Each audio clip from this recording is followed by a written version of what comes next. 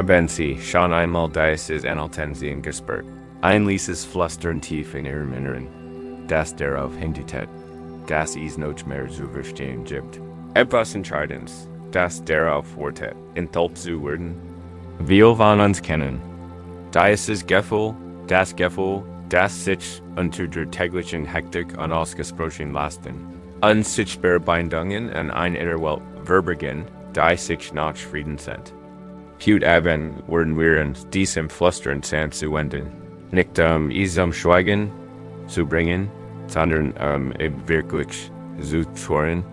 Dabei entdecken wir ein tiefes Gefühl von Frieden und Klarheit, das schon lange auf Sie gewartet hat. Spüren Sie manchmal einen leisen Schmerz, das Gefühl, das etwas tief in Ihrem Inneren Fleisch braucht, ohne dass Sie es benennen können? Fühlt werden wir uns sanft diesem Flüstern zuwenden und den tiefen Frieden entdecken, der uns erwartet.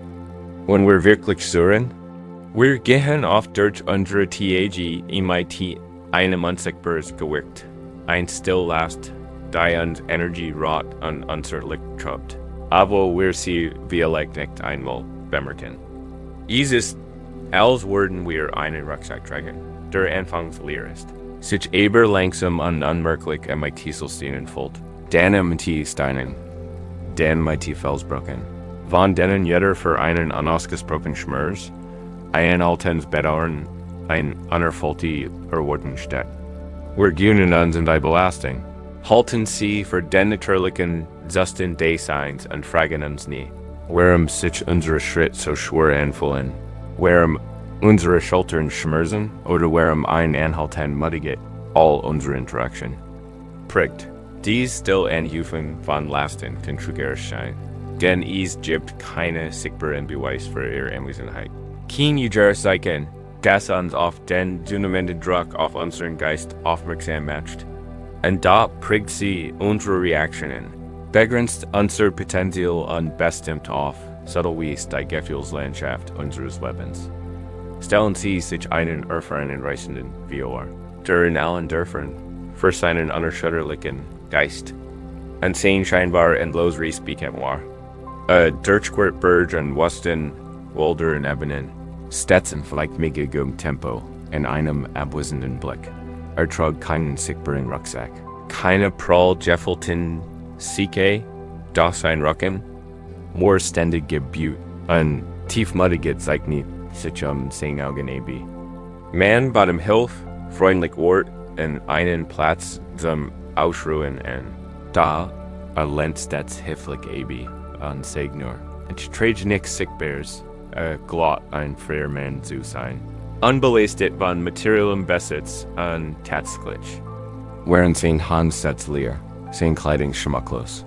Da die unsichtbare Last lastet Jahr für Jahr auf ihm, bis eines Tages erschöpft in einem stillen Batsch zusammenbrach. Als dort lag und auf das klar, fließend Wasser starrt, Berkemann ein seltsames Gefühl.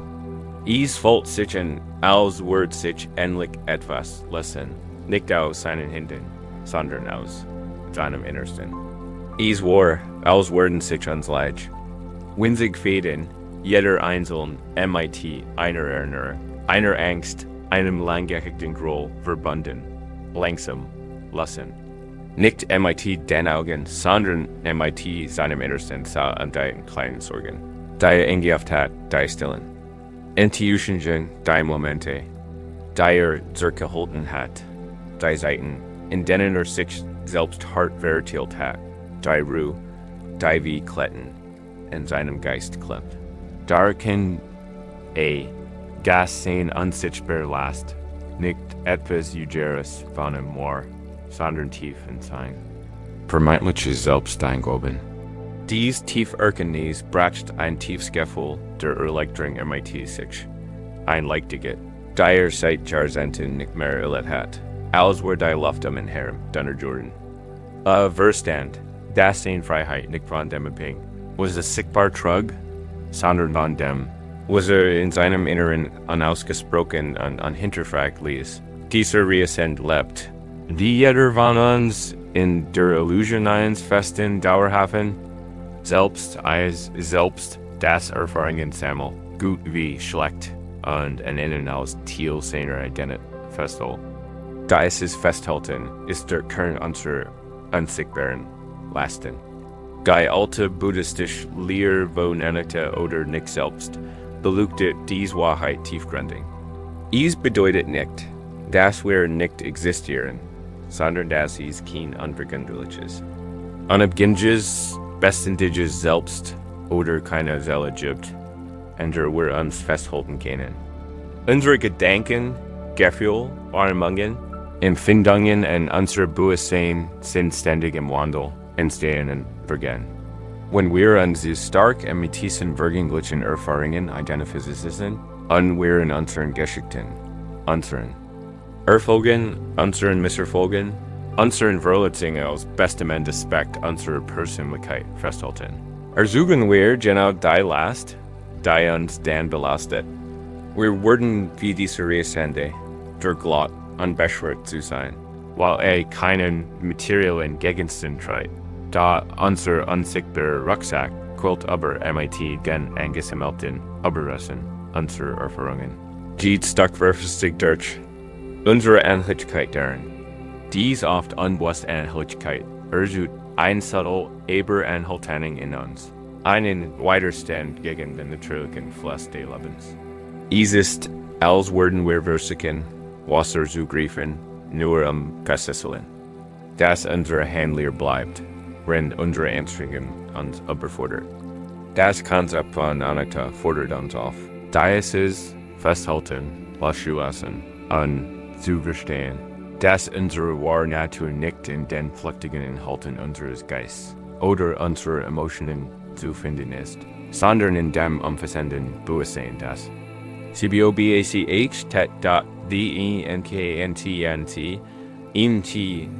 einen unsichtbaren Rucksack, was kein deren sein. Vielleicht ist es die Last der Erwartungen, die anderen sie stellen, oder der Stilldruck gesellschaftlicher Normen, die sie verinnerlicht haben. Vielleicht ist es der Anhaltung eines harten Worts, das wir erdrehen zu ihnen gesagt. Ein Wort, das sie immer noch in ihrem Kopf durchkennen, das einen Teil ihres Wortes definiert. Es kennt die Enttäuschung, aber einen nicht eingeschlägen Weg. Einen unerfüllten Traum oder die Stillscham über einen vergangenen Fehler sein. Wir reden uns oft ein, dass dies einfach, wo wir sind, Eigenschaften unserer Persönlichkeit, nicht flüchtig emotional prangen, die wir unabsichtlich mit uns herumtragen.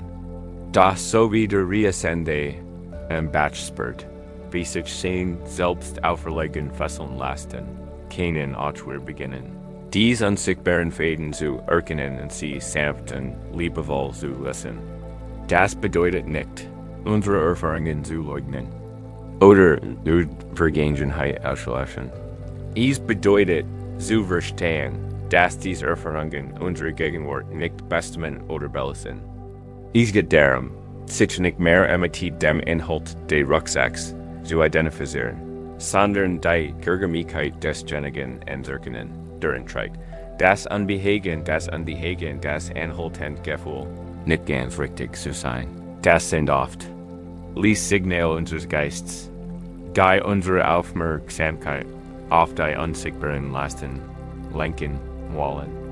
Es sind keine Strafen, sondern Einladungen, innezuhalten, zu beobachten und zu hinterfragen.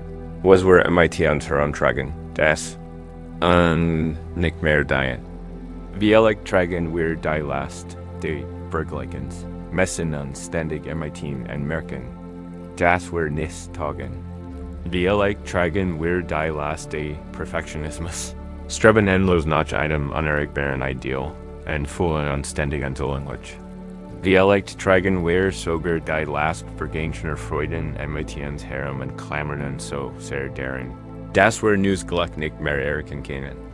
Jeder dieser Punkte, aber nicht greifbar, belastet unsere Reise erheblich und macht jeden Schritt schwerer, jeden Atemzug flacher. Sie sind wie Stillanker, die uns festhalten und uns daran hindern, mit Ticket in mit voranzukommen. Dies Anker zu erkennen, ist der erste entscheidende Schritt. Wirklich in sie zu sti chan.bei diesem Prozess, die unsichtbar Last zu erkennen. Get ease nicht darum, selbst die Schuld davor zu geben.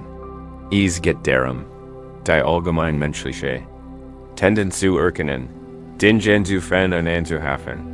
Ease get darum zu verstehen, das gerade die Identification mit Flüchtigen verhindern. Ich bin dieser Schmerz, ich bin dieses Versigen, ich bin dieses Bedauern. Sie van flüchtigen Momenten in dauerhaft Anker verwandelt. Die Erkenntnis der Reisenden wurde nicht von Selbstwerfen geprägt, sondern von tiefen Verständnis. Erkennt, dass nicht sein lassen war. Word die Wheat, die sie trug, und dass dies Wheat sie auch vergeben kann. Wenn wir Anatte wirklich verstehen, beginnen wir zu erkennen, dass das Selbst, für das wir uns halten, ein wunderschöner, komplexer Wandteppich der jedig aus ständig wechselnden Güte ist. Kein einzelner Faden definiert das Ganz, und wir haben die Fähigkeit, neu zu weben, ausgefranste Fäden loszulassen oder sie einfach zu betrachten, ohne und innen festzuhalten. Dieses Verständnis vermittelt ein tiefes Gefühl der Freiheit und der Erkenntnis, dass unsere Identität nicht festgelegt, sondern fließend ist. Sich ständig weiterentwickelt und immer in der Lage ist, das abzustreifen, was ihre Matrix sind. Ausdruck nicht mehr die NT.W, i.e. also beginnen wir, diesen unsichtbaren Rucksack leichter zu machen. Der erste Schritt, nicht wie der Reascende im Batch zusammenbricht, beste darin, einfach stehen zu bleiben, inne zu halten, einen Raum der Still zu schaffen, in dem wir beginnen zu bemerken, was wir tragen. In diesen Momenten stiller Selbstbeobachtung, wird das Flüstern etwas deutlicher, der Schmerz etwas deutlicher. Wir müssen nicht bersigen, die lassen gut zum Laschen werden, denn das oft nur nicht mehr weiterstehen. Stattdessen hören wir uns innen im Maitin, sanfter Bier. Nicht wie ein Archballig, der vorsichtig ein empfindliches Artefakt ausgräbt. Wir fragen, was ist das? Wie lang trade ich schon? Welch Geschichte habe ich mir darüber erst bei diesem sanften Nachfragen geht es nicht unser Teilen, sondern mitfühlens Bewusstsein, das ein sanftes Licht auf das Bewusstsein wirft. Diese sanfte Befragung ist ein Praxis von exams Bewusstseins bedeutet, denn aufgemeldeten Gefühlen, Gedenken und Empfindungen ein sanft, wortfreie Aufmerksamkeit zu schenken. Wenn Sie einen Anflug von Traurigkeit verspüren, könnten Sie, anstatt ins Sofort zu verdrängen oder sich abzulenken, fragen, Hallo, Traurigkeit, womit verbindest du dich? Wenn Sie ein Well der Angst bemerken, könnten Sie fragen, Angst, welcher Glaube oder welche Angst dies aus? Es geht nicht darum, sich auf das Negative zu konzentrieren, sondern das Licht der Achtsamkeit in dunklen Ecken unseres unsichtbaren Rucksacks zu lenken und zu sehen, was dort lauert, ohne zu urteilen, so wie es Strom ausfließen. Lass kann unser Bewusstsein diese Belastungen aufkommen lassen. Sichtbar werden und schließlich, wenn wir es wünschen, weiterfliegen lassen. Es ist ein Prozess der Anerkennens, nicht der Reparierens oder Zwingens. Wir schaffen lediglich die Voraussetzungen für das Loslassen, indem wir bewusst auf das Unbewusst achten. Dieser AKG, der bewussten Beobachtung, bietet den Prozess des Loslassens ein und lässt den Griff dieser Belastungen lockern.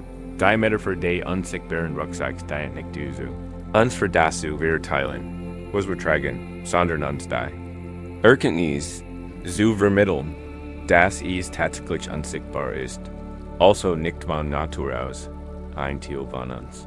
Es ist etwas, das wir unterwegs aufgelesen haben, oft unbewusst. Die Befreiung kommt von der Erkenntnis, dass wir die Möglichkeit haben, es abzusetzen. Wir werden nicht durch den Inhalt dieses Rucksacks definiert. Wir sind das Bewusstsein, das den Rucksack wahrnimmt, gas bewustzijn, gas zijn gewerkt Kan das bewustzijn gas sich entscheiden kan in zu öffnen und seinen Inhalt Stück für Stück zu sortieren. Dies Erkenntnis ist zuifs Ermächtigen. Sie macht uns vom Opfer unserer Vergangenheit oder unserer Umstände zu aktivieren. Teilhaben unserer eigenen Befreien. Wir ertragen unsere Lasten nicht passiv. Wir setzen uns bewusst MIT in ein Auseinander und finden in dieser Auseinandersetzung den Schlüssel zur befreiung.wen.c Shoot Abend in diesen Raum tiefen Surens begeben. Denken Sie darüber nach. Allein das Anerkennen dieser unsichtbaren Lasten ist der erste Schritt zur Befreiung. Es ist, als würde man in einem dunklen Raum Licht ermerken.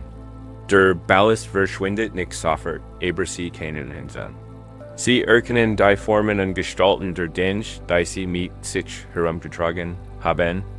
Dies endliche Erkenntnis ist tiefgreifend. Sie ist der Übergang vom Unbewussten Leiden zum Bewussten Verstehen.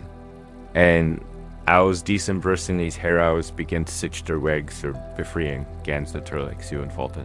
Nämlich wie das sanft Lassen der Fäden, das der Reisende im Batsch erleidet. Die Dunkelheit, die sich einst überwältigend entfaltet, entpuppt. Sich nun aus bloßer Mängel und Erlichtung, der durch das Licht ihrer eigenen Erkenntnis leicht behoben worden kann, dies ist kein Ries des Strebens, sondern ein Ries der Hingabe. Es geht nicht darum, gegen die Last anzukämpfen, sondern in Natur zu verstehen und sie gallen zu lassen. Die Last, die du spürst, die schwer in deinem Geist, die mitgeht in deinen Nacken, was, wenn vieles davon gar nicht von dir getragen wird, was, wenn es nur ein Ansammlung von Geschichten, Ängsten und Bindungen ist, an denen du festgehalten hast, weil du sie für wesentlich Teil deines Wesens hältst. Was, wenn du wieder Reisende die Fähigkeit hast, einfach ausruhen und in dieser Ruhe zu lassen, dass sich die angesammelten Lasten eines Lebens in der stillen Achtsamkeit der gegenwärtigen Augenblicks auflösen. Dieses sanft Loslassen ist keine monumentale Anstrengung, sondern ein Ritt kleiner. Bewusster Entscheidungen loszulassen, Atemzug für Atemzug, Gedank für Gedank, Gefühl für Gefühl. Atmen sanft ein und lass die Luft tief in den Bauch gelingen. Und stell dir beim Ausatmen ein kleines Loslassen vor. Ein subtiles Loslassen. Wie ein einzelnes Sandkorn, das aus deinem unsichtbaren Rucksack fällt, das ist erster Empfang. Die Reise zu Wahrhaftigkeit entfaltet sich mit jedem Bewusstsein. Atemzug, jedem Moment sanfter Achtsamkeit. Dieses Bewusstsein ist der Strom, der Weg trägt, was dir nicht mehr dient. Zum Abschluss dieses ersten Abschnitts lade ich dich einfach in dieser Frage zu beschäftigen, welche unsichtbar. Last tragen Sie heute möglicherweise mit sich herum an was wenn einzige Kraft aus Ihrem Glauben einer notwendigen Chemie. Wenn die unsichtbaren Lasten nachlassen, entdecken wir oft eine weitere Schicht subtler Belastung, die tief verursacht die menschliche Tendenz. Unser Leben zu begreifen, zu managen und unerbittlich zu kontrollieren. Dies ist Streben nach Kontrolle. So ermächtigen es auch erscheinen mag, führt oft zu einer notwendigen Belastung. Denn das Universum tanzt in seiner unendlichen Weisheit nach einem Rhythmus, der viel großartiger und komplexer ist als unsere individuellen Wunsch.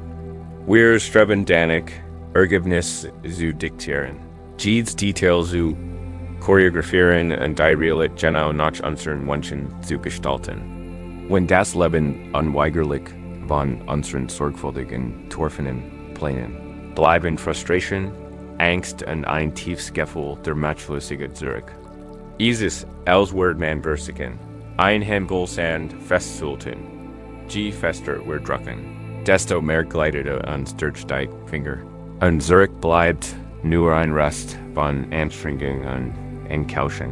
Denken wir an die Geschichte eines Alten Gegners, der in seinem Dorf für die exquisite Genheit seines persönlichen Teegartens wurde. Jeden Morgen, noch bevor die Sonne ganz aufgegangen war, fleckte jeden Kamelienbusch sorgfältig beschnitten Gas an fleckt die Sardenblüten. Stundeling in front of Jeeds abgefallen Blatt, glitt Jeed well im geharten Kreis und steltsicher, dass jeder Stein perfekt platziert war. Sein Garten war ein Beweis seiner Hingabe, ein kleines Paradies aus Ordnung und Precision. Da mit jeder Geräusche wuchs ein ließ Angst in ihm. Ein plötzlicher Windstoß wirbelt Blätter auf.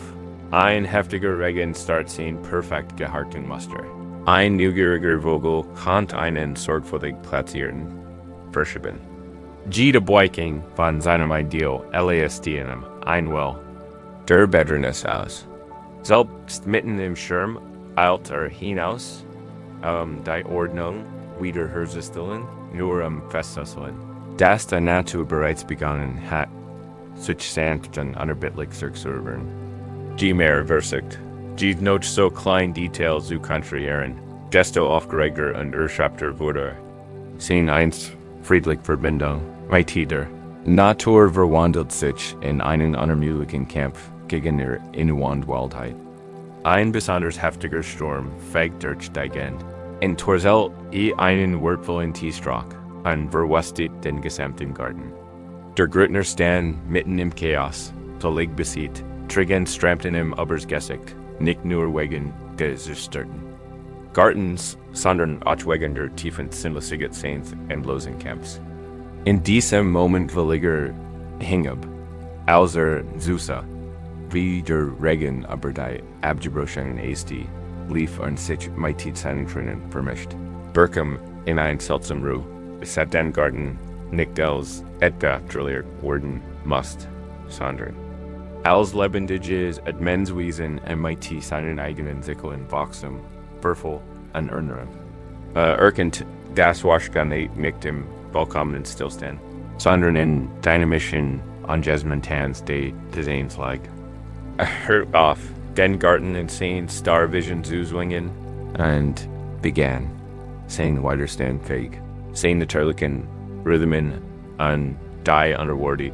Schönheit seiner Unvollkommenheiten zu schätzen. Der Kampf des Gegners ist ein ergreifendes Spiegelbild unserer eigenen Bemühungen, ein Welt zu konstruieren, die von Natur ausvergänglich. Annika, die zentrale buddhistische Lehre erinnert uns daran, dass es von unseren Gedanken und Gefühlen bis zu unseren Beziehungen an der Welt uns herum sich ständig verändert, ins Death und vergeht. Nichts bleibt fest, nichts ist statisch. Unsere Versuche, die Kontrolle zu behalten, sind oft ein verzweifelter Appel in dies grundlegende Wahrheit. Wir klammern uns in angenehmen Erfahrungen in der Hoffnung, sie für immer festzuhalten, und weitersetzen uns an Einnahmen, in dem Wunsch, sie werden augenblicklich verschwinden. Da so wie der Fluss unaufhörlich flieht und von einem Moment auf den anderen nie durchsucht ist, so entfaltet sich auch das Leben unserer Versuch den Fluss. Zu stauen in einem statischen Becken zurückzuhalten, führen unweigerlich zu Stagnation, Frustration oder schläglich zum Überlaufen. Das Wesen des Flusses ist Bewegung, Anpassung und kontinuierliche Transformation. Stellen Sie sich Ihr Leben als einen fliehenden Fluss vor. Wo versuchen Sie, seine Strömung zu bremsen? In Ihren Beziehungen, indem Sie die Gefühle oder Handlungen anderer kontrollieren, in Ihrer Karriere, indem Sie in einem bestimmten Ergebnis oder einer bestimmten Richtung festhalten, selbst wenn sich neue Möglichkeiten ergeben. Vielleicht liegt es in Ihrer Gesundheit, indem Sie jedes Detail akribisch planen und dann bei der kleinsten Beugung in Panik treten. Dieser Kontrolldrang entspringt oft einer tiefsitzenden Angst. Der Angst vor dem Unbekannten, der Angst vor Verletzlichkeit, der Angst vor Verlust. Wir glauben, dass wir Sicherheit, Gluck oder Erfol garantieren können, wenn wir nu genigen Variablen steuern. Da war Sicherheit, wars Gluck und war Erfolg entstehen, oft aus Unsurfigkeit. Uns anzupassen, loszulassen, an dem Fluss des Lebens zu vertrauen. Selbst wenn uns durch unbekanntes Terrain führt, das Leid gas wir durch die Illusion. Der Kontroll erfahren ist der Schmerz des Widerstands. Is ist die Reibung, die entsteht, wenn unsere starren Erwartungen MIT der fliehenden Realität des Seins kollidieren. Wenn wir sagen, so soll es nicht sein. Oder ich muss davor sorgen. Erklären wir dem gegenwärtigen Moment. Subtle den Krieg, wir verschwenden immense Energie. Darauf, den zu manipulieren, die auf nicht manipulierbar sind, anstatt diese Energie auf geschicktes Handeln im Rahmen der Möglichen zu lenken. Der Gegner wurde in seinem anfänglichen Kampf von diesem Widerstand aufgesetzt. Geno seinen Garten nicht wirklich. Kämpfte gegen ihn. Erst als sich der Realität des Sturms, der Vergänglichkeit seiner perfekten Gestalten. Ergab, fand tiefen Frieden in ein tiefer Verbindung zum lebendigen Wesen seines Gartens. Erkennt, dass die Wahrscheinlichkeit seines Gartens nicht in seiner statischen Perfektion lag, sondern in seiner dynamischen Widerstandfähigkeit. Seiner Fähigkeit zur Erinnerung an seinem wilden, unjudgenden Geist, die easy Lehr von Annika. Impliziert keine Apathie oder Passivität. Es geht nicht darum, Ziel oder Absichten aufzugeben. Vielmehr geht es darum, Gleichmut, Upaka, eine Ausgeglichenheit des Geistes. Ein ausgeglichenes Bewusstsein, das uns erlaubt, den Wechselflug des Lebens im Mighty und mit in ihrer Stabilität zu begegnen. Gleichmut ist die Fähigkeit, was geschieht, ob angenehm oder unangenehm, ohne Anhaftung oder Neigung zu beobachten. Es ist, als wäre man ein ruhiger Beobachter im Flussufer, der die Strömung beobachtet. Kraft und Richtung anerkennt, aber nicht versucht, sie aufzuhalten oder umzulenken. Wir können zur navigieren, unser Boot steuern, aber wir tun dies in Verständnis der inhärenten Natur des Flusses, anstatt dagegen anzukämpfen. Dies ausgeglichen Perspektiv ermöglicht es uns wohl und ganz auf das Leben einzulassen. MIT all seinen Freuden und Sorgen. Anders daven beitragen zu lassen, dies Gelassenheit zu kultivieren, beginnen wir damit, die subtlen Weeds zu erkennen, auf denen wir versuchen zu kontrollieren. Nehmen Sie sich einen Moment Zeit zum Nachdenken. Wann fühlen Sie sich im Aufgeregten oder Frustrierten? Wenn sich klein unerwartet enduren? Wenn andere sich nicht so verhalten, wie sie es sich wünschen? Wenn ihr Körper nicht imitieren? Wünschen kopiert? Diese Momente sind oft Wegweiser und zeigen Bereich auf, in denen wir versuchen, übermütig Kontrolle ausüben. Können Sie, anstatt sofort frustriert zu reagieren, den Kontrollimpuls einfach wahrnehmen? Können Sie das Gefühl des Widerstands wahrnehmen und sich vielleicht sogar auflistern? Hier entsteht der Wunsch nach Kontrolle. Descent, wortfrei Beobachtung ist der Anfang. Uns aus seinem Griff zu befreien, betrachten Sie die Metaphor von ein fließender Fluss Sie kennen versuchen. Eine Dam zu bauen, aber Druck wird irgendwann immens, und der Dam wird wahrscheinlich brechen, und wir sogar noch mehr zerstört versuchen, als wenn Sie den Fluss fließen gelassen halten. Alternativ können Sie lernen, ein Boot zu bauen, geschickt durch die Strömungen zu navigieren und die Energie des Flusses zu nutzen, sich Sport zu treiben. Sie können Sehnlichkeit schätzen, seine Kraft respektieren und verstehen, dass seine wahre Natur die Bewegung ist. Der Fluss lehrt uns, dass das Leben immer in Bewegung ist, sich ständig verändert und sich ständig anpasst. Der Versuch, einen Moment einzufrieren, ein Gefühl zu unterdrücken oder ein bestimmtes Ergebnis zu erzwingen, ist vergleichbar MIT den Fluss anzuhalten. Es ist eine Kritik gegen die Natur der Ist dort in unserem Alltag äußert, sich und zeigen. Kleine Akten der Hingabe, es kann sein, dass wir einen verspäteten Flug MIT am Suster akzeptieren, anstatt Worten zu hören. Es kann sein, dass wir ein Gespräch zulassen, ohne es zu unserem Gegenstand durchführen zu müssen. Es kann sein, dass wir die Unvollkommenheiten eines Projekts akzeptieren, anstatt nach unglücklicher Perfektion zu streben. Jeder kleine Ecke, die kontrovers ist, wie das Listen eines Notens in einem langen Teil, das uns allmählich aus der Restriktion befreit. Das bedeutet nicht, passiv oder gleichgültig zu werden. Wir setzen uns immer noch Ziel, wir bemühen uns immer noch, wir streben immer noch nach dem, was wir uns wünschen. Aber wir tun dies mit einer Hand und wissen, dass das Endergebnis nicht ganz in unserer Reichweite liegt. Wir lassen die Brocken des die Dinge auf ein bestimmte Art und Weise sind, und die Weisheit der Faltung des Universums annehmen. Dies Praxis der Kontroverlists ist zutiefst befreiend. Sie setzt enorme emotionale und mentale Energie frei. Die über der Widerstand und vergebliche Anstrengungen verbraucht wurde. Wenn wir aufhören, das Unkontrollierbare zu kontrollieren, öffnen wir uns für die anderen Geschenk, die das Leben zu bieten hat. Wir werden empfindungsfähiger, widerstandsfähiger und können den Reichtum jedes Augenblicks tiefer genießen. Der Gretner Feind, nachdem sein starke Kontrolle aufgegeben hat, eine neue Art der Freude in seinem Garten. Die Freude am gemeinsamen Schaffen mit der Natur. Die Wertschätzung ihrer Wildigkeit und den Frieden. Deren Death, wenn man sich wirklich auf den Fluss des Lebens einstellt. Lernt zu arbeiten im Fluss, nicht dagegen.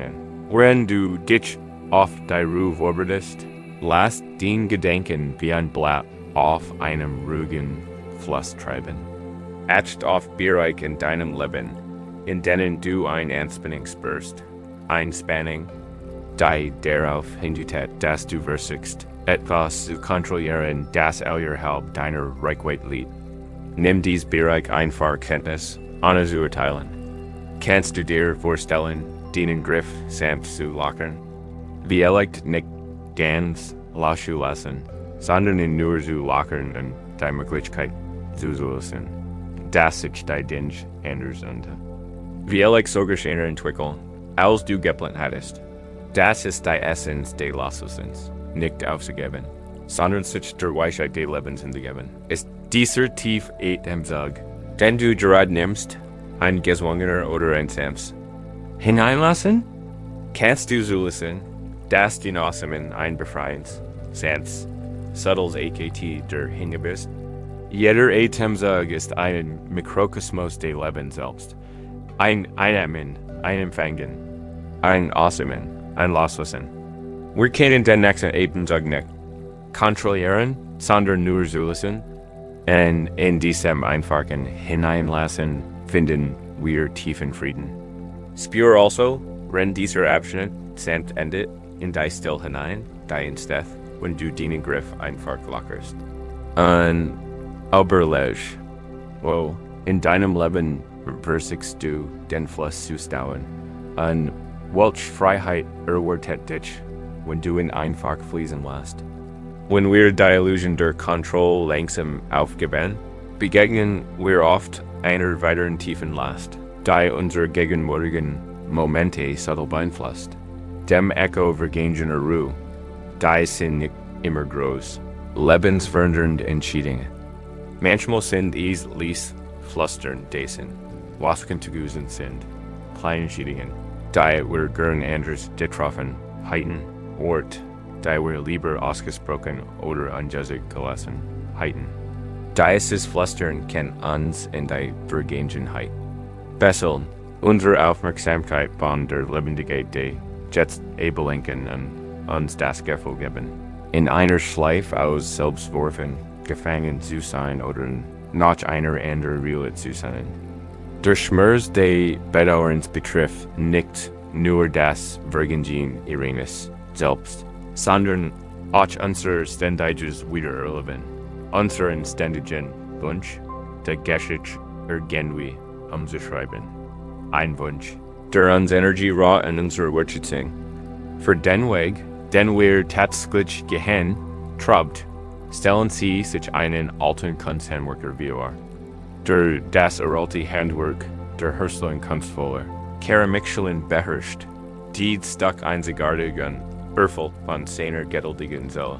Jars Entelling war sein Arbeit berühmt. Daher gab ein Bessemschell, der Zubigen, seiner Karriere gefährdet hat an Diane verfolgt. Sie hat einen kalm, warnbaren Horace am Rand, einen Feller, den beim Brennen übersehen hat. Hielt sie versteckt, ein ständig Erinnerung in sein vermeintlich Unvollkommenheit, ein Symbol seiner Front unsollen Gliedschkeit. Immer wenn deren dacht, Birkem in ein Well der Scham, ein schaut sich für seinen Mängel in Weitsicht. Sein Jugen like Matchlessiget. A Glot, dies ist ein fehlerhaft Stock, schmblier die Gesamtheit, seiner Spätieren. Meisterhaft Work. Eins Tags entdeckt ein Jung ausgebildend, neugierig auf das Versteckstock, die Schale. Sie hielt sie vorsichtig, vor aber den Sortenriss und betrachtete ihren einzigartigen Charakter. Meister, sagt sie, dieser Riss urgelt ein Geschichte. Urgelt intensiven Hitz des Ofens, Baumweg des Tongs und Wander, menschlichen Hand, die entjeffert hat, MIT all seinen Unvollkommenheiten. Match die Schale, Actor, Schener, denner tritt die Wahrheit ihrer Ernstehung in sich. Der Kunsthandwerker betrachtete die Schale MIT in Augen und sah sie zum ersten Mal seit Jahrzehnten wieder wirklich. Es sah nicht nur den Feller, sondern auch die Kraft, die ihn umgab, die Schönheit der Gläser, die Absicht hinter der Form. Ihm wurde klar, dass sein Bedauern nicht dem Riss selbst galt, sondern seiner Bertelung desselben und damit auch seiner eigenen Riss. In diesem Moment Birkemann ein tiefes Gefühl der Erleichterung. Verstand, dass der Riss kein Zeichen des Versagens war, sondern ein einziger Signatur, ein Zeugnis seines Lernens und seines Wachstums. Die Schale, ein Teil der Scham, wurde zum Symbol seiner Riss, vollkommen, unvollkommen, genau, wie das Leben selbst. Die Riss des Handwerkers MIT seiner Fehlerhafen. Schale Veranskollegt wunderbar unter Beziehung, Bedauern. Wir konzentrieren uns oft auf die Riss in unserer Vergangenheit und Lassen Sie, dass sie die immense Schönheit und das Lernen überschütten, die unser Gesamtriss prägen. Die buddhistische Lehre von Karuna oder Mitgefühl bietet tiefen Wurzelns. Balsam für den Schmerz des Bedauerns. Karuna wird oft als Mitgefühl für andere übersetzt, gilt aber auch selbst. Dies ist der aufrichtige Wunsch, dass alle Wesen uns selbst eingeschlossen, frei von Leid sein mögen. Wenn wir im Griff des Bedauerns gefangen sind, fügen wir uns im Grund selbst Leid zu. Schillen immersive Situationen immer wieder durch und verweigern uns die Frömmigkeit, die wir einem lieben Freund bereitwillig entgegenbringen. Karuna, eleti uns ein unserem früher nicht, demjenigen, der den Fehler gemacht oder das Versagen erlebt hat. MIT dem gleichen sanften Verständnis und Einfühlungsmümming zu begegnen, dass wir jedem anderen entgegenbringen würden, in Schwierigkeiten steckt. Dies bedeutet zu erkennen, dass wir in jedem Moment nach bestem Wissen und Gewissen gehandelt haben, unter Berücksichtigung unseres Verständnisses, unserer Umstände und unserer dualen emotional Verfassung. Denken Sie einen Moment darüber. Not verwickelter Fadens Bedauerns in Ihrem eigenen Leben. Dies ist kein starkes Dickseil, sondern ein feiner, hartnäckiger Faden, der sich durch ihre gegenwärtigen Momente wet und in Gedanken, Gefühlen und Erinnerungen hängen bleibt.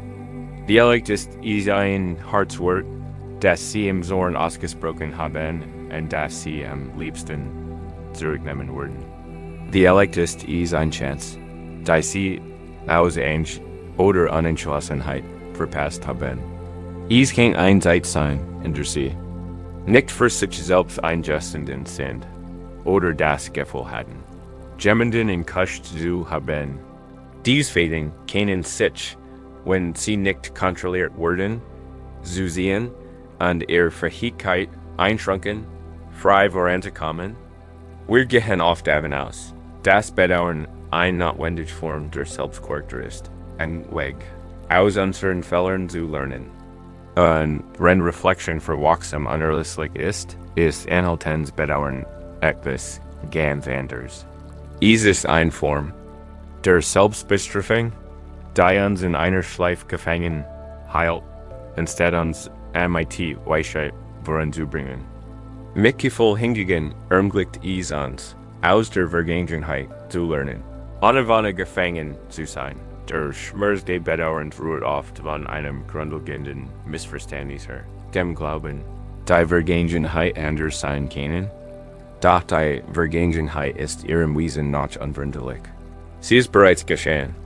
Daher ist es besser, unsere Energie nicht darauf zu verwenden, uns in der Vergangenheit zu wünschen, sondern ein mitfühlender und bewusster Gegenwart zu gestalten.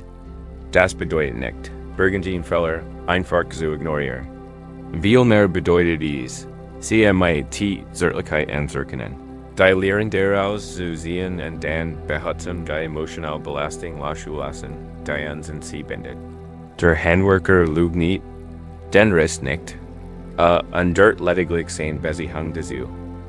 Integrierte in die Geschichte der Seele und ließ sie tiefer liegen.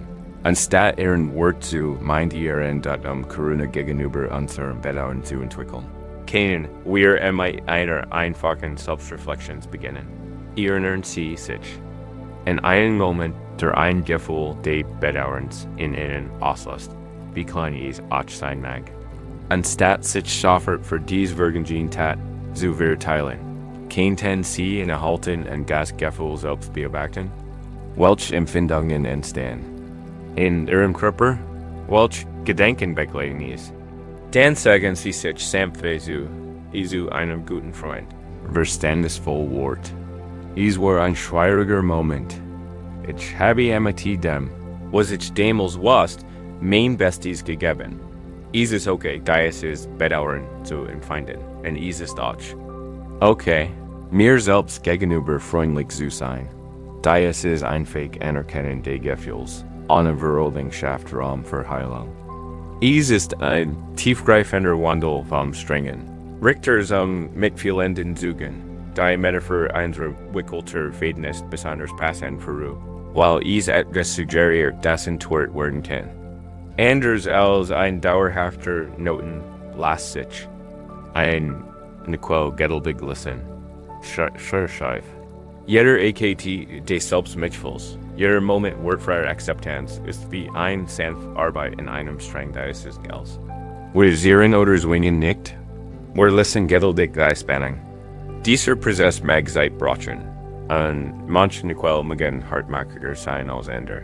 Aber die Absicht, sie zu entwirren und zu befreien, ist das, was wirklich zählt. Erkennen, dass das Festhalten am Quell uns deren Nui schon Muster in unserer Gegenwart und Zukunft zu üben Gott DIEC mitfühlend. Umgang mit Ruhe beinhaltet auch das Verständnis des Konzepts Wanderschicht mittel im Buddhismus. Wir lernen aus unseren Fehlern. Ja, aber das Lernen muss nicht von Schmerz selbstfast geprägt sein. Es kann ein Prozess des behutsamen Hinterfragens sein. Was habe ich aus dieser Erfahrung gelernt? Wie kann ich diese Lektion in Zukunft anwenden? Welche Erkenntnis kann ich gewinnen, ein liches Leid für mich oder andere zu verhindern?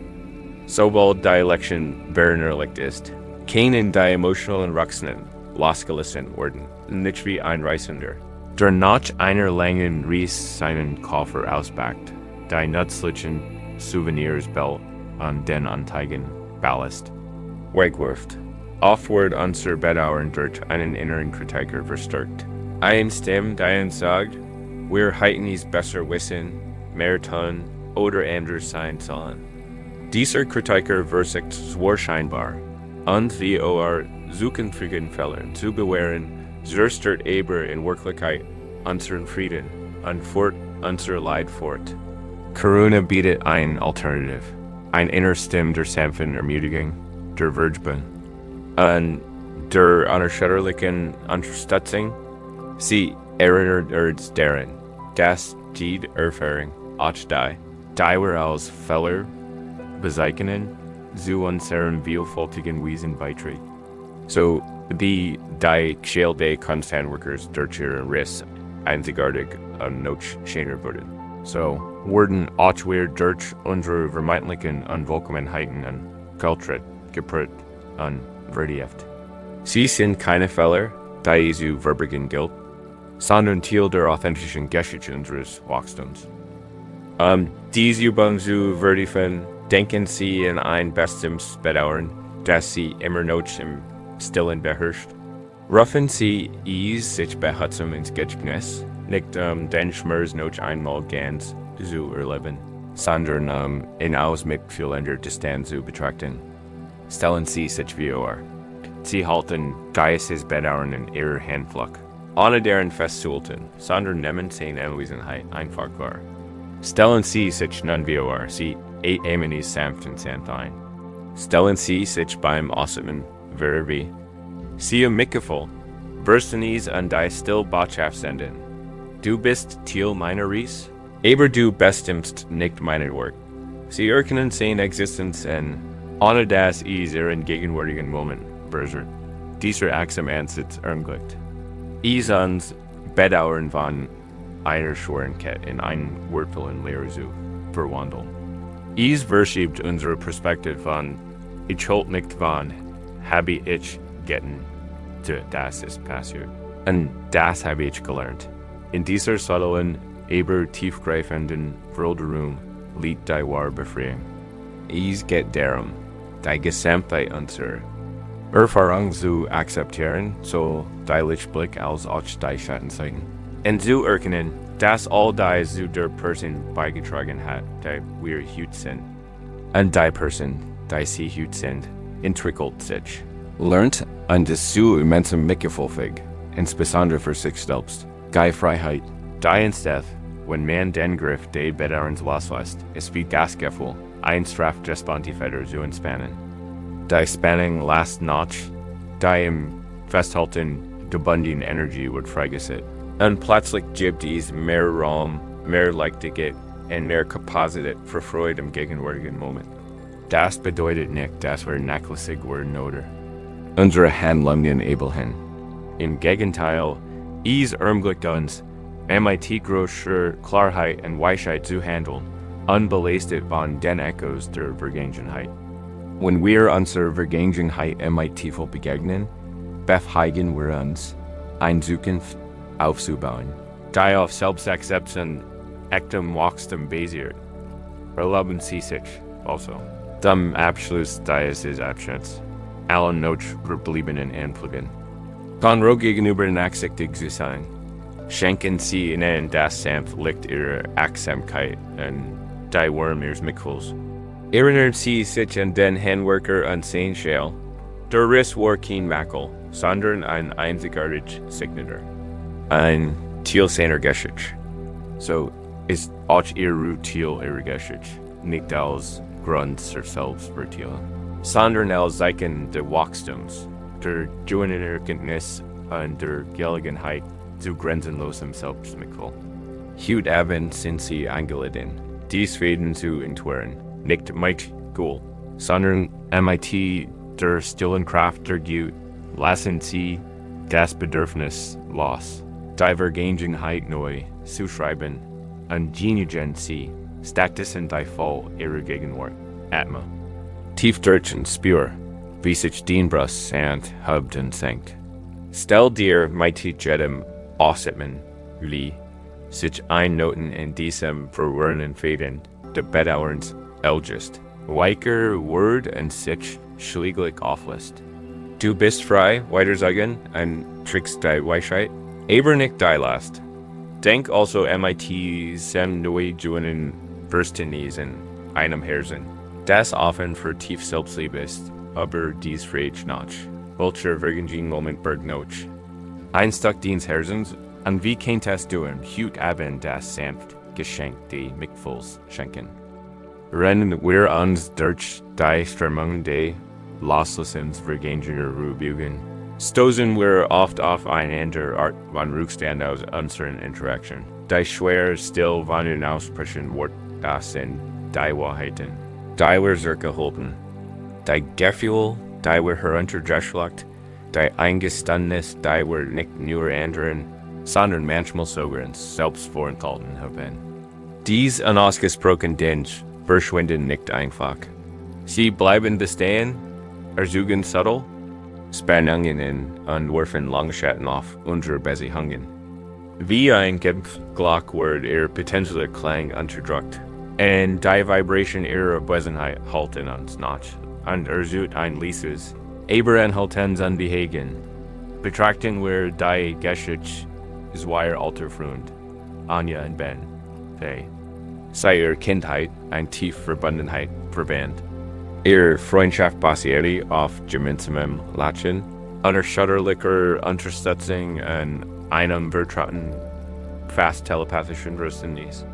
Da als sie erwachsen wurden, stellt das Leben sie wie unterschiedlich schwierig und unerwartet herausfordernd.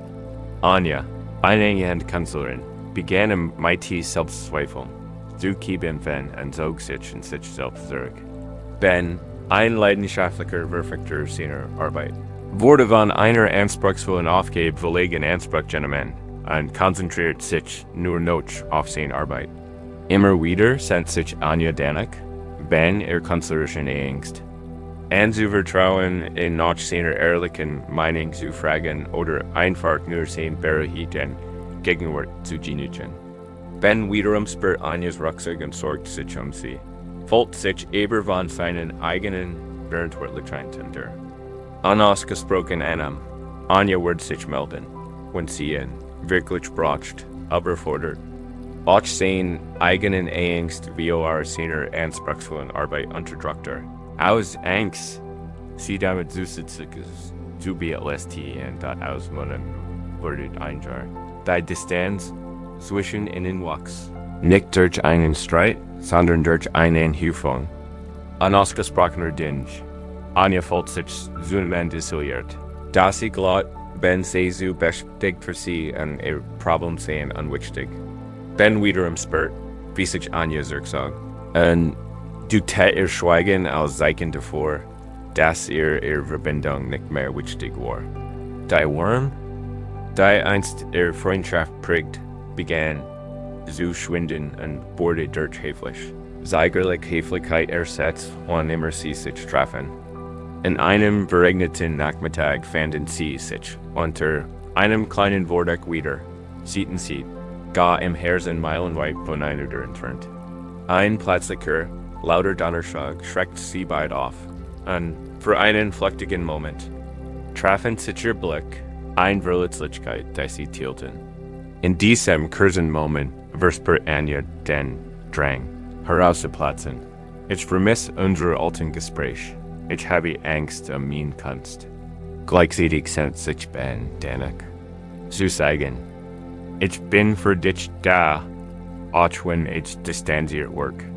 Ich mache mir Sorgen um dich und ich habe auch Problem. Da der Moment verging. Die tief verwurzelte Gewohnheit des Schweigens blieb bestehen. Und jeder von ihnen zog sich in seine unausgesprochenen Geschichten zurück, ren seine Wahrheiten. Ungehört und unausgesprochen in der Refuten Luft zwischen ihnen schwitten. Ein so lebendige Verbindung war langsam durch die zunehmend Last ihres unausgesprochen selbst erodiert.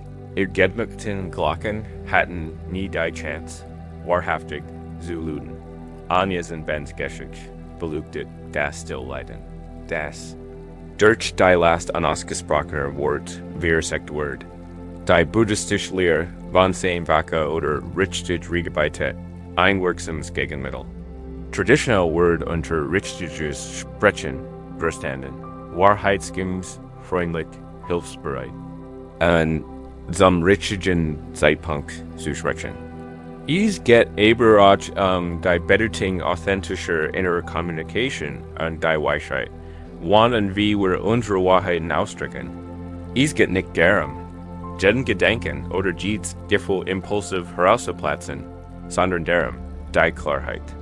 Und den Mut zu entwickeln, dazu kommunizieren, was gesagt werden muss, so all uns selbst als auch anderen, und so auf einwies, Diversities und Verbundenheit fordert, anstatt weiter Distanz oder Schaden zu ersuchen.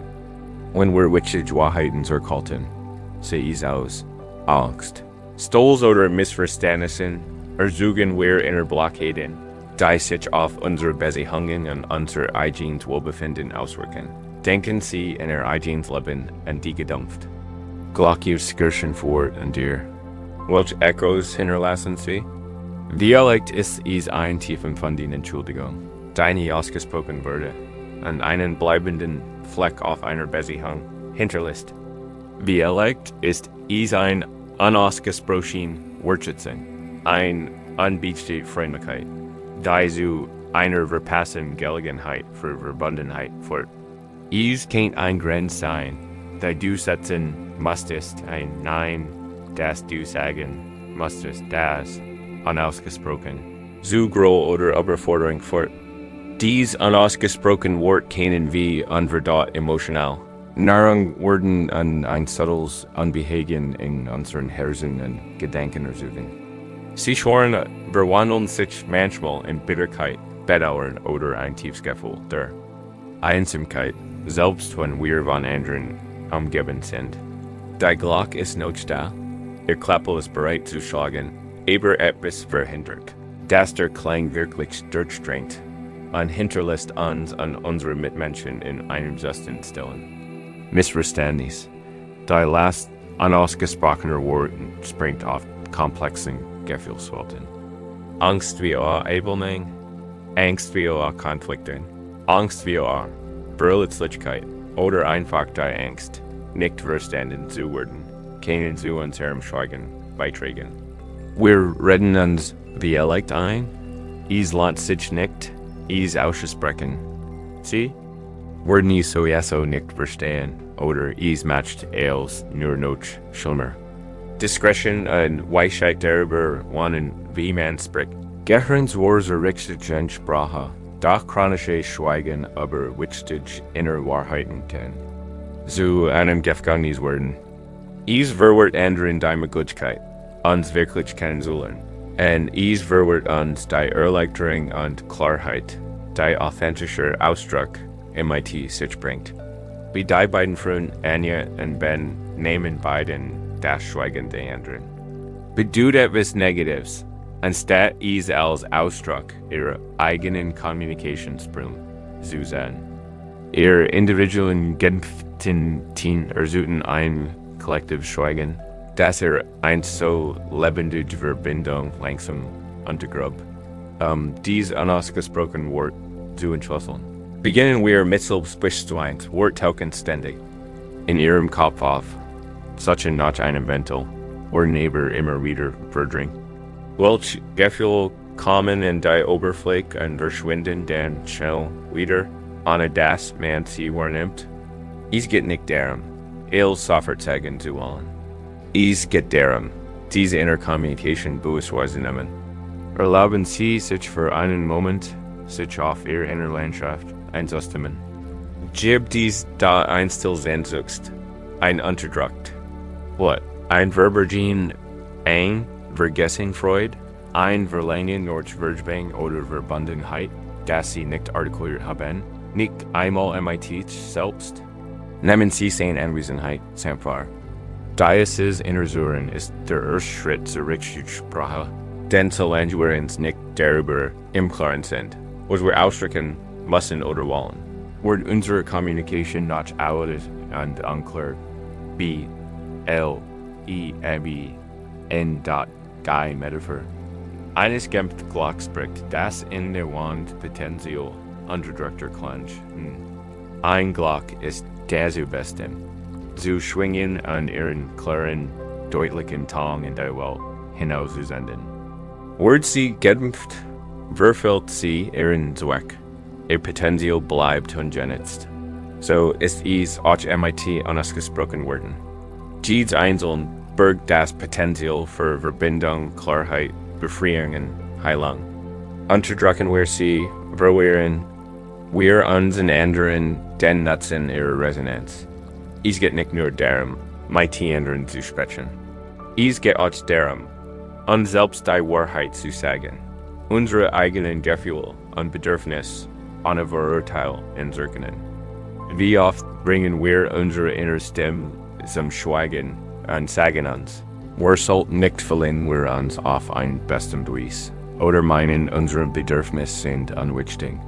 Dies innere Unterdrückung ist ebenso eingebend klingen wie Ugeres Schweigen, zur Ausübung der rechten Ried gehört auch die Unterscheidung der Richtigkeit. Und Benjamin sprechend. Es geht nicht darum, brutal oder konfrontativ zu sein, sondern einen Weg zu finden, unsere Wahrheit freundlich und klar auszudrücken. Manchmal ist die richtige Ried einfach ein stilles Eingeständnis in uns selbst. Das mir Weg. Oder ich brauche mehr Freiraum. Manchmal kann es ein sorgfältig gutes Gespräch mit einer anderen Person sein. Das wir mit der Absicht der Verständnisses und der Verbundenheit führen, anstatt Schuldzuweisen oder Vorwürfe zu machen. Es erfordert zwar Mut, aber die daraus erwachsene Freiheit ist unermesslich. Die Alternative wäre, die Last dieser unausgesprochenen Dinge bei der MITs herumzutragen und zu suchen, dass sie sich enthoffen und uns benutzen. Überlegen Sie, wie viel Energie es kostet, etwas unausgesprochen zu lassen. Es ist, als würde man den Atem anhalten. Irgendwann baut sich der Druck auf, und Ihr Körper wird überlastet. Die Erleichterung, die Wahrheit auszusprechen, selbst wenn es nur zu sich selbst in einem Tagebuch oder so einem vertrauten Freund ist wie ein langes Atmen. Es schafft emotionalen und mentalen Raum. Heit nur einer von ihnen den Mut gefunden, ein klein, verletzlich Wahrheit auszusprechen. Ich habe Problem und du fällst mir. Heit sich die Gesamtdynamik ihrer verschwiegenen Freundschaft möglicherweise rendert. Ihr Schweigen weckt Vermietungen und Vermietungen, die nicht durch Kommunikation beprüft wurden, sind ein Drehboden für Missverständnis in TRENNU, den Mut zu entwickeln, die Stimme zu erheben, fangen im Kleinen. Schreib wie erlegt ein paar Dinge auf, die du gern gesagt oder ausgesprochen hättest. Das ist ein sicherer Ort, dies Wort endlich wahrzunehmen. Aber leg dann, ob es ein klein Risikomöglichkeit gibt, etwas auszudrücken, das du bisher zurückgehalten hast. Es kann sein, gifter Denke, den Wertschätzung ausdrücken oder vorsichtig den Vorlieb zu jügern. Jeder kleine AKT, authentischen Ausdrucks, stärkt den Selbstvertrauen und ebnet den Weg für tiefer. Bedeutsam mehr Wahrheiten. Es ist ein Prozess, bei dem allmählich ein Muskel aufgebaut wird, der wie durch Nichtgebrauch wirksam ist. Die Befreiung, die das Loslassen unausgesprochener Wort MIT sich bringt, ist tiefgreifend. Es ist, als würde man Staub und Spinnweben aus einem vernachlässigten Raum entfernen und frische Luft und Licht heranlassen. Die in der Unterdrückung gebundene Energie wird freigesetzt und steht für echte Verbundenheit. Kriegen wir im Prozess der Verfügung. Wenn unsere inneren höhere Welt im Einklang sind, wenn unsere Gefühle und unsere Worte im Einklang sind, erfahren wir ein tiefes Gefühl von Integrität und Frieden. Unsere Beziehungen werden authentischer und basieren auf Ehrlichkeit und gegenseitigem Verständnis statt auf unausgesprochenen Elementen. Das bedeutet nicht, dass das Leben konfliktfrei sein wird.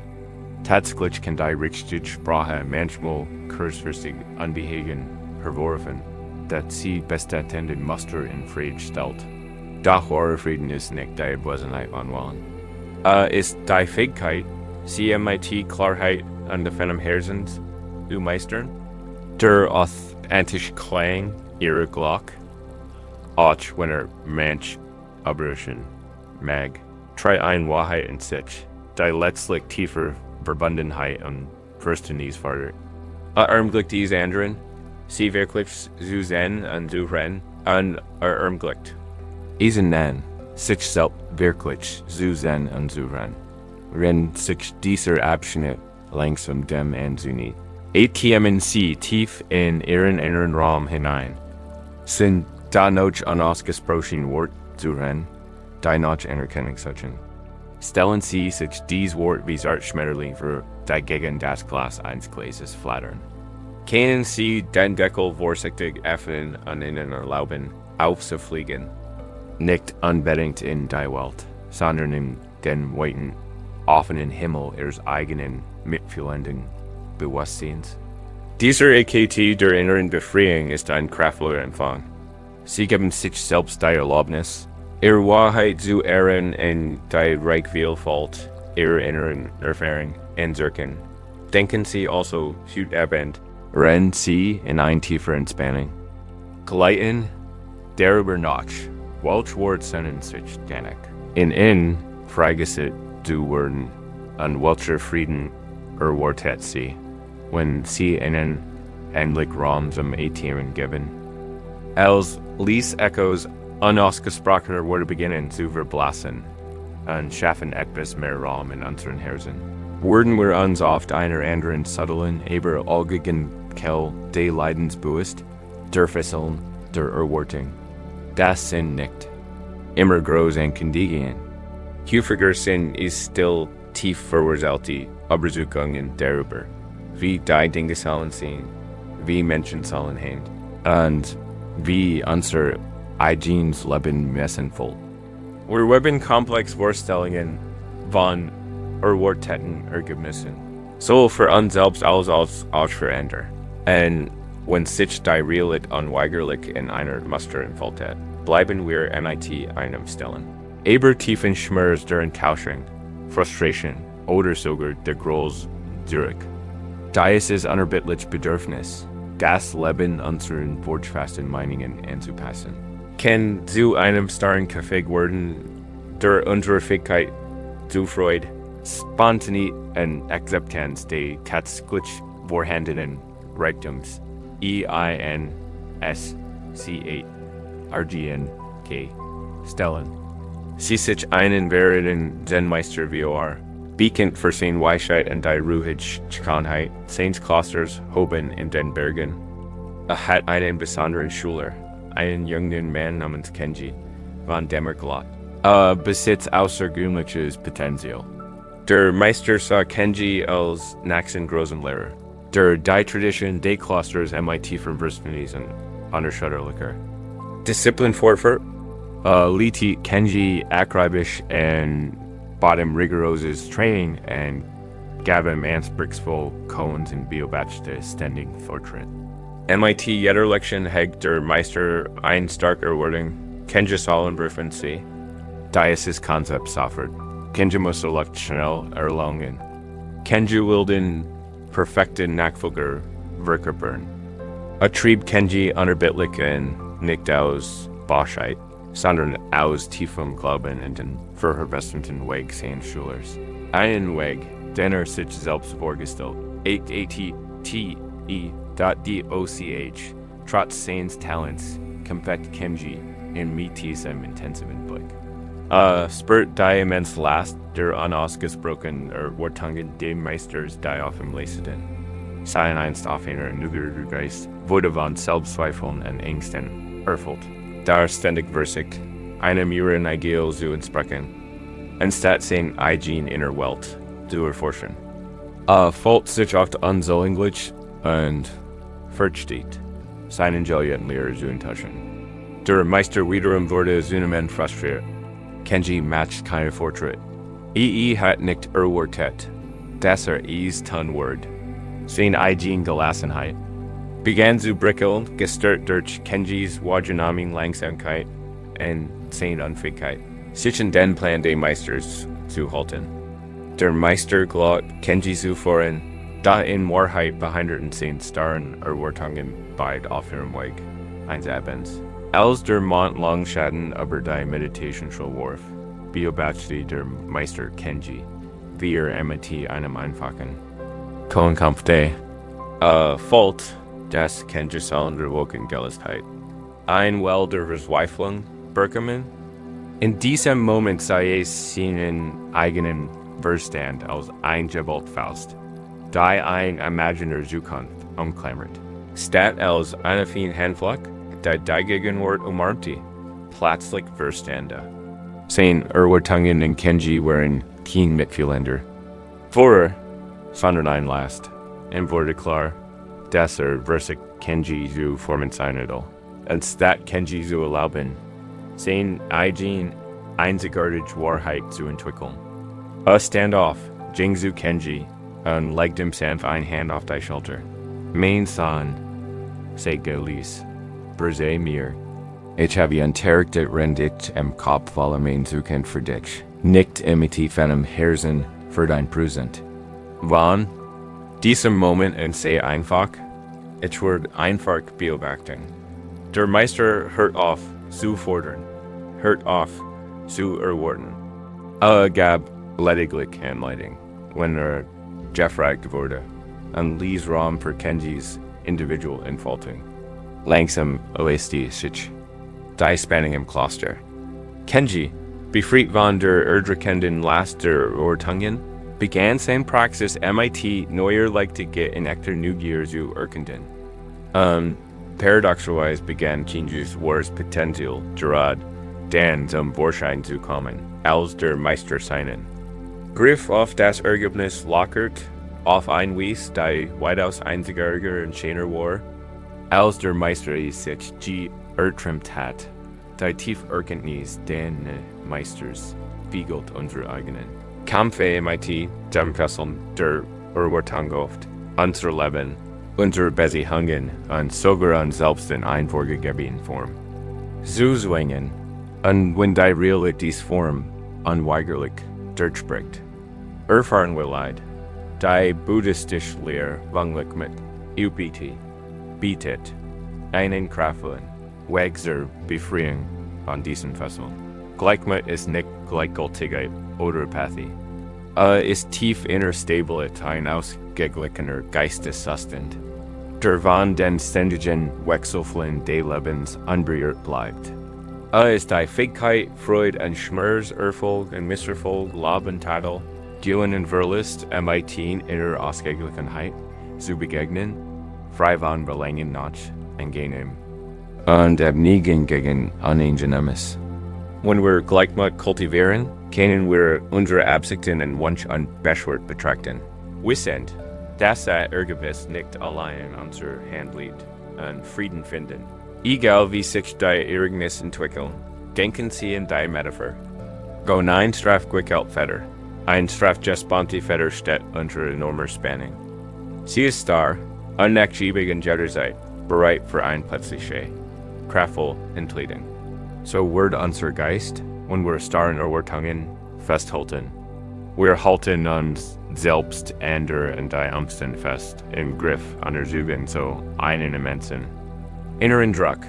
Jede Abweichung von unserer erwarteten Richtung verursacht ein rückerdisches Schmerz auf Snacken. Der Meister war in seinem Bemühen, Kenjis Weg zu kontrollieren, wie ein strafgespannte Feder, und jede wahrgenommene Abweichung. Von seinem gewünschten Ergebnis LST in ihm einen Ruck der Frustration und Enttäuschung aus. Als es einen Griff erlöste, wurde sein Geist wie ein gespannte Feder, notchbugungs- und handlungsfähig, aber flexibel, anpassungsfähig und frei von der ständigen Anspannung. Wo in ihrem Leben spüren Sie diese gespannte Erwartungsschultern. Geht es Ihr Karriere, wenn Sie in einem bestimmten Alter eine beste Beförderung erwarten? In Ihren Beziehungen, wenn Sie von Ihrem Partner oder Ihren Freunden erwarten, dass Sie Ihr Bedürfnis immer verstehen, ohne dass Sie ausdrücken. Oder sich auf eine bestimmte Art und Weise verhalten. Wie geht es Ihren Körper, von dem Sie erwarten. Das immer vital und Gessen ist, oder an bestem Aussehen hat. Was zu Stress fort, wenn natürlich altert oder beschwerden erfahrt? Wir stellen auch enorme Erwartungen en an selbst immer stark zu sein, uns nie verletzlich zu fühlen. Immer die richtige Entscheidung zu treffen, niemals zu stolpern. Die selbst auferlegten Erwartungen können die erdrückendsten sein und zu unerbittlicher Selbstkritik an einem tiefen Gefühl der Unsollenglichkeit führen, wenn wir unweigerlich hinter unseren eigenen, unblitzen Idealen zurückbleiben. Das Leiden unter unerfüllten Erwartungen hängt direkt mit unserem Widerstand gegen Bürgerlichkeit zusammen. Das sich ständig verändert, ist das Festhalten an einem festen Ergebnis oder einem statischen Zustand ein direkter Widerspruch zur Realität. Wenn wir erwarten, dass die Dinge gleich bleiben oder sich genauso entwickeln, wie wir es uns vorstellen, setzen wir uns einer unvermeidlichen Enttäuschung aus. Gleichmet lehrt uns, präsent zu sein mit was ist, anstatt ständig nach dem zu verlängern, was soll sein, geht darum. Den sich entfaltenden Moment ohne Urteil oder Widerstand zu akzeptieren, dass jeder Moment ein einzigartiger, ein wirklicher Ausdruck des Lebens ist. Gleichmet das Kultivieren ist eine aktive Praxis, keine passive Resignation. Es bedeutet nicht, dass wir nicht mehr kümmern oder keine Ziel mehr verfolgen. Viel mehr bedeutet es, dass wir sie mit armen und flexiblen Geist verfolgen. Wir geben unser Bestes und turnen geistig Anstrengungen, lassen dann unsere Starbindung in das Ergebnis. Es ist wie beim Pflanzen eines Samens. Wir sorgen für den richtigen Boden, das richtige Wasser und das richtige Sonnenlicht. Aber wir können nicht zwingen, nach unserem Zeitplan zu springen oder ein bestem Form einzunehmen. Wir vertrauen auf die gemeinsame Innenwand Weisheit und Lebenskraft. Nicht wird es sich mit unseren Bestrebungen. Wir engagieren uns voll und ganz für den Prozess. Geben aber das Bedürfnis auf, das Endergebnis zu kontrollieren, die festgefahren Feder ihrer Erwartungen zu entwirren, beginnen sie mit der bloßen Wahrnehmung. Wenn ein Gefühl der Irritation oder Enttäuschung aufkommt, halten Sie in. Fragen sich, welche Erwartung wurde gerade verletzt? Was habe ich gedacht? Sollen Jeschen sind oder sollen was matcht dies Person? Allein das Hervorbringen dieses Bewusstseins in die Oberfläche, ohne zu urteilen, elges die Feder, wenn sie beispielsweise irritiert sind. Weil Gemmen nichts sofort auf ihr Nachricht antwortet, kennt die versteckte Erwartung sein. Sie sollen prioris. Mich oder gut Freunde Sie, antworten Sie schnell. Dies Erwartung wahrzunehmen an Sie als das zu sehen. Was sie ist, eine Besuchung, keine universelle Wahrheit, ist der erste Schritt in Richtung Gleichmet. Die Praxis der Gleichmet erlädt uns auch ein, nicht durch den Weiser. So wie wir anatta das nicht selbst erforscht haben, erkennen wir, dass wir nicht unsere Erwartungen sind und auch nicht durch deren Erfüllung oder Nichterfüllung definiert werden. Unser Glück muss nicht davon abhängen, dass wir Bedingungen perfekt mit mentalen Plänen übereinstimmen. Geist ist eine radikale Veränderung, anstatt Frieden zu finden, wann unsere Erwartungen werden erfüllt, wir finden Frieden mittendrin an vorhersehbaren Flusses des Lebens, unabhängig davon, ob unsere spezifischen Erwartungen erfüllt werden. Dies ist ein tiefer, widerstandsfähiger Form des Friedens, die sich nicht so leicht von ihren Umständen beeinflussen lässt. Denken Sie in die Befreiung, die der Zen-Meister erfuhr. Als seine Erwartungen in Kenji losließ, sein Beziehung zu seinem Schüler wandelt sich von einer Belastung zu einer Beziehung, die auf Vertrauen und Respekt basierte. Sein eigener Geist, die aufgeholt durch Kenjis vermeintlich Unsollenglichkeit, Fan zu Neuru, dies fewer Wilderung. Or ein direct Folge einer Herren befreien. When we're offering, die unkontrollierten Aspekt ander oder des Lebens, selbst kontrollieren zu wollen. Schaffen wir Raum für echt Verbundenheit und davor. Das die Realität ihrer eigenen Unerwartungskeit beherrscht, die Welt entfaltet sich oft auf ein Weise, die weitaus kreativer und reicher ist, als unsere begrenzten Erwartungen je begreifen könnten. Das bedeutet nicht, selbstständig zu werden oder keine Ambitionen mehr zu haben. Vielmehr bedeutet es, unsere Ziel Ticket zu verfolgen. Wir können uns weiterhin ein gewünschtes Zukunft vorstellen und vielleicht darauf hinarbeiten. Aber wir tun diesen Bewusstsein, dass der Weg kurvenreich sein kann und das ungültig. Ziel anders aussehen kann als unsere ursprüngliche Vision. Dies flexibel ermöglicht es uns, anzupassen, uns neu auszurichten und Freude und der Ries selbst zu finden. Anstatt nur in der Ankunft in einem bestimmten Punkt. Die Feder ist nicht da und einsatzbereit, aber sie wird nicht mehr untig belastet. Wenn du tiefer in diesen Moment eintauchst, lass deinen Atem die Bereich deines Körpers entspannen, in denen du mit glitscherweise Anspannung aufgrund unerfüllter Erwartungen spürst. Vielleicht ist es ein verkrampftes Kiefergelenk oder ein Knoten im Magen. Stell dir vor, wie sich die Spannung in jedem sanften Osmen just, wie die Windung einer straff gewickelten Feder, die sich langsam lockern. Du verlierst wieder deinen Wunsch, noch etwas Gottem noch danach zu streben. Du willst dich lediglich von der starren Erwartungshaltung und schaffst Raum für den natürlichen Fluss des Lebens. Der dich dort abholt, wo du bist, und sein unerwarteten Gaben offenbart. Dies hänge belast einen tieferen, beständigeren Frieden in der Wurzeln schlagen, einen Frieden, der inmitten von Veränderungen geht. Anstatt von ihnen bedroht zu werden, der Frieden, der gleichmit ist eine Stillkraft, eine tiefe Akzeptanz. Die ist uns ermöglicht, die inhärent unvorhersehbare des Lebens MIT. All elatians ein, MIT dem Strom zu tanzen, anstatt gegen ihn zu kämpfen. Erinnert uns daran, dass unsere Wahrfreiheit nicht darin liegt, die Welt zu kontrollieren, sondern unsere Beziehung zu verhindern. Spüren Sie also, wie dieser Abschnitt sanft endet, die Erweckung, die Eintritt, wenn Sie das Bedürfnis loslassen, dass die Dingen folgt, so denken Sie aber dies tiefgründig Fried nach, wo binden Ihre Erwartungen Sie an, welch grenzenlos. Freiheit erwartet Sie, wenn Sie der Kell in erlauben, sich selbst zu entfalten. Wenn sich die festgespannten Federn der Erwarten langsam entspannen, und wir neue Flexibilität im Umgang MIT den Anjuigkeiten des Lebens finden, bemerken wir manchmal einen anhaltenden Schmerz, ein Vertraut Last, die sich scheinbar nicht listen lässt. Dies kommt oft daher, dass wir in den Lasten voneinander schlicht. Ein schwerer Stein, den wir mit uns herumtragen, in dem Glauben.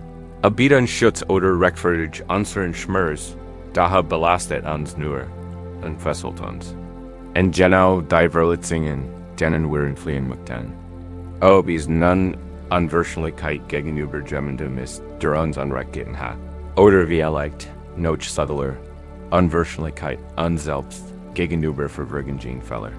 Dies anhaltend. Bitterkeit kann die Kell unserer gegenwärtigen Freude vergiften und verhindern.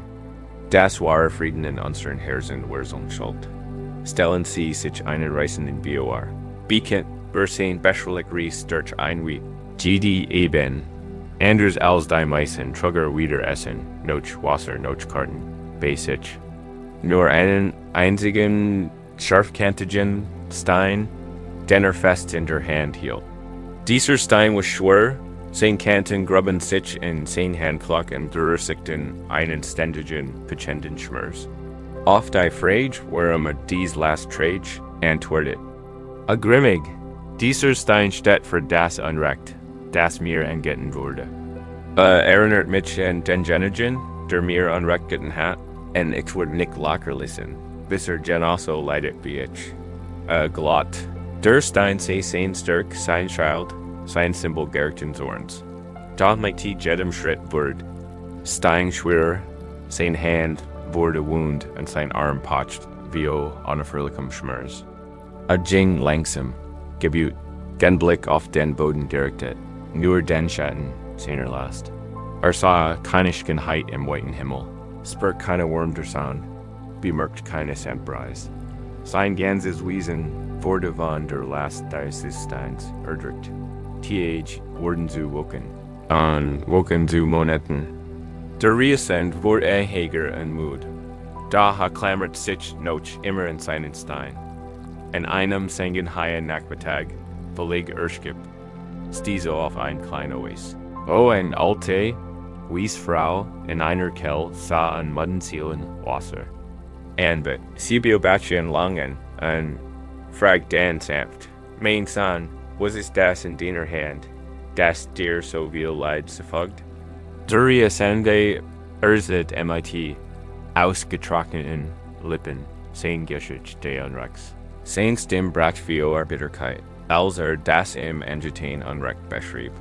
Erklick, der Stein sei sein Schwur, sein Verpflichtung, niemals zu vergessen. Niemals zu vergeben, die Wiesfrau hört geduldig zu. Ihr Augen erfüllt von tiefem Mitgefühl.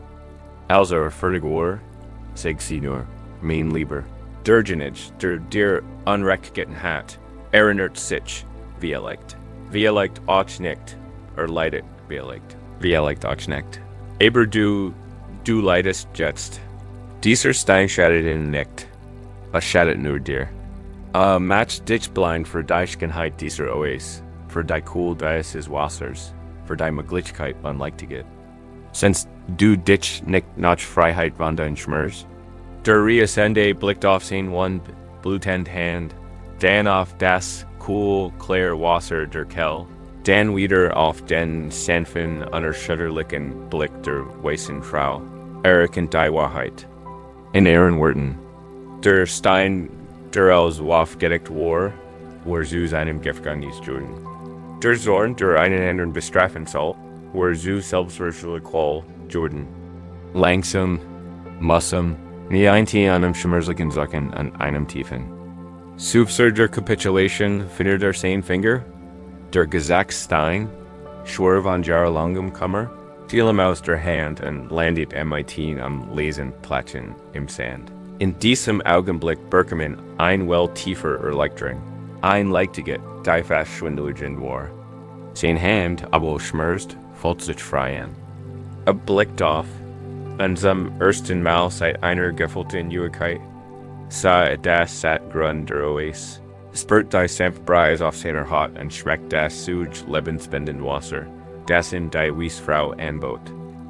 Verstand, das Vergebung. Nicht dem Jenigen Gold, der ihm Unrecht gitten hat, sondern ein heiliges Geschenk war, das sich selbst machen kann, das Geschenk der Freiheit die Ries dieser. Reisenden wären schuldig und schuldig die Last der Unverschämtheit. Wir klammern uns an unseren Groll, unsere berechtigten Prang, unsere unjuststen Verletzungen und Glauben, der durch die Kontrolle zu behalten oder Gerechtigkeit zu erlangen. Da die Wahrheit, wie die Wiesfrau offenbart, ist, dass wir diejenigen sind, die am meisten meiden.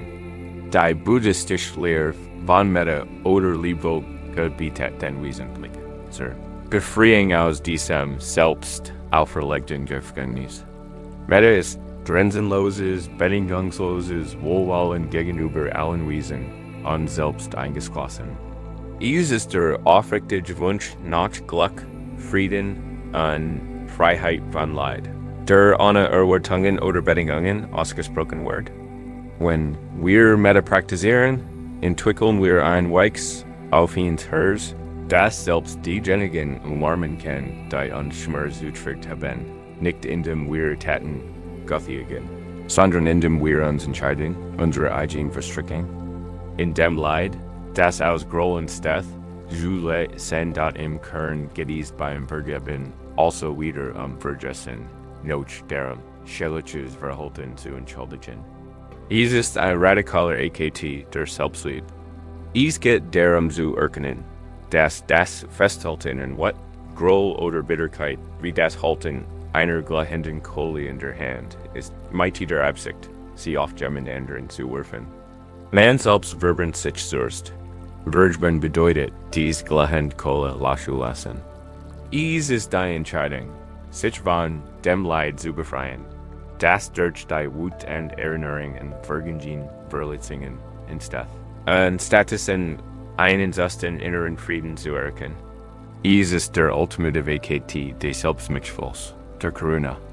Direkt auf die Wunden der Vergangenheit und wenn die STELL. Ihr Hand umklammert nicht einen scharfkantigen Stein, sondern pfeffnet ihn sanft und leise. Dies auf ihn Hand ist die ultimative Metaphor für Vergebung. Ein Faust heilt Schmerz, what in den Wunsch not Vergeltung fest. Sie ist fest, starr und verschlossen für neue Möglichkeiten. Eine auf ihn Hand hingegen ist empfänglich. Sie kann neue Segnen empfangen, Freundlichkeit schenken und einfach in einem sanften, unbeschwerter Entspannung sein. Wenn die Hand offen ist, kann nichts daran haften. Das Öffnen der Hand, auch symbolisch, ist ein kraftvoller Gest, der das Bedürfnis nach Veränderung oder Bestrafung loslässt. Es ist ein AKT für Befreiung. Wo in deinem Leben spürst du dies Faust der Unverschämtheit? Gegenüber einem Elternteil, der dich in deiner Kindheit verletzt hat. Gegenüber einem Freund, der dein Vertrauen missbraucht hat. Gegen ein Vergangen Beziehung, die Schmerz finde.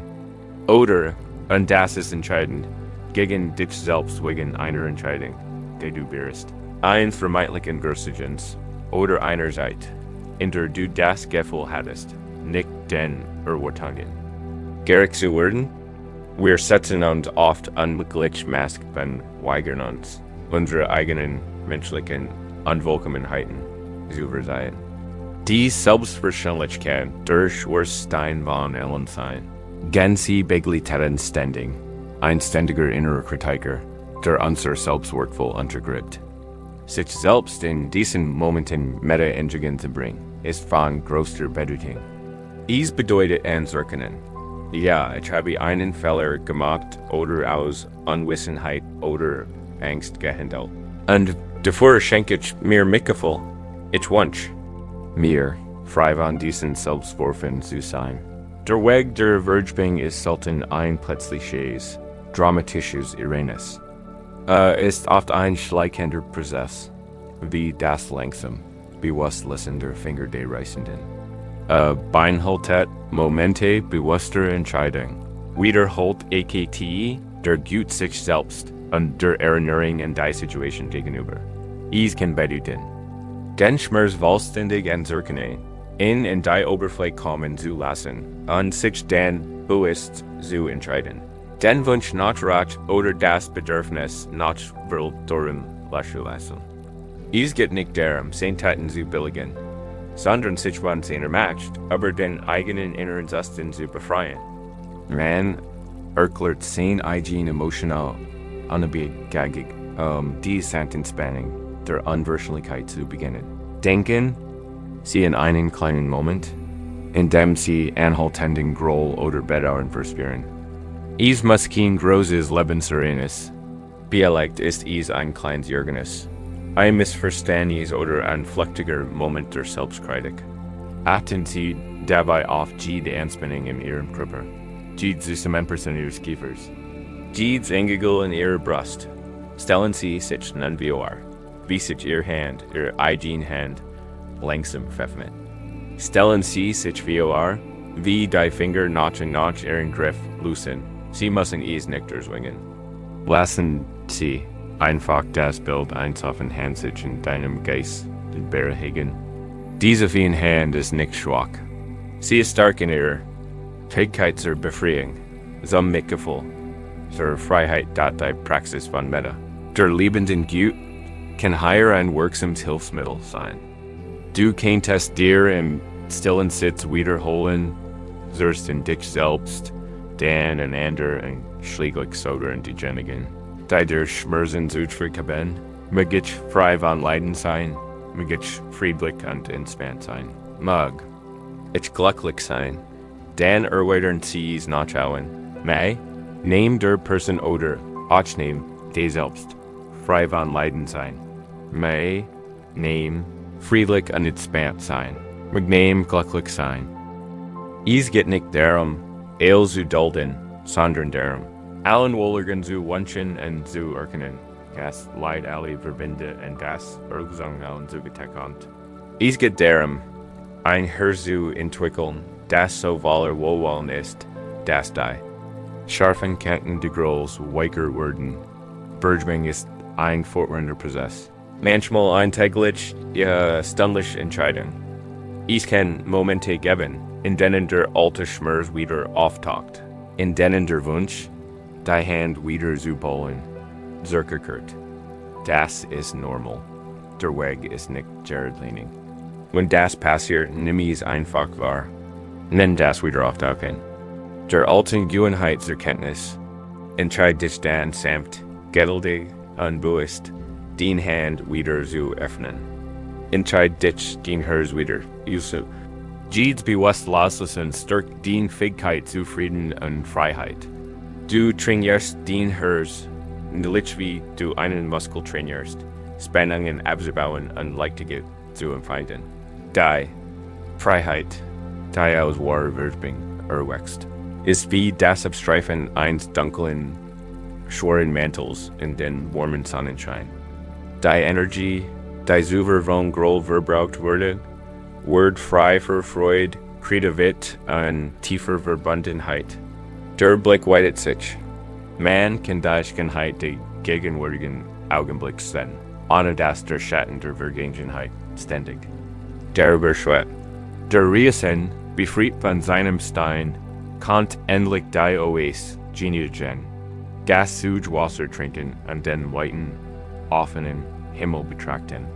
Sein Ries ging weiter. Doch nun war sie ein Rieswaller Leichtigkeit, Neugier und tiefer Dankbarkeit. Trug die Weisheit seiner Erfahrung MIT, sich, da nicht Erdrücken last. Zum Abschluss dieses Abschnitts entspannen sie. Ihren Kripper und sinken tiefer in die Oberfläche, unter innen sie, sanft, und lassen sie im Herzenraum. Sich zu entspannen und zu weiten. Stellen sie sich wie ihr Hand MIT offenen Handflächen run und jede Wirbelband spannen und jedes Wirbelband verlängern. In diesem Schornstein der Unwirklichkeit festzuhalten lassen. Sie entscheiden sich für Freiheit. Sie entscheiden sich für Frieden. Sie entscheiden sich für Mitgefühl für sich selbst und für alle Wesen. Die endgültige Befreiung liegt nicht in dem, worin sie festhalten, sondern in dem, was sie bereit sind. Sanft. Lassen Sie lassen, da die Enki in Sie heute Abend in der Stilldiasis Augenblicks aber dies tiefgründig Einladung nach. Lasst der Unwirklichkeit sind Sie bereit lassen, und welch grenzenlos Leichtigkeit erwartet Sie und Sie. Sich selbst wirklich das Geschenk einer offenen Hand anbieten? Wenn der Schwerstein der Unwirklichkeit langsam aus unserer Hand fällt, und unsere Hand beginnen, sich für die Möglichkeit der Leichtigkeit zu öffnen, werden wir uns oft eins tieferen, subtleren Schmerzes bewusst, der einem Großstil, dem menschlichen Leiden zugrund liegt, das allgegenwärtige Gefühl von Trennunges geht nicht nur darum, sich einsam zu fühlen, aber das auch dazu gehört. Es ist ein grundlegendes Gefühl der Abgeschiedenheit und Trennung von der Natur und sogar vom Fleisch des Lebens selbst. Wir bauen unsichtbare Mauern uns herum und glauben, sie bieten Schutz, da in Wahrheit isolieren sie uns nur und fordern ein tiefes Gefühl des Andersseins, das zu Angst, Verurteilung in einem stillen, anhaltenden Verlangen nach Suche geht. Vorhin kann, betrachten wir die Geschichte eines einzelnen Wassertropfens. Sein ganzes Dasein lang glott dieser winzig Tropfen, willig eigenständig zu sein. Entsprang einer Wolke, Viel durch die Luften landet mit einem einsamen Platschen auf einem Breitenblatt, klammert sich in das Blatt. Aber zoet von seiner individuellen Identität, seiner einzigartigen Form, seiner einzigartigen Existenz. Wenn andere Tropfen in der Nähe landeten, betrachtet sie als separate Wesen, getrennt von sich selbst. Fürcht die absorbiert Zorn an sein Individual zu verlieren. Hat Angst, zu verdensten, gern zu verschwinden. Sein Gesamterfahrung wird geprägt von seinen wahrgenommenen Grenzen, seiner winzigen, in sich geschlossenen Welt auf dem Blatt. Blickt auf den riesigen Fluss unter sich. Ein Metallströmung aus zahllosen Tropfen, ein Sein aus einer überwältigend eigenständigen Kraft. Etwas Erhabens und Unbegreifliches, ganz anders als sein eigen einzigartig, verletzliche Existenz. Eines Morgens, als die Sonne das Blatt wärmt, spürt der winzige Tropfen einen leichten Sog. Ein leicht Breis wet und das Blatt zittert.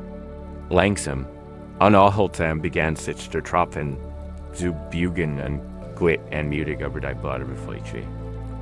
Versigt zu weiterstehen, sich fester und zu klammern, aus Angst vor dem Unbekannten. Doch der Sog war sanft, aber beharrlich. Hinabglitt, bis es schließlich mit einem leisen Platschen seinen Halt erlöste und mit der Oberfläche des großen Flusses unter ihm verschmolz. Einen Moment lang verspürt ein Gefühl der Auflösung. Der Verlust seiner eigenen Form, dann veränderte sich etwas Tiefgreifendes. Verschwand nicht, dehnt sich aus. Wurde zum Fluss. Spürt die Wut der Strömung, die gemeinsam Ries ans Gleiger Tropfen, die wie ein einziger flossen. Verstand mit unlösbare Klarheit, dass nie wirklich getrennt gewesen. Or, sein Individual war nicht verloren gegangen. Hat sich lediglich ausgedehnt. Ein Greer vernetzt die Realität zu umfassen. Der Tropfen erkennt, dass sein Angst vor der Auflösung durch die Illusion der Trennung war. Es war und ist immer ein Teil des Ozeans gewesen und hat lediglich vorübergehend einander. Forme NG in MI und DI. ESI Geschichte der einzelnen Tropfens veranschaulicht auf eindrucksvoll, wie die Illusion der Trennung der buddhistischen Lehre von Dukkha oder Leiden instead oft aus diesem grundlegenden Missverständnis. Aber Dukkha häufig mit Leiden übersetzt wird. Umfasst ist ein umfassendes Gefühl von Unbehagen, Unzufriedenheit und Lebensunwillen. Und ein Großteil dieses Dukkha ruht daher, dass wir in der Vorstellung eines Separten an der Begegnungen festhalten, dass sich von allem anderen unterscheidet. Diese Illusion versucht ein ständig Spannung. Wir sehnen uns nach Verbundenheit. Wir betätigen aber gleichzeitig unsere vermeintlichen Grenzen. Wir vergleichen uns mit Schaffen, Hierarchien und Urteil, anstatt unsere gemeinsame Menschlichkeit zu erkennen. Dieses Gefühl der Isolation, dieser Glaube, ich bin hier und der Rest der Welt ist da draußen, ist ein fruchtbarer Boden für Angst, Einsamkeit und ein tiefes Gefühl der Entfremdung. Selbst wenn wir von anderen umgeben sind, betrachten sie sich jetzt nicht als einen einzelnen Tropfen auf einem Blatt, sondern als ein einzelner Faden in einem riesigen Wandteppich. Jeder Faden hat seine einzigartige Farbe, seine individuelle Struktur, seinen speziellen Weg durch das Tube. Das seine Schönheit, seine Stärke, seine Bedeutung erwächst aus seiner Beziehung zu einem anderen Faden. Ohne die anderen Faden ist nur ein loses Stückgarn. Innerhalb der Wandteppiches tritt zu einem großartigen ganzen Weg. Dahin unserem Alltagsleben vergessen wir oft, dass wir Teil dieses großen Jubis sind. Wir konzentrieren uns intensiv auf unseren einzelnen Fäden, vergleichen in anderen, sorgen uns, oberstarkgängig, leuchtengängig. Langgängig ist ein Vergessen, das sein wahres Weg deren Bestes. zum kollektiven Muster beizutragen. Dies isoliert Konzentration kann zu tiefem Leid führen, der wir versuchen, die Gesamtlast Existenz allein zu tragen.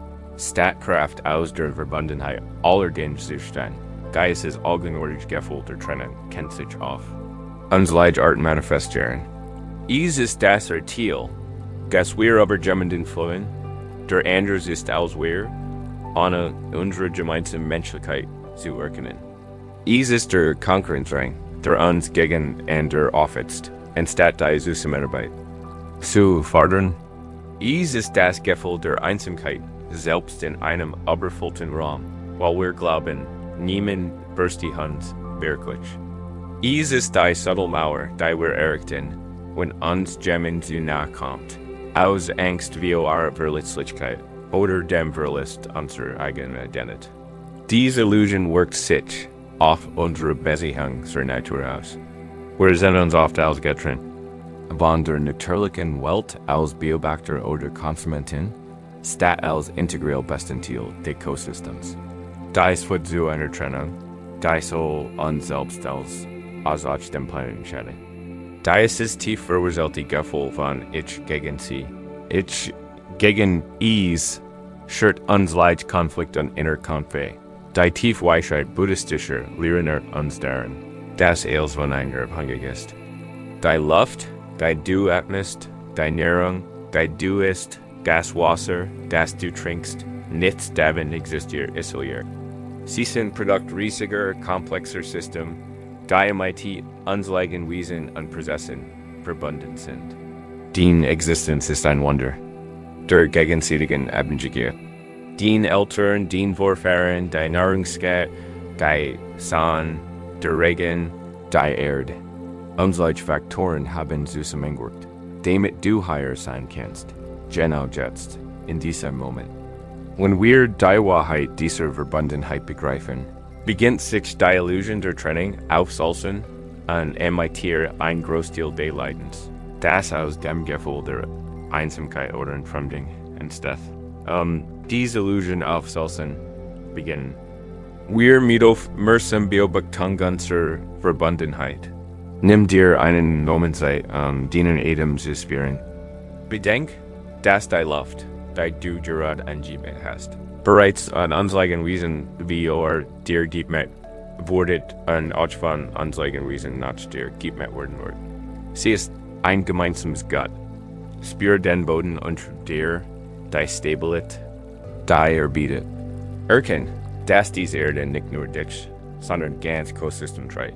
Schau dich in deiner mittleren Umgebung. Jeder Gegenstand, den du siehst, den Kleidung, den Bell, das Gehör, mit dem du Musik hörst, ist das Produkt unserer Hand, Ressourcen und Prozess weltweit. Nichts ist wirklich getrennt. Selbst den Gedanken und Gefühl sind sehr persönlich. Aber Teil der riesigen Wandteppiches menschlicher Erfahrung. Ein Echo von Gefühlen, die aber Zeit und Kultur hinweg geteilt wurden, die Metaphor von einzelner Fäden in einem riesigen Wandteppich uns, deren, dass unsere Individualständigkeit und Stärke durch unsere Verbundenheit mit dem gestärkt wurden. Once sich ein Fäden isoliert, kann ausfranzen und schwach werden. Dahin den Wandteppich eingewoben, Günther in Sinn und Kraft und trägt zu etwas viel Kriegsherren bei. Unsere einzigartigen Eigenschaften wurden durch die Verbindung nicht geschmückt, sondern hervorgehoben und im geringen Zusammenhang dargestellt. Wenn wir aus einer Position der wahrgenommenen Trennung agieren, schränken wir unser eigenes Potenzial ein. Nicht wie ein Fäden, der versucht, ein eigenständiges Kleidungsstück zu sein. Da, wenn wir unseren Platz im großen Wandteppich bewusst erkennen, gewinnen wir Kraft, Sinn und ein tiefes Gefühl der Suchergier. Die Praxis der Metalleben gut, die wir im vorigen Abschnitt untersucht haben, ist ebenfalls ein wirksames Mittel, die Illusion der Trennung aufzulösen. Wenn wir anderen Liebe schenken und ihnen Wohlgefallen wünschen, brechen wir aktiv die mentalen Barrieren ab, die uns trennen.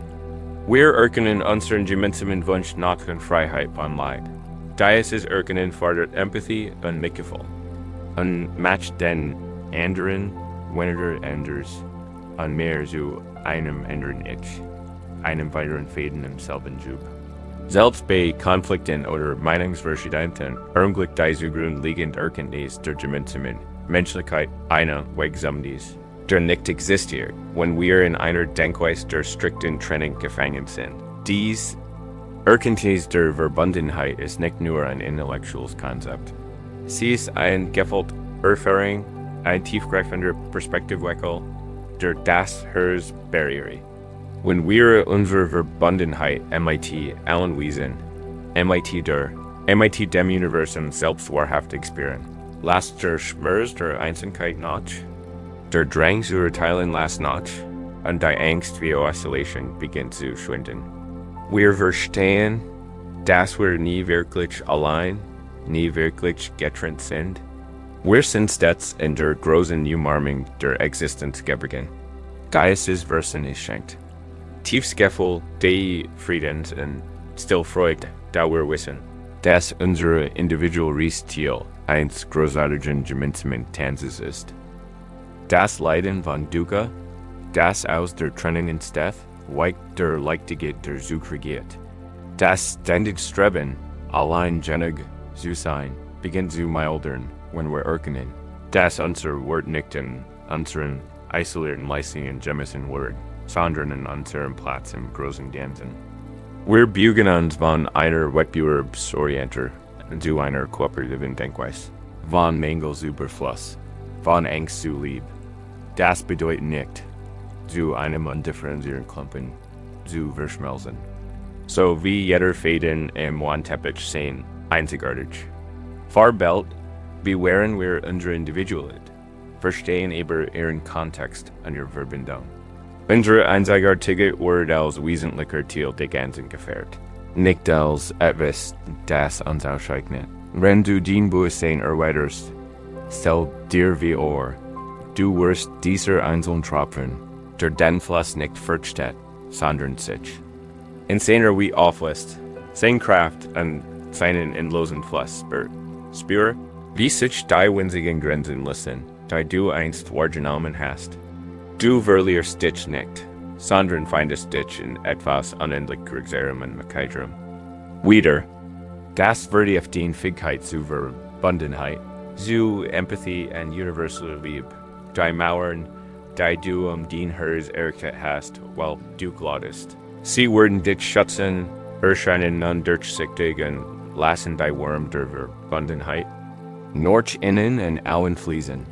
Diese Praxis, die Illusion der Trennung aufsalzen, ist ein kontinuierlicher Prozess. Jeder Moment, in dem du gegenseitig Ebengegiert erkennst, geht freundlich Gest gegenüber anderen.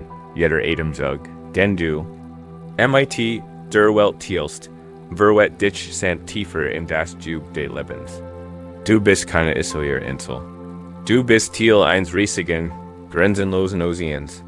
Und in dieser Suchregiert findest du einen Frieden, der durch das offen individuelle Erfahrungen nicht gestört werden kann. Du wirst gehalten, unterstützt, und bist verbunden. Wenn sich dieser Abschnitt langsam dem Ende, lass den Bewusstsein aber die Grenzen deines individuellen Selbst hinauswachsen. Spür die Luft dich herum, den Raum, in dem du dich befindest, den Boden unter dir. All das verbindet dich mit einer größeren Realität. Atme diese Verbundenheit ein und lass sie Zelle deines Wesens durchdringen.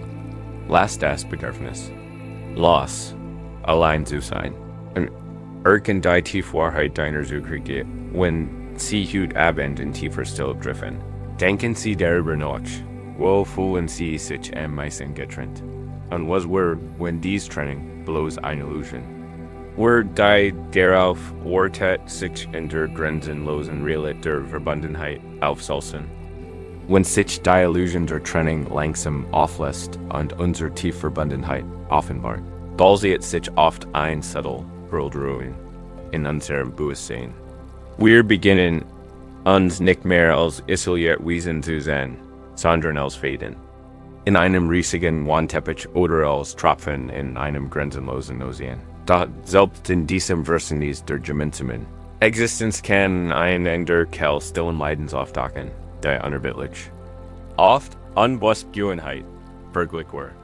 Betrachten Ander Faden im Wandteppich, unwünschen uns. Unsere Farbe Lichtender, unser Jubdichter. Wir beobachten Ander Tropfen am Fluss und fragen uns, ob Ries berauschender, form runder ist. Da ist es ständig vergleichen imitieren, sie imitieren Leistungen, ihrem Aussehen. Ihren Besiehungen oder ihrem vermeintlichen Glück, wird zu einer tiefen Kell selbstverschulden Schmerzes, trubt unser einzigartiges Lichten untergräbt. Unsere Fähigkeit zu echter Freude an unserer eigenen Entfaltung, stellen Sie sich einen ruhigen Wald wir, in dem uns Licht Boom sieht und zieht wachsen, an dem Sonnenlicht entgegenströmen. Unter ihnen stand ein praktisch alter Eik, tief verwurzelt und majestisch in ihrer Kraft, und daneben ein schlank und mutig Weide, deren Äste samt zum Boden hingen. Beide waren auf ihr Wiesschen und trugen auf einzigartig Wies. Zum lebendigen Ökosystem, der Walds bei. Dahin junger, frisch ausgetriebener Setzling begann, sich MIT ihr zu vergleichen. Bewundert der immens Hund, den kräftigen Stamm der Eik, und wünscht sich, auch sie kennt so hochhand und nächtig dem Wind trotzen. Were ich da nur ein Eik, suchst ihr, und versigt. Sehen sollten es die nach oben, zu zwingen und sehen sollten wir anzuspannen. Tiefers, du wachsen. Dan blickt auf die Weide, fasziniert von ihrer fliehenden Eleganz. Aber wie leicht soll ich ein Weide sein? Suniert ihr, und versigt, seinen Jungstamm nachzuhalten. Wegen. Da wird frustriert, als sein natürlich Niegang. Eigentlich nach oben, Gerichet war. Der Setzling verbrach sein Tiegi in ständiger innerer Unruhe. Schützt sein Eigenheit nicht, sein frischen grünen Blätter, seinen kräftigen Jungstamm, das einzigartige Muster seiner. Ensthändig rennt, Statusen war von dem, was nicht war, von dem, was ander Booms zu sein schien, versert. Konzentriert sich so sehr auf die vermeintlich Pracht der Eik und der Weide. Gas dasten Grand Sonnenlicht auf seinen Blättern. Die Reich die sein Wurzeln stützte, oder den sanften Tau, der seinen Durst lascht, nicht wahrnimmt. Vermisst sogar die kleinen, nützlichen Insekten, die sein einzigartig Rind als Zuhaus bezeichneten. Render sich bemüht, andere nachzuführen, verkümmerte, sein Wachstum wurde durch sein Selbstbewusstsein behindert. Sein Rind wurde stumpf, sein Blätter begannen sich zu krauseln, und empfand ein tiefes Gefühl der Unseligkeit. Der Wald, in seiner großen Weisheit, vertielt den Setzling nicht. Wuchs einfach weiter, jeder Baum verkörpert seine eigene Wahrheit. Es war nur der Innerkampf des Setzlings, sein unerbittlicher Vergleich, durch sein Leiden versetzt. Sendt sich danach, etwas anderes zu sein als das, was war, und vernachlässigt dabei das kostbare Geschenk seines eigenen Seins, seiner. Am bestimmten Form der Kampf dieses jungen Spraslings spiegelt eindringlich unsere eigene Tendenz wider. In die Wirklichkeit zu tappen. Wir konzentrieren uns oft so sehr auf das, was andere besitzen oder verkörpern, dass wir blind werden für den inneren Wert und die einzigartige Schönheit unserer eigenen Existenz. Die buddhistische Lehre von Mudita oder Mitgefühl und Freude bietet. Ein tiefreichenden Weg zur Befreiung von der Last des Vergleichens. Mudita ist die Praxis, sich aufrichtig über das Glück, gen Erfolg und das Glück anderer zu freuen, ohne Jede von Need oder Groll. Es ist das Gegenteil von Vergleichen und Verwandel unserer Reaktion auf die scheinbare Verbesserung. Eins anderen von einem schmerzhaften Gefühl, dem Mangels in ein umfassendes Gefühl gemeinsamer Freude. Wenn wir Mudita kultivieren, erkennen wir, dass das Licht eines anderen unserer Eigens nicht dient. Veel mehr erlugte is daiwel. En wir kennen uns in diesem gemeinsamen Glanzanen, betrachten Sie Ihr Leben jetzt nicht als ein Einzelries. Da Sie mit anderen vergleichen müssen, sondern als Theo von ein Kaleidoskop. In einem Kaleidoskop fügen sich alles klein. Einzigartige Stückchen farbigen Glases, jedes einzigartigen Formen farbigen. So unendlich vielfältigen und atemberaubend scheinen Mustern zusammen. Kein Glasstück versucht, wie ein anderes zu sein. Jedes trägt sein unverwechselbar Farbe und sein Funkeln. Hey, und Deichgenheit die Ganzen beruht auf dem harmonischen Zusammenspiel all dieser einzelnen Elemente. Wird sich ein Glasstück einem anderen vergleichen und sich wünschen, ist ein andere Farbe oder Form, oder das Gesamtmuster same Lebendigkeit verlieren. Ist der einzigartige Beitrag jedes einzelnen Stücks, der Daimiji. Da in unserer menschlichen Erfahrung vergessen wir oft, dass wir diese einzelnen, wesentlichen Teil des Kaleidoskops sind. Wir suchen uns ein Stück heraus und konzentrieren uns auf seinen vermeintlichen Makel. Oder ein anderes und wünschen uns. Wir halten dessen Brillanz und vergessen dabei, dass unser einzigartiger Beitrag das Gesamtmuster des Lebens so reich und dynamisch matcht. Der Schmerz des Vergleichens rührt oft von einer falschen Vorstellung von Wörter. Wir glauben unbewusst, dass es nur ein begrenzter Menschenerfolg, Glück oder Schönheit auf der Welt gibt und das. Wenn jemand anders mehr hat, weniger für uns übrig bleiben muss. Dies Nachweitsmentalität nicht rivalet und das ständige Gefühl, nicht genug zu sein. Da die Wahrheit ist, Freude ist keine begrenzte Ressource. Mitgefühl, Kreativität, Weisheit und Liebe sind grenzenlos. Wenn wir den Erfolg eines anderen aufrichtig feiern, verlieren wir nichts. Wir erweitern unsere Fähigkeit zur Freude und erleben das Gediehen des Lebens selbst. Das Leiden des Setzlings rührt von seinem Glauben her, dass wortvoll so sein, wie die Eich oder die Weide, anstatt ihren eigenen inhärenten Wort als einzigartiger Setzling zu erkennen. Mudita befreit uns von dieser engen Perspektive und öffnet unsere Herzen für die vielfältigen Möglichkeiten kollektiven Hands Mudita zu kultivieren.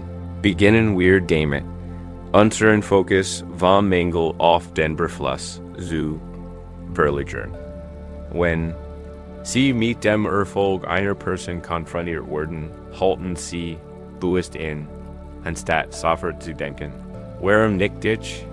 Oder Sie haben, was ich will. Etieren Sie tief durch. Dann entscheiden Sie sich bewusst für einen Gedenken. Aufrichtiger Glückwunsch. Mir Ihr Glück anhalten.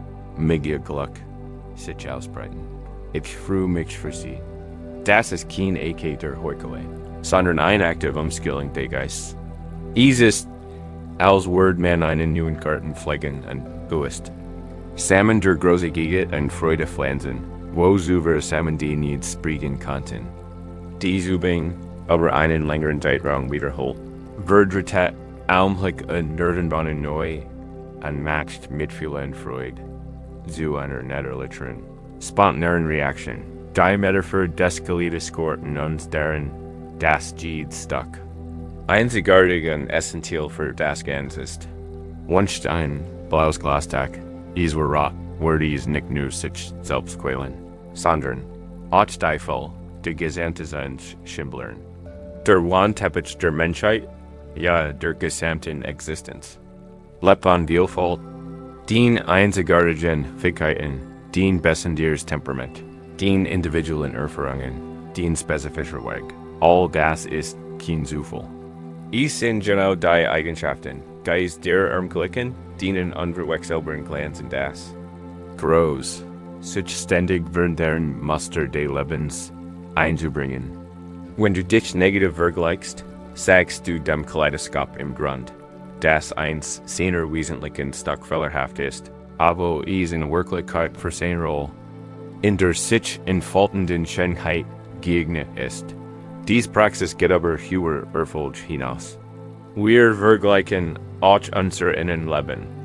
Wir sind vielleicht jemanden, der gelassen wirkt, und wünschen uns, unser Geist wird genauso ruhig.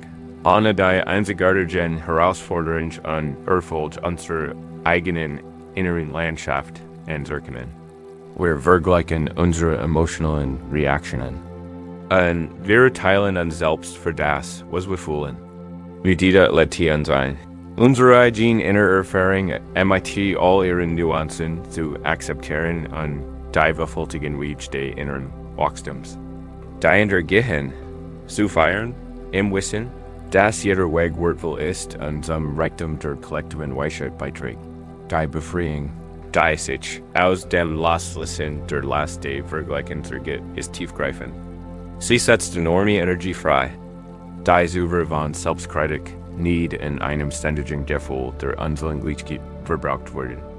Wenn sie offern, danach streben, jemanden zu sein, haben sie endlich die Energie, wirklich sie selbst zu sein, ihr einzigartigen Stärken zu fördern und auf ihr eigenen authentischen Weise zu erblühen.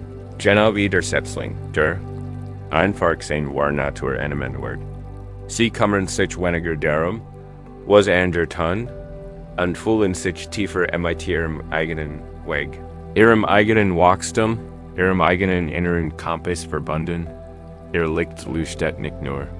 Ihr strahlt, nachschauen, unbelastet von dem Bedürfnis, sich mit anderen zu vergleichen. Das heißt nicht, dass wir uns nicht mehr von anderen inspirieren lassen. Im Gegenteil, wenn wir Medita praktizieren, können wir aus den Erfolgen anderer echt Inspiration finden, ohne dass uns nicht aufkommt.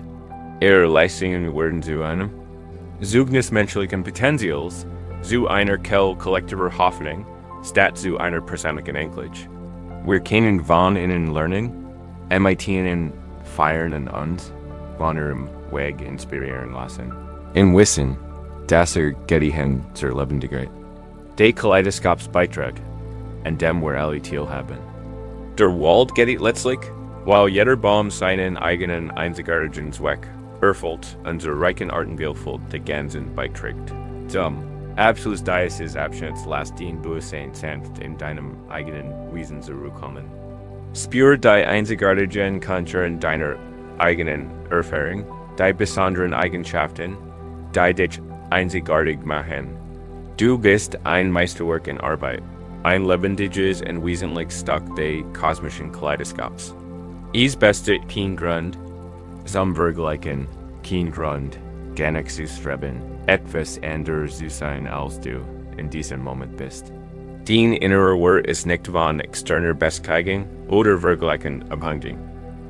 Ist eine unbestreitbare Wahrheit, die in dir wohnt und darauf wartet, wirkend und gefährdet zu werden. Atmen sanft und tief ein und lassen dein ganzes Wesen erfüllen. Und beim Atmen stell dir vor, wie du den anhaltenden Drang, dich mit anderen zu vergleichen und das Gefühl, nicht genug zu sein, loslässt. Stell dir stattdessen vor, du wirst ein strahlendes, einzigartiges Stückglas in einem wunderschönen Kaleidoskop, das den einzigartiges Licht ausstrahlt und perfekt zum großen, sich ständig verändernden Design beiträgt.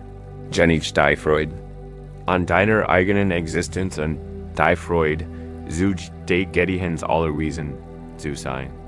Wenn du tiefer in die Still abdriftest, denk darüber nach, welches einzigartig Licht trübt du, wenn du dich mit anderen vergleichst, und welch tief. Freude erwartet dich, wenn du dich einfach so strahlen lässt, wie du wirklich bist. Wenn sich die schillernden, einzigartigen Muster des Kaleidoskops offenbrennen, und wir beginnen, die Last der Vergleichs unserer einzigartigen Brillanz mit anderen loszulassen. Instead eine neue, oft bäuerigen Landschaft, die weit ausdehnung. Die Unbekanntes ist der Raum jenseits unserer Plein, unserer Komfortzonen und jenseits der vertrauten Kontraindessen, was wir zu verstehen glauben.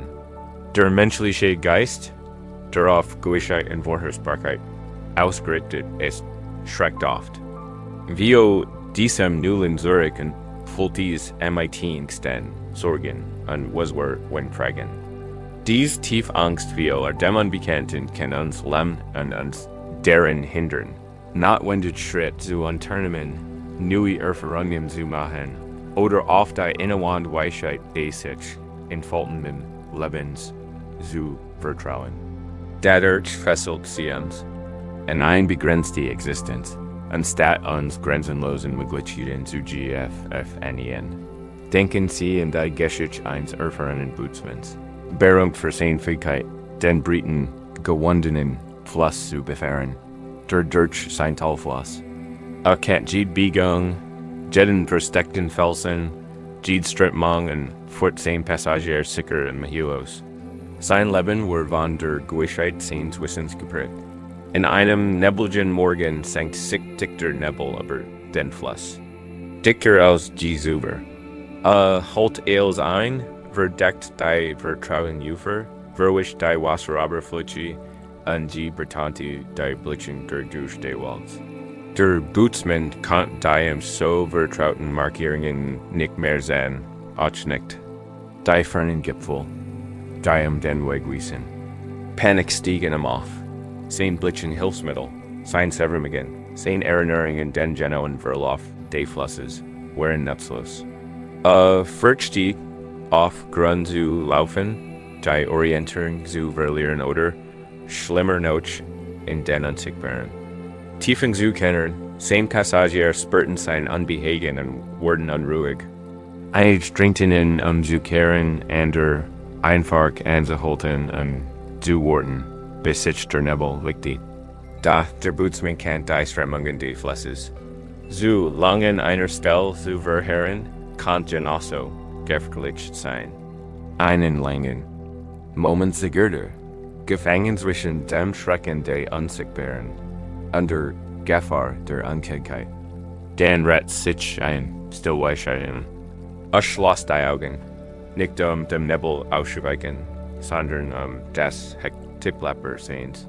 Geist zu beruhigen. Legt die Hand fest auf die Rudderpin und spürt die subtilen Bewegungen dem Rumpf. Lauscht nicht den ängstlichen Stimmen, sondern dem sanften Plätschern des Wassers gegen sein Boot, dem kaum warmen Summen des unerfreulichen Flusses.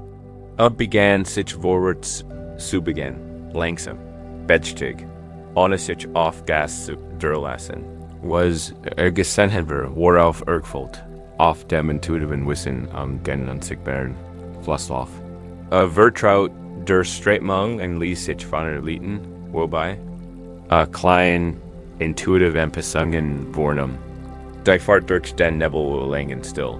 Da MIT weit legte sich der Nebel und gab den Blick auf die vertrauten Ufer frei, die sie schläglich sicher in Seelfutten. Der Bootsmann war verwundert und erkannt.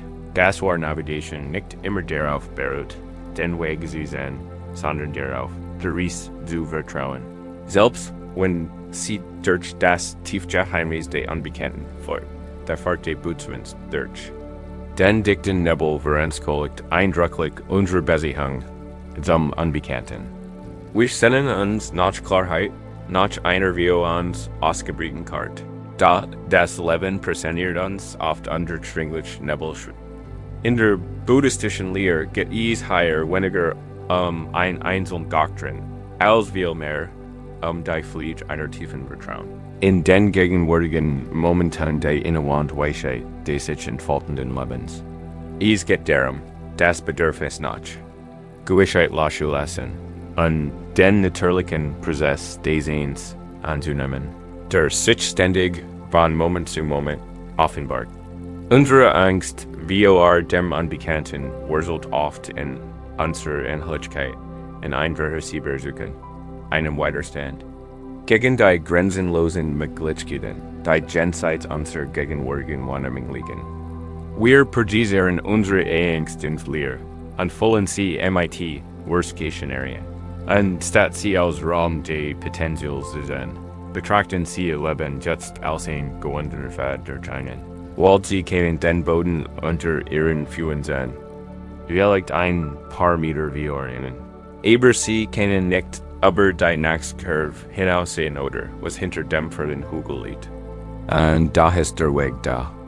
Ihr Angst wie dem Unbekannten ist oft die Angst wie der unsichtbaren Curve. Die Beklemmenheit wie der verborgenen Landschaft jenseits ihres unmittelbaren Blickfelds. Wir wünschen uns ein klar, gerade Strage, heller leuchtet auf der Alley. Hindernis deutlich gekennzeichnet sind. Aber das Leben bietet selten ein solch für sie Berries. Stattdessen lädt es uns ein, müdiges Gehen, einen Schritt nach dem anderen, im Vertrauen darauf, dass der Weg immer unter unseren Füßen erscheint, auch wenn wir nicht weit in die Ferne sehen können. Dies Angst rührt von einem tief verwurzelten Kontrollbedürfnis her, das, wie wir bereits besprochen haben, oft eine Illusion ist. Dies allgegenwärtige Angst manifestiert sich auf uns Leidarten. Sie sieht sich im Zweigern. Ein neues Projekt. Zu beginnen, weil dessen Erfolg nicht garantiert ist. Sie sieht sich in der Angst wie einer Diagnose, in der Fixierung auf alle möglichen negativen Folgen, an das Gesamtbild zu kennen. Sie sieht sich in der Zurückhaltung, ein bequem, aber unerfüllte Situation zu verlassen, weil die Alternative nullend ist. Sie sieht sich in der Sorge darüber, was andere denken, weil ihre Reaktionen unvorstellbar sind. Diese Angst hält uns klein, gefangen in den Grenzen der Bekannten und hindert uns daran, den Reichtum und das Wachstum zu erleben, die oft direkt hinter unseren vermeintlichen Grenzen liegen. Wir errichten mentale Festungen gegen die Unsicherheit, nur uns dann in ihren Mauern gefangen, die Weiche der Reges des Vertrauens embrüsten nicht. Das wir das Unbekannt nicht kontrollieren können, aber dürfen wir kennen. Unsere Reaktion darauf kontrollieren. Wir können wollen, ob wir im IT Angst und Widerstand oder MIT in müdiger Präsenz begegnen. Der Bootsman entschied sich in seinem Moment tiefer Unsicherheit für Letzteres. Lügt nicht den Nebel, nicht. Erkennt sein Anwesenheit und Gott den verlegert Seitenfokus von dem, was erkennt hier spürt das Ruder, das Boot, Geistboot, die Strudung. Vertraut der natürlichen Strömung des Flusses, aber liu sich seiner. Führungen blieb gleichzeitig aktiv in seiner Navigation. Das ist die Essenz des sich in das Injuries Lenkens. Es geht nicht blinding Optimismus, sondern aktives Vertrauen und Axim Auseinandersetzung MIT sich entfaltenden Gegenwart. Dieses Vertrauen zu entwickeln, beginnen wir damit, unser inhärentes Unbehagen MIT-Heit anzuerkennen. Und du dieses in einem Magen spürst, dieses Herzrasen, dieses Resende, was wir wenn, Gedenken, halten, Message dir einfach. Hier ist die Angst wie dem Unbekannten. Dieses Anerkennen, ohne zu werden, schafft ein wenig. Raum zwischen dir und der Angst, du bist nicht die Angst. Du bist der sie beobachtet. Lenk dann die Aufmerksamkeit sanft auf den unmittelbaren Sinnessurfern. Spür den Fühl auf dem Boden, die Kleidung auf deiner Haut, das Gergusch deines eigenen Atems. Veranker dich in der unbestreitbaren Realität des gegenwärtigen Augenblicks, dem einzigen Ort, an dem Gewissheit herrscht, die Metapher. So ein Gewunderfad durch einen Wald ist hier besonders eindringlich, weil es die Notwendigkeit unterstreicht. Schritt für Schritt durchsuchen. Auf einem verschlungenen Weg ist es Blick an Ermüden, das und Vorausschüssen. Man kann sich nur auf den nächsten Schritt konzentrieren und entschlossen und bewusst ausführen. Der Weg selbst offenbart sich, worin man geht. Nicht verholt sich im Leben. Angesichts einer unbekannten Zukunft sind wir aufgefordert, uns auf die nächstgeschickt Handlung, die nächst bewusste Entscheidung, den nächsten Atemzug zu konzentrieren. Jeder Gecken Gemeister gegenwärtig Moment Words grundlich für den Nächsten, und offenbart notch den Weg nach vorn. Selbst wenn wir die Ries nie ganz im Voraus sehen. Das stärkt unsere Widerstand begann die Stillsübersicht. Eelsmeistern zu kennen. Was Keo die dieses Vertrauen in das Unbekannt ist auch engem der buddhistischen Lehre verbunden. Vergänglichkeit. Annika, das wird bereits angesprochen. Haben, wenn sich Eels ständig verändert, ist Gewissheit eine Illusion.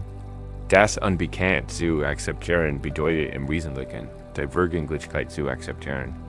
Es bedeutet zu verstehen, dass feste Ergebnisse selten möglich sind und dass das Leben von Natur aus flieht und sich entwickelt. Wenn wir uns diesem natürlichen Fluss anschließen, anstatt ängstlich zu widerstehen, erfahren wir ein tiefes Gefühl der Leichtigkeit. Wir hängen weniger in bestimmten Ergebnissen und sind mehr auf den Prozess des Lebens selbst eingestellt. Überlegen Sie, wie viel Energie Sie damit verschwenden, sich über zu konzentrieren Sorgen zu machen, die nie eintreten oder endlos für Eventualitäten zu planen, die wir nie eintreten. Diese mentale Energie, die in der Angst wie dem Unbekannten steckt, kann oft das Bewusstsein für den gegenwärtigen Moment aufkreativ oder einfach auf das Teenager durch Genheit des Geschehens angelenkt werden, ist als der Bootsmann. Sich nicht mehr auf sein Severmigen verliert, erlangt eine tiefe Verbindung zu seiner Intuition an dem lebendigen Puls des Flusses. Seine Erfahrung lehren, dass es Formen des Wissens jenseits des intellektuellen Verständnisses und Formen der Sicherheit jenseits absoluter Kontrolle gibt. Die Freiheit, die sich aus der Befreiung von der Angst wie dem Unbekannten ergibt, ist wahrhaft umfassend. Es ist, als würde man aus der Schoren, erst den Deck der Sorgen heraustreten und in die frisch, klare Luft grenzenloser Möglichkeiten eintauchen.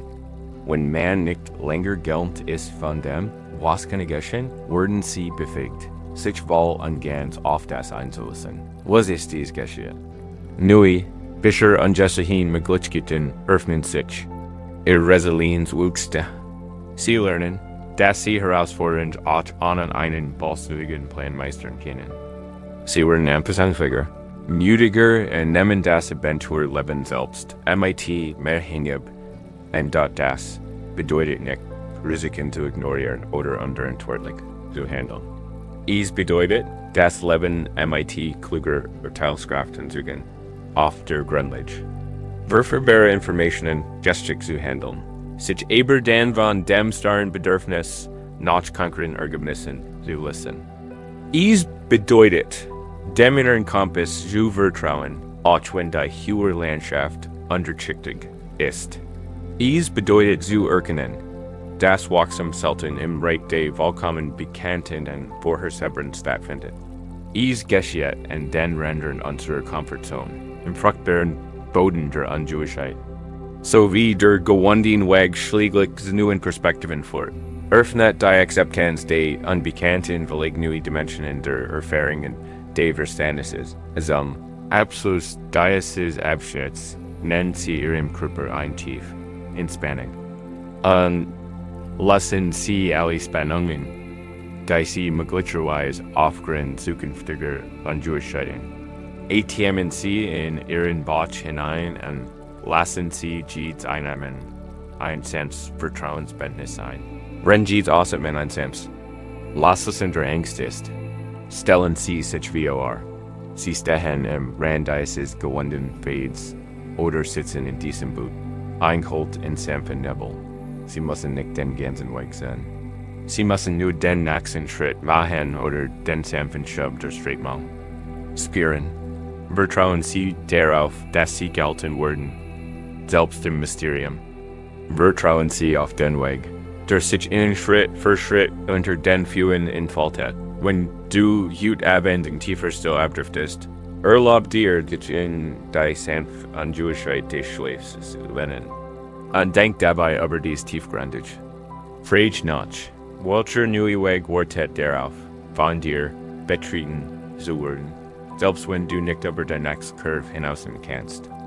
Wenn wir den goenden Pfad durch den Nebel beschreiten, lernen, der unsichtbaren Ries zu vertrauen, an die innewand Weisheit, die sich entfaltenden Lebens anzunehmen. Entdecken wir oft ein tief Leichtigkeit, die durch das Lassen entsteht.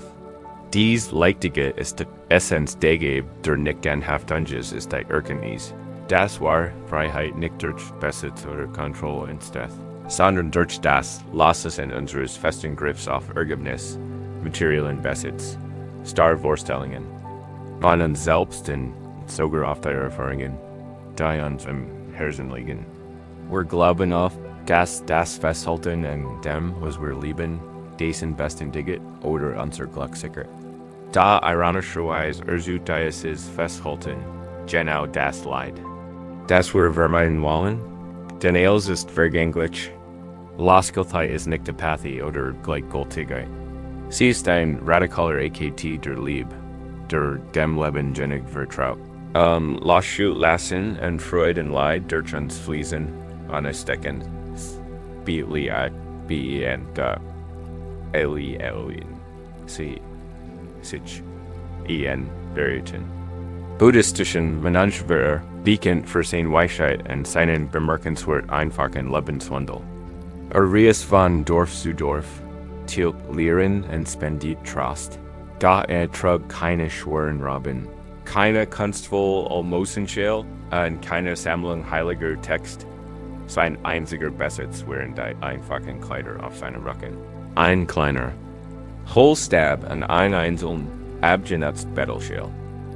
Kam in einem Dorf und blieb nur so lange, wie es wirklich nicht war, und setzte dann mit stillen Verbeugung der Dankbarkeit 10 Ries fort.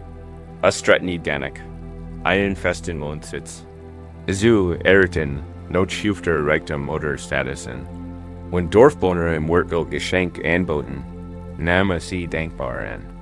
Da, wenn sie nicht so verbracht oder nicht in Jemanden weitergeben konnte, der sie dringender bracht.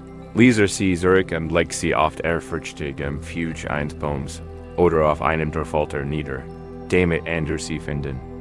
K. Onenten da eines Tages bat ein reicher Kaufmann, beeindruckt von der gelassenen Haltung der Monks, einen prächtigen Julenbesitzes in der Hoffnung, a Wort dessen spirituellen Status ehren. Der Mensch nahm milden Lächeln an und denkt dem Kaufmann beschwinglich. Da, am nächsten Morgen, als der Mensch sich zur Bries bereit macht, beobachtete der Kaufmann ungläubig, wie der Mensch den Julenbesitzen Stab sorgfältig am Dorfbrunnen erblickt, den man jeder nehmen kann.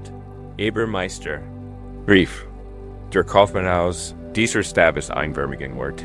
Wie kennt ihr ihn einfach zurücklassen, weil nicht wollens? Der Mensch drehte sich seine Augen voller rachigem Verständnis. Mein lieber Freund, antwortete ist ein wunderschönes Geschenk, und ich bin dankbar für Ihr große Giget. Aber mein Ziel ist bleibt und unbeschwert zu reisen. Etwas so Kostbares sich zu tragen, selbst wenn ich Trost spende, wird auch die Sorge seinen Schutz. Die Angst wie seine Verlust und den Wunsch, es weiterhin zu besitzen, bedeuten. Dies Ding wiegen schwerer als jedes Jewel. Ich besitze nichts und habe daher auch keine Angst, etwas zu verlieren. Mein wahrer Reichtum ist meine Freiheit. Der Kaufmann, zunächst verwirrt, begriff langsam die Tiefweisheit in der Handlung der Monks. Das Herz der Monks Würschgenheit und große Giget nicht lassen. Doch seine Freiheit stand über allen. Verstand, das wahre Wort nicht im Besitz liegt, sondern in der Erfahrung des Lebens selbst. Unbelastet von Anhaftungen. Die Mihilos Freigebe selbst eins großartigen Gerstießen. Mensch veranschaulicht perfekt die befreiend. Kraft von Anhaftunges geht nicht darum, die guten Dinge im Leben zu entbehren oder abzulehnen, sondern sie leicht zu halten und Vergänglichkeit zu verstehen. Die buddhistische Lehre von der Leidenschaftslosgelöstheit heftig. Word oft als Apathie oder Gleichgültigkeit missverstanden, ist aber genau das Gegenteil. Viragia ist eine Tiefform der Freiheit, die entsteht, wenn man die denkt. So sieht wie sie wirklich sind, vergänglich, sich-ständig, wandernd und letztlich, jenseits unserer dauerhaften Reichweite. Dies ist eine scharfsinnige Weisheit, die erkennt, dass das Festhalten und angenehm zu leid fort, wenn es sich unweigerlich verändert. Und das auch weiterstehen gegen unangenehmes Leid wirkt. Losgelöstheit ist die innere Freiheit, die es uns ermöglicht, uns voll und ganz auf das Leben einzulassen, tief zu lieben und sie leidenschaftlich zu verfolgen, ohne das Verzweifelt-Verlangen nach bestimmten Ergebnissen oder die Angst vor unvermeidlichem Verlust. Es bedeutet, bei allem, was auftaucht, präsent zu sein und es loszulassen, wenn Zeit vorbei ist, nicht wie ein Tänzer, der sich fließend bewegt und nie so lange in einer einzigen Pose verharrt, betrachten wir nun die Metaphor von ein. Verlänzt Blatt im Herbst, klammert sich ein Blatt leuchtend grün in seiner Nast und schöpft daraus Nahrung. Da mit dem Wechsel der Jahreszeiten beginnt ein natürlicher Prozess. Das Blatt wandert in mutig seine Farbe, lockert allmählich seinen Halt und alles sich dann mit Tielisser hingebaum, Ast und Schwett sand zu Boden. Es kämpft nicht gegen den Winden. Es wird sich nicht verzweifelt, sich wieder festzuklimmern. Es schließt seinen Kreislauf immer tiefer Akzeptanz und gibt schließlich seinen Stoff in die Erde zurück, neues Leben zu führen. Der Baum trauert nicht das fallende Blatt. Versteht diesen natürlichen Kreislauf wissend, dass seine Gesundheit und sein weiteres Wachstum genau von diesem Loslassen abhängen. Unsere Anhaftungen sind oft wie dieses Blatt. Sie klammern sich selbst in der Jahresheit des Wandels fest. Und wir sicken Anteigen kämpfen Schmerz. Loslassen bedeutet, zu lernen, wie das fallende Blatt zu sein. Den natürlichen Zyklen des Lebens zu vertrauen und unseren Griff zum Richtigen zu lassen. Im Wissen, dass dieses Loslassen neues Wachstum und neue Vitalität ermöglicht. Wow. In ihrem Leben spüren sie dieses Festhalten. Diesen Widerstand gegen das Loslassen ist es die Anhaftung und Einbestimmt Identität. Ich bin nur erfolgreich, wenn ich diesen Job habe, oder ich werde nur geliebt, wenn ich so bin. Wie ehrlich das ist die Anhaftung, Besitztümer, die Angst, sie zu verlieren.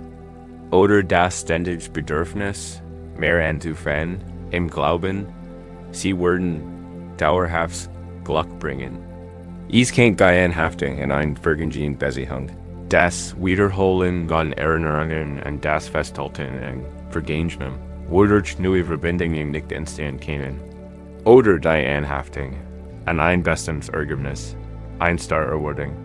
Wie sich ihr Leben entwickeln sollte, die uns Leid verursacht, wenn sie davon abweicht. Selbst die Anhaftung, ein angenehm Gefühl, kann ein Teil des Leidens sein. Da wir ihnen unerbittlich nachjagen, aus Angst vor ihrem natürlichen Offen, die dieser Anhaftungen. Egal wie subtle, bildet eine Unsichtbarkeit die uns etwas Vergängliches bindet und uns anfällig für Enttäuschungen macht. Wenn es sich unweigerlich verändert oder verschwindet, die Praxis der Nicht-Anhaftung bedeutet nicht, dass wir emotionslos oder gleichgültig wurden.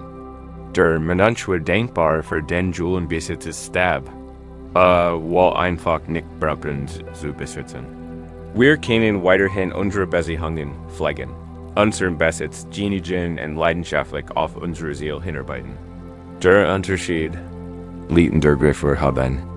Halten wir mit offener Hand fest, bereit zu empfangen und loszulassen, wenn sich das Leben entfaltet. Oder mit geballter Faust, verzweifelt, versuchen, das von Natur aus unkontrollierbar zu kontrollieren. Beragia, Elation sein, diese Haltung zu kultivieren und zu verstehen.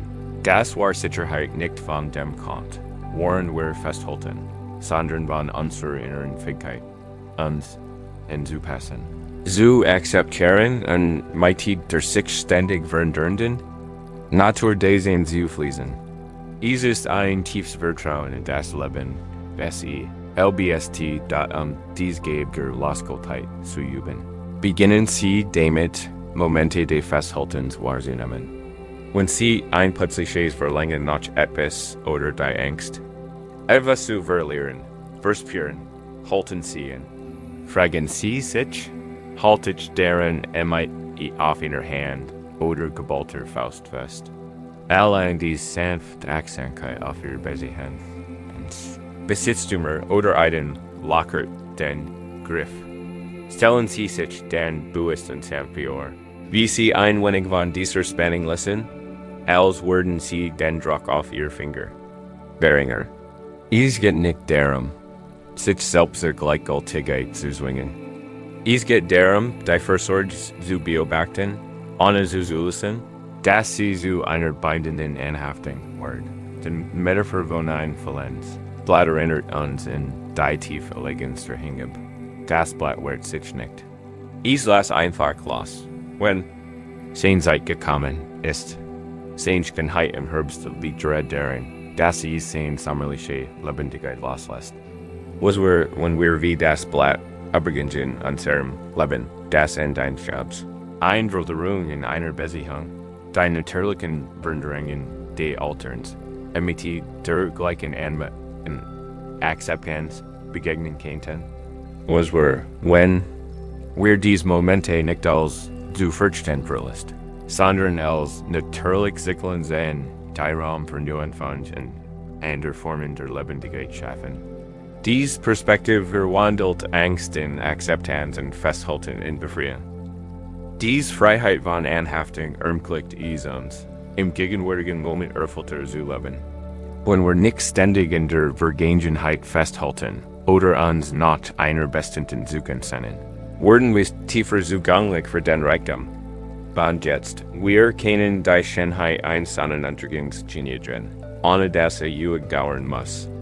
Wir können einen Menschen innig lieben, ohne dass all unsere Erwartungen erfüllen oder bleiben muss.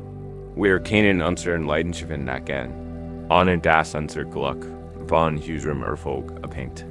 Das ist Bewusstsein für.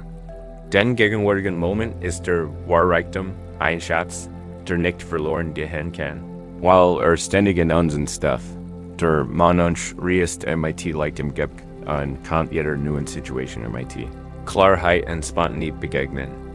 Aber wieder von der Vergangenheit belastet, nicht von der Zukunft beunruhigt. Seine Interaktion wären rein, frei von persönlichem Gewinn oder Verlustangst. Diese Tieffreiheit, die durch Losgelöstheit erlangt, ermöglicht es ihm ganz präsent, mitfühlend und in seiner Bestimmung wohlwirksam zu sein. Sein Mängel im persönlichen Besitz wird kein Zeichen von Armut, sondern von immensem inneren Reichtum, einem unbeschwerten Herzen, das offen war für die Weite Lebens. Der Gabe der Loslösung ist wie ein der herausfordernden Eber. Auch lohnt es den Bangen auf dem spirituellen Weg. Sie fordert uns auf, uns unseren tiefsten, verlustigsten und tief verursachten Kontrollen zu stellen. Da mit jedem kleinen Ecke die Loslösens, und mit jedem Moment bewusster befreien. Werfen wir ein Schicht Leid ab und erkennen unsere uns in eine Freiheit tiefer. Es ist wie beim Bergstiegen. Jedes Stück Anteigen Ballasts, das wir abwerfen, erleichtert den Aufstieg und ermöglicht es uns, schließlich mit dem Schritt und auf einem Herzen den Gipfel zu erreichen, bereit für die Weite Aussicht. Zum Abschluss dieses Abschnitts entspannen Sie Ihren Körper vollständig. Spüren Sie, für das Gewicht Ihrer Glieder in die Oberfläche sinkt. Stellen Sie sich Ihr Handgelenk offen und weich und lassen Sie jedes an Bus festhalten. Denken Sie und die wunderbare Mihilos hingeb eins verlenden Platz. Keinen. Sie sich in diesem Moment erlauben, wie dieses Blatt zu sein. Ihr Leben leicht zu halten. Die natürlichen Zyklen der Wilderung entzunehmen und Frieden in der tiefen Weisheit des Loslassens zu finden. Dies ist kein Abschied von dem, was Sie lieben, sondern eine Definition ihrer Beziehung zu ihm. Von verzweifeltem Festhalten zu grenzenloser, bedingungsloser Liebe, die eels so sein lässt, wie es ist, die da ihnen sie hüt ebend und tiefer still. Abdriften, denken Sie darüber nach, woran halten Sie fest, das bereit ist, losgelassen zu werden, und welches neue Gefühl grenzenloser Freiheit erwartet Sie, wenn Sie sich erlauben, wie gasfallende Blatt zu sein. Wenn wir das Geschenk der nicht anhaftung annehmen und dem Leben erlauben, leichter zu fließen, stellt sich uns oft eine neue Herausforderung, nicht durch schuhe Kraft, sondern aus den Grenzen unseres eigenen Geistes, die losen sich. Wenn du Fade darüber denken dies ist die geistige Erschwing, die durch ständiges Grübeln entsteht, durch die Analyse jeder vergangenen Interaktion, das Zerlegen jeder zukünftigen Möglichkeit und das Wiederholen jedes Gesprächs. Unser Verstand, aber ein mögliches Werkzeug, kann zu einem unerbittlichen Sackmeister werden, der uns in einem komplexe Gedankenlebenfängen heilt und uns daran hindert, wirklich präsent zu sein, Frieden zu finden oder einen klaren Weg nach vorn zu sein.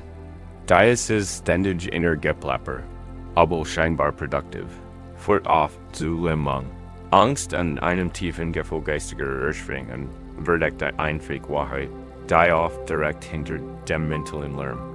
Legt.denken Lehren die Geschichte eines flaggenden Schülers, der die verschlungenen Fade eines berühmten Zen-Gartensmeistern alt. Der Garten war für seine tiefe Einfachheit bekannt. Daher sein wahres Wesen offenbart sich eigentlich nur denen, die seinen gewundenen Steinfade MIT-gem Geist beschritten. Der Schüler, begierig auf Erkenntnis, verbracht Stunden damit, Karten de Garten zu studieren und sich jede Anordnung von Steinen und Moos einzubringen.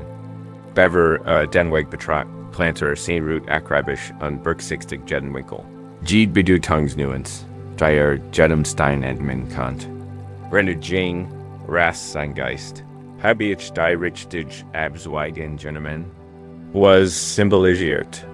Dieser Stein ist dies der effektivste Weg zur Erlichtung.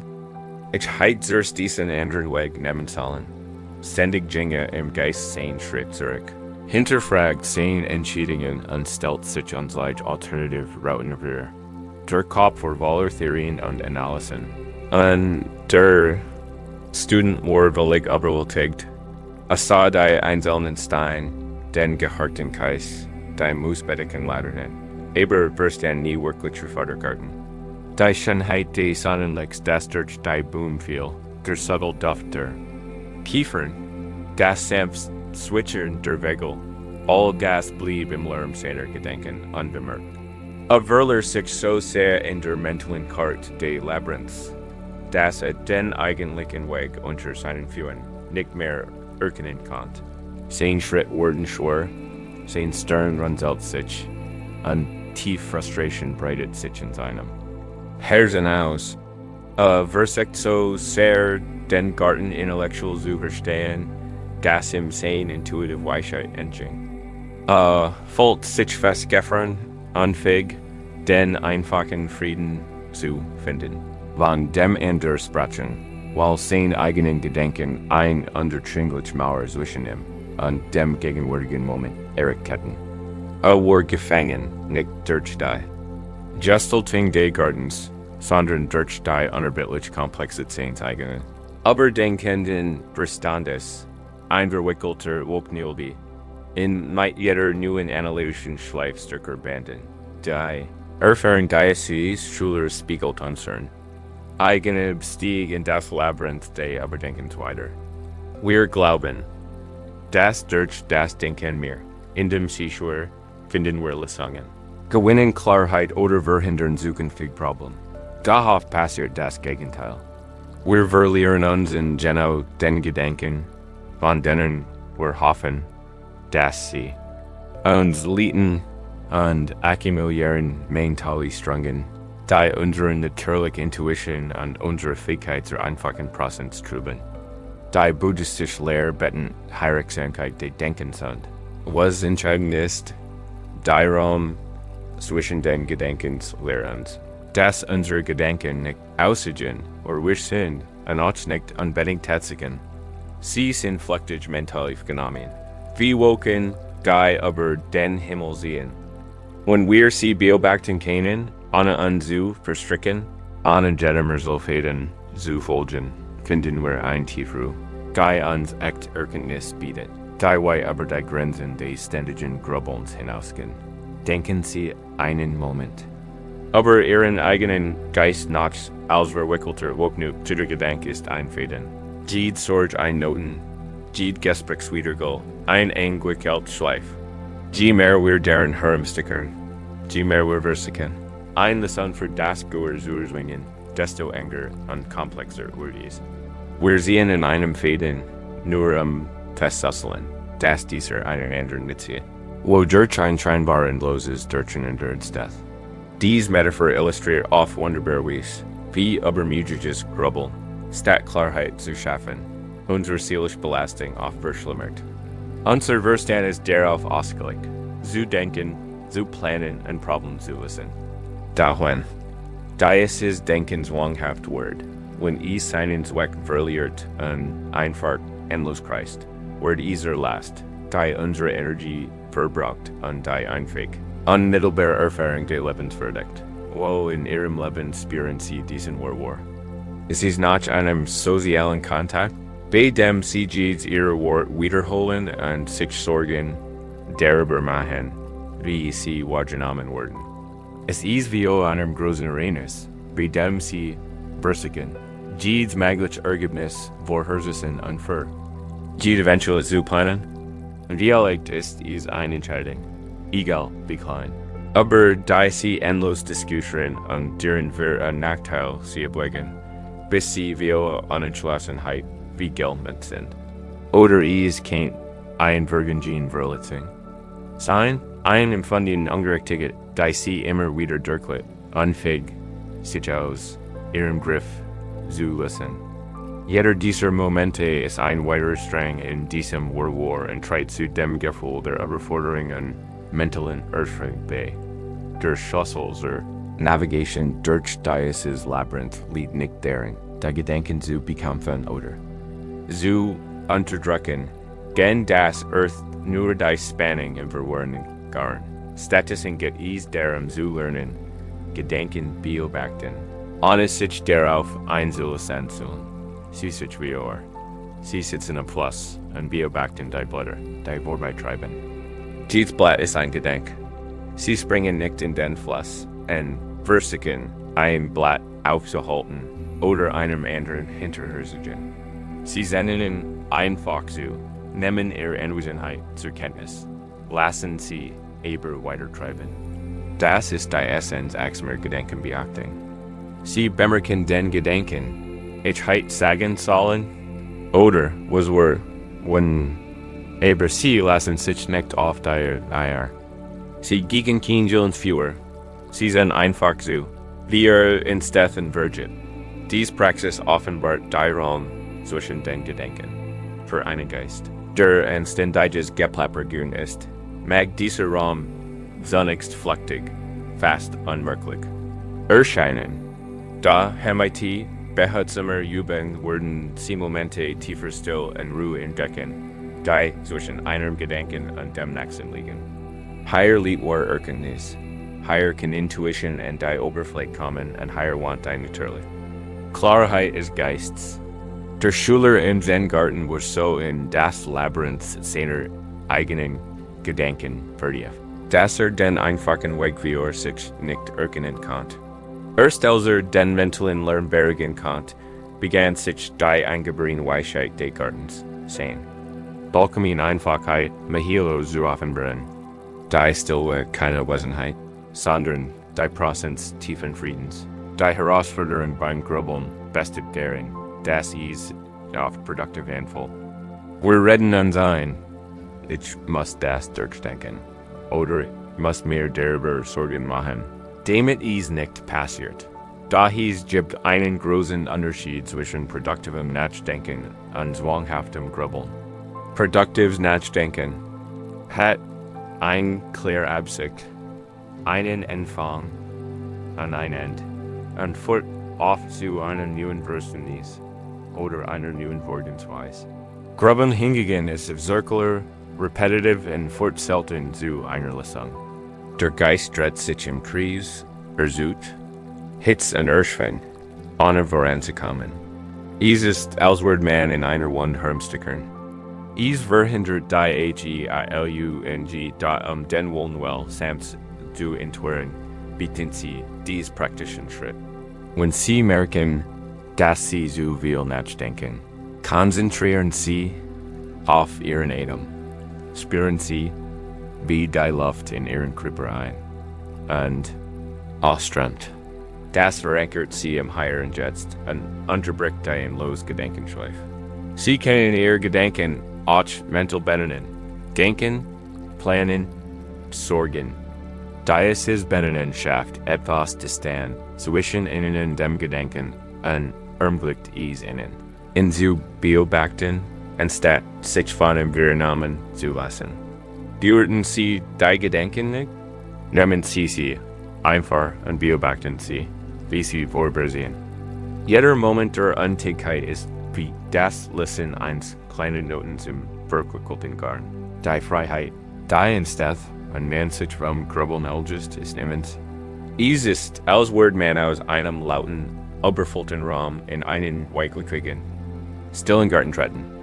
Die geistige Ursprung erlöst sich auf und wird durch ein Gefühl von Klarheit und inneren Frieden ersetzt. Ihre Intuition, die über im Gedankensplapper unterging, tritt MIT größere Kraft zu dich.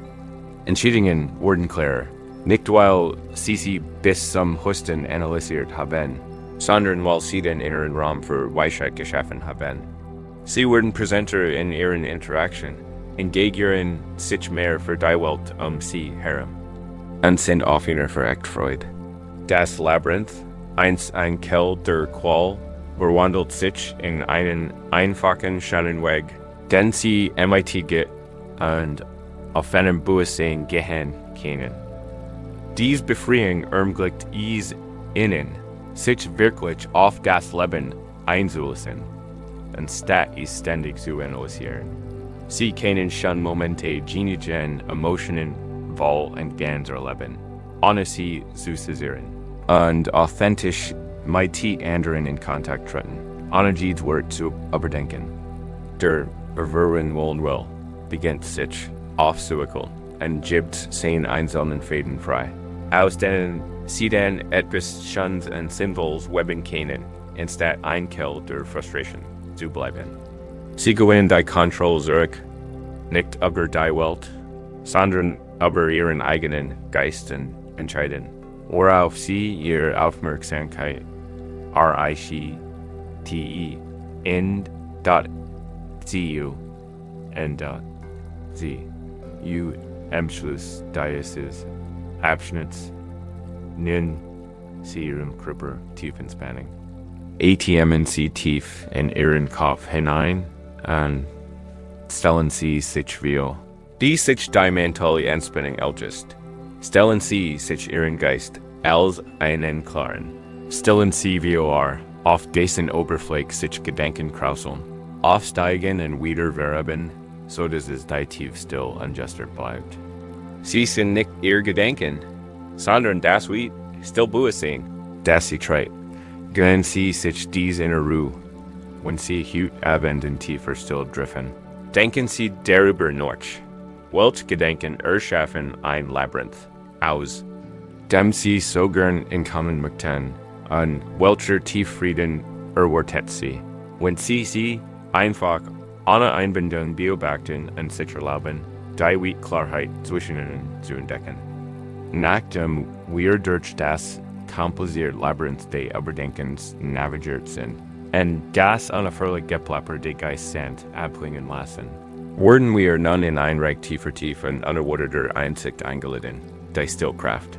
Abanschwägenes geht nicht nur die Bosenheit, von unserem Lärm, sondern die Kultivierung innerer Still. Ein bewusst Abkehr vom Lärm der Welt und den unerfreulichen Anforderungen unserer eigenen Gedanken in unserem Hypervernetzen. Ständig stimulierten Leben kann war still schwer fassbar, ja, sogar beunruhigend sein. Doch gerade in diesen Momenten tiefer Still tauchen oft unsere tiefsten Wahrheiten auf, Heilung in Wurzeln schlagen, an ein Tiefweisheit, die oft im Lärm unterricht, kann endlich Gehör finden. Die Weisheit der Still ist ein Zufluchtsort. Ein fruchtbarer Boden für Tief-Selbstfindung. Denken wir an die Geschichte eines alten Weisen, der in einer kleinen Einsiedlung in einem abgelegenen Berggang lebt. Menschen waren nah an fern Riesten und seiner Rat zu suchen, den Respekt nur wenig wert, da jedes Einzelne war von immenser Klarheit und Kraft. Und Zustand, belastet von komplexen Problemen und hektischen Gedanken, zu entkommen, gab. Derwies oft nicht sofort Rat. Status in Letter sie ein, mit ihm schweigen, manchmal stundenlang, in einem stillen Bergheik zu sitzen. 3 Sekunden, ein ständig Gespräch dient und oft der Suchen nach sofortigen Antworten wandern sich. Zunächst Gedanken rasten, ungettelt stieg. Sie setzen sich danach, dass der Wiesprach in ihnen ein schnelle Song anbot, renn die Stunden in ununterbrochener Stillvirginen. Nur das Bliesrascheln der Blätter oder der Fernruf eines Vogels begann sich etwas Tiefgründiges in zu wandern. Die hektische Energie ihres Geistes ließ allmählich nach. Die Schichten ihrer Sorgen, Angst und unerfreulichen Fragen begannen sich abzusetzen. Nicht wie Nebel, der sich vom Teig lichtet. In dieser tiefen Still ohne Lenkung durch hohe Rays oder die notwendige, ihr Problem zu artikulieren, wären die Antworten, die sie sagten, oft einfach anstelle ihrem eigenen Herzen. Sie erlebten plötzliche Klarheit, Tiefeinsicht, oder ein stilles Wissen, das schon immer da gewesen war, nur vom Lärm überdeckt. Wenn der Wies schläglich sprach, wenn überhaupt sprach, bestätigen sein Wort oft nur die Wahrheit, die sie bereits in ihrer eigenen Still entdeckt hatten. Der Stillteig, der den Himmel perfekt widerspiegelt, war leer und offenbart, dass die Wahrheit wie der Himmel immer gegenwärtig ist. Aber still bracht, klar erkannt zu werden. Der Wies verstehen, das war Weisheit nicht desproken. Wurde sie. Aber walkt hinter halbis durch die Tiefkraft der Still. Die Praxis dieses Weisen erhält auf wunderbar. Wies die Weisheit der Still, wir leben in einer Welt, die unständig Gazu anhält. Die Lehre zu vollen, MIT, Lärm, MIT Informationen. Wir fürchten Lehre und setzen sie MIT-Einsamkeit oder Bedeutungslosigkeit gleich. Doch wahr Still ist keine Wesenheit. Sie ist ein Tiefrassens, ein Gift, in dem Klarheit entstehen kann.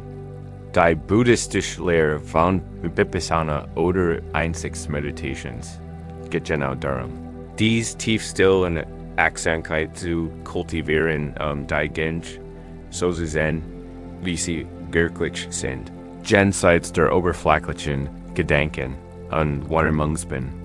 Es geht darum, die Fähigkeit zu entwickeln, Vergnami, Empfindungen, Emotionen, Gedanken, ohne Urteil oder Reaktion zu beobachten, zu ihrer wahren Natur verzudringen und ihre Wirklichkeit und Verbundenheit zu entdecken. Dies Erkenntnis entsteht oft nicht aus intellektueller Anstrengung, sondern aus tiefer, stiller Beobachtung. Denken Sie in die Metaphor von ein stiller Teig, in dem sich der Himmel spiegelt. Wenn der Teig durch Wind oder Heiningwerfen stein, aufgeht wird sein Oberfläche aufgeht an die Spiegelung, ist fragmentiert, verzerrt oder fällt ganz. Wir kennen das Klärbild des Himmels der Wolken oder der ungebenden Boom nicht sehen. Unser Geist ist oft wie dieser auch. Teig, ständig aufgeholt durch den Wind der Gedanken, Gefühl und ihren Ebelenken. Da, wenn der Teig vollkommen still wird, wird sein Oberfläche zu einem makellosen Spiegel, der die Weite und Klarheit des Himmels darüber perfekt widerspiegelt. Diese Spiegelung wird nicht vom Teig geschaffen. Sie wird einfach durch sein, still offenbart. Ebenso ist die Weisheit in uns, die Klarheit unserer wahren Natur, nichts, was wir erschaffen. Sie ist immer gegenwärtig und wartet darauf, enthalten zu werden, wenn sich die Aufregung unseres Geistes in tiefer Stille. Wo in ihrem Leben streben sie sich gegen dies still? Ist dies die Angst wie unangenehmen Gefühlen, die in der Stillaufkommen tenten? Ist dies das Bedürfnis nach ständiger Stimulation? Jeden Moment imitiger Guschen oder aktiviert zu wollen? Der Glaube, nur durch ständig höher Einfluss lernen oder wachsen zu können? Dialekt verbinden sie still mit Lingua oder Einsamkeit. Das in White Widerstand, Echos einer Welt, die uns auflehrt, wie der still zu fliehen. Dort gerade in diesen Momenten der Still kann unser Nervensystem wirklich zur Ruhe kommen. Unsere kreativen Lösungen und die Oberfläche kommen an unsere tiefste Intuition endlich finden. Die Weisheit der Still bestet nicht. Darin, der Welt zu entfliehen, sondern darin, authentischer und effektiver imitieren. Wenn wir regelmäßig diese innere Kälte der Ruhe handeln, finden wir neue Ruhe und Klarheit in unseren Handlungen, Entscheidungen und Interaktionen. Wir reagieren weniger reaktiv, sind kritischer und verbinden uns tiefer mit unseren Ressourcen. Wie der Weiss lernen wir, dass die tiefgründigsten Antworten manchmal nicht durch Verzweifelt suchen, sondern durch geduldiges Lauschen auf die Liedstimme in unserem Inneren gefunden wurden. Die Weisheit der Still in den Leben zu holen, beginnen mit bewussten Pausen. Is erfordert nicht gleich stundenlanges Meditieren. Find im Lauf der Tagsmomente, in denen du dich bewusst für die Still entschiedest, anstatt in einem freien Moment sofort zum Telefon zu greifen.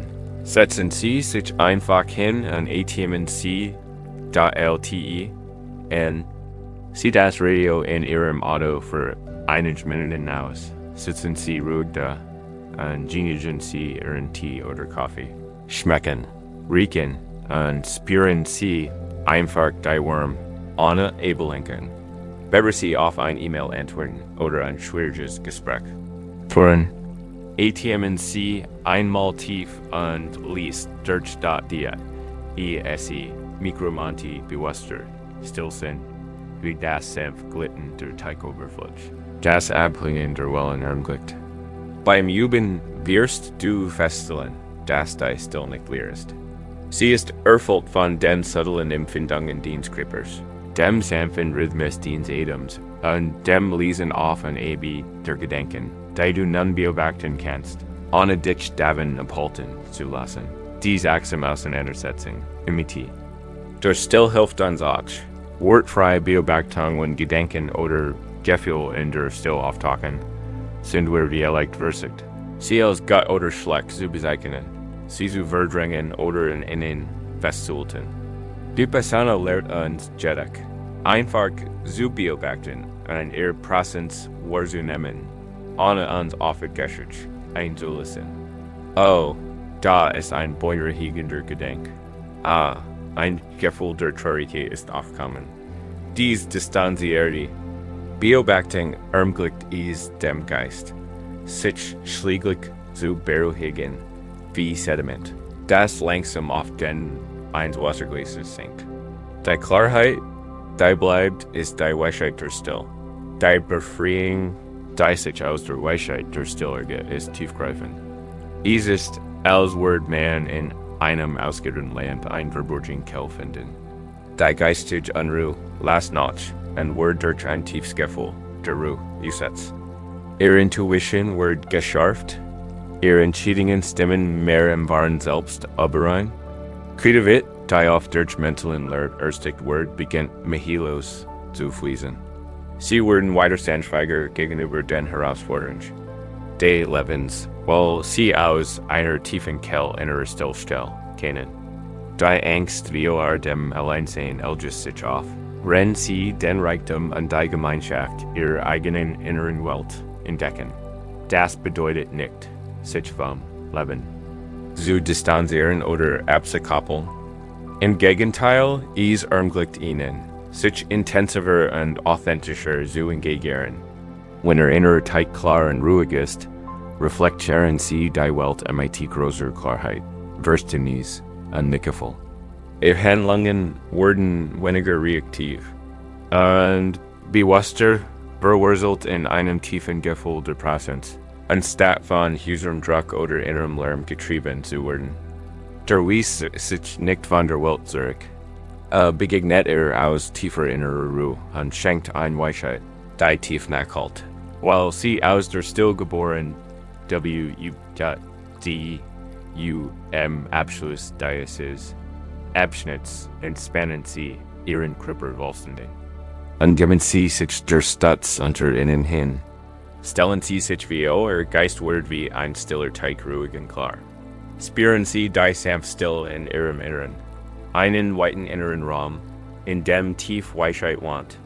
Sie müssen nicht antworten solchen. Sie müssen nur die Voraussetzungen dafür schaffen, dass sie aus der Tief ihres eigenen Wesens aufsteigen. Gingen sie die Ruhe, denn higher erwartet sie ist tiefstes, WES, Newsies, in dat ihnen sie haben, denken sie darüber nach. Welch Weisheit erwartet sie in den ruhigen Ecken ihres Lebens, und wie können sie die Tiefklarheit der inneren Still in ihren Alltag einleiten? Wenn die Weisheit der Still beginnt, unser Wesen zu durchdringen und ein klares Spiegelbild unserer inneren Landschaft bietet, richten wir unsere Aufmerksamkeit ganz natürlich nach außen auf das komplizierte Netz unserer Beziehungen. Verbindung, ob mit Freunden, Kollegen oder flüchtigen Bekannten, sind weit mehr als bloß Interaktion. Sie sind tiefgründig Spiegel, die uns nicht nur zeigen, wer wir sind, sondern auch unsere unausgesprochenen Bedürfnisse. Unsere ungeheilten Wunden, unsere tief verwurzelten Muster und unsere immens Liebesvergier. Oft sind dies gerade die Beziehungen, die uns am meisten herausfordern, die uns die tiefsten Lektionen lehren und uns dazu bringen, Aspekt unserer selbst zu untersuchen, die wir sonst vielleicht übersehen werden. Betrachten wir die Geschichte eines jungen, ernsthaften Schülers namens Hiroshi, der bei einem strengen und anspruchsvollen Kalligraphie lernt. Hiroshi schätzt dessen Kennen, empfand dessen Temperament, aber als unglaublich schwierig. Der Lehrer war schroff, kritisch und schien ständig mit Hiroshis Leistungen unzufrieden, egal wie sehr sich anstrengt. Hiroshi verliert dann, frustriert, unsäglich und oft wundend.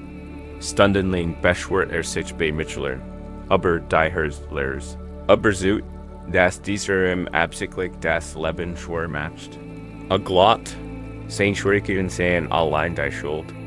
Die Lehrers, eines Abends, nach einer besonders harschen Kritik, ging Hiroshi niedergeschlagen durch den Klostergarten. Bemerkt, dass seine Hand, die immer noch den Kalligraphie-Pinsel umklammert, zu einer festen Faust geballt war, mit weichen Nacken, genau wie die Hand seines Lehrers oft aussah. Bemerkt auch, dass sein Stirn gerunzelt, sein Kiefer, eingespannt und seine Schultern hochgesenkt waren, genau die Haltung, die in seinem Lehrer herrscht. In diesem Moment die Miriam ein tiefer genießt. Der Lehrer war nicht nur schwierig, spiegelt Hiroshi etwas weiter. Sein Ungetelt. Spiegelt Hiroshis eigen Ungetelt mit sich selbst in seinen langsamen Fortschritten weiter. Sein streng spiegelt Hiroshis starr Selbsteinschätzung weiter. Sein verdient Art spiegelt Hiroshi's unrealistisch Anspruch in sich selbst wider. Der Lehre, aber scheinbar fremd, agirdi als perfekter Poyer spiegelend, in Thulp die. Unsichtbaren Aspekt von Hiroshi's eigener inner Welt, von diesem Tagen ändert sich Hiroshi's Herangehensweise. Konzentriert sich nicht mehr darauf, den Lehrer zu verändern, sondern darauf, seine eigenen inneren Reaktionen zu verändern. Kritisiere der Lehrer beobachtet Hiroshi seine eigene innere Anspannung und versucht behutsam seinen Griff, den Pinsel und seine Selbstkritik zu lockern. Workt der Lehrer ungeduldig, matcht sich seine eigene ungettelt Meitin, Feller, Buddhisten, gent sich einen Moment, der gut, langsam und subtle. Rend Hiroshi nachgiebiger und selbstmitfühlender. Waarde schien sich auch das Verhalten des Lehrers im Gegenüber zu entspannen, sonnig fast unmerklich. Die Spannung zwischen ihnen ließ nach und Hiroshi stellt fest, dass seine eigene Kalligraphie nun leichter und authentischer floss, der nicht mehr gegen den Lehrer und sich selbst kämpfte.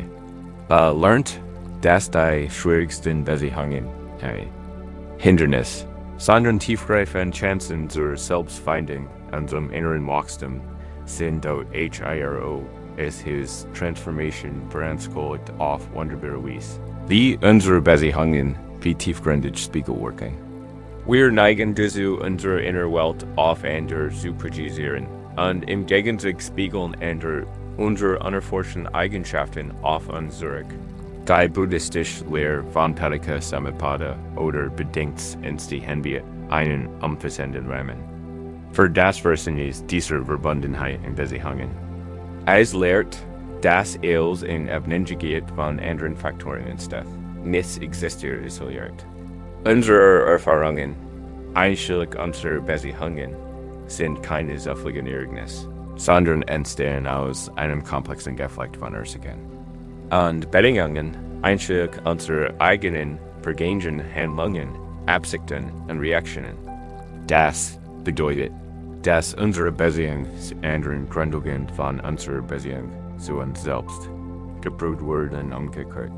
Es gibt kein wirklich unabhängiges Ich, das mit unabhängig sie interagiert. Vielmehr gibt es einen dynamischen Tand wechselseitiger Entstehung. Betrachten Sie Ihre Beziehungen jetzt als ein Reihe von polierten Spiegelmensch. Spiegel sind klar und hell und spiegeln ihre besten Eigenschaften weiter und zeigen ihnen ihre Fähigkeit zu lieben. Freude und Verbundenheit, andere keinen Trub oder Versuch sein und Aspekt ihrer selbst widerspiegeln, die unangenehm sind, ihr Ungettelt, ihr Unsicherheiten, ihr Kontrollbedürfnis oder ihr Nichtverhalten wunden. Es ist wichtig, sich daran zu erinnern, dass der Spiegel nicht ein stellendes Bild. Es ist einfach reflektiertes bereits da ist. Wenn Ihnen das Spiegelbild nicht gefällt, bestet die Lösung nicht darin, den Spiegel zu sehr beginnen, sondern sich selbst zu korrigieren. Literal ist sich, wenn ein Beziehung Sie herausfordert. Der fruchtbarste Ansatz ist oft, nach innen zu schauen, anstatt nur der anderen Person die Schuld zu geben. Was will Ihnen diese Beziehung oder das Verhalten dieser Person über sich selbst zeigen? Wow, in Ihren Beziehungen spiegeln sich diese Veränderungen am deutlichsten wider. Ist Sie ein Familienmitglied, das ungettelt ständig weckt? Spiegelt das vielleicht eigene ungettelt mit Ihrem Lebenstempo wider Ihre Frustration, wenn die Dinge nicht nach Plan laufen? Ist sie ein Freund, der scheinbar Mahilo erregt, was sie sich wünschen? Spiegelt das vielleicht der eigenen unterdrückten Wunsch weiter oder Bereich, in denen sie sich selbst zurückhalten? Vielleicht ist es ein Partner, dessen kritische Wort tief stecken? Kann dies Wort ein Widerhall eines inneren Kritikers sein, der sie besonders empfindlich gegenüber ihren Urteilen matcht? Dies herausfordernde Dynamiken sollen Sie nicht bestrafen, sondern als kraftvoll Einladung zur Selbsterkenntnis und Heilung durch die Praxis. Beziehungen als Spiegel zu betrachten, Beinholtet bei Flageratical Verantwortung. Das begeutet. Nicht, die Schuld für Eil zu übernehmen, was schief geht, sondern Verantwortung für die eigenen Reaktionen, Wahrnehmungen und Beiträge zur Dynamik zu übernehmen. Es geht darum zu fragen, was ist mein Ziel dieser Interaktion? Was wäre die Situation Burman Muster mein Auslöser Mangleben sitze? Dadurch gelingen Sie aus der Opferrolle in eine Position der Möglichkeiten Selbstfindung. So wie Hiroshi aufhört, dem Lehrer der Schuld zu geben und begann, seine eigenen inneren Spannungen zu beobachten, können auch schwer lernen, Beziehungsreibung als Katalysator für tiefreifendes Persönlichkeitswachstum zu nutzen. Die Lehre der abhängigen Entstehung verdeutlicht, dass unsere Gedanken, Wort und Taten Welleneffekte suchen und die Reaktionen anderer prägen. Wenn wir einer Beziehung misstrauen, ob wir Haltung oder verschlossenem Herzen begegnen, ist die wahrscheinlich größer, dass wir ähnliche Reaktionen hervorrufen. Umgekehrt schaffen wir die Voraussetzungen für ein positiver Anempfänger. Verbindung, wenn wir eine Fiends Herz, Neugier und Bereitschaft zum Verständnis entwickeln. Der Spiegelreflektor, was wir im Entdecken bringen. Am dem Spiegel der Beziehungen, wollen Sie eine Beziehung, die sich aktuell herausfordernd oder aufschließend empfiehlt.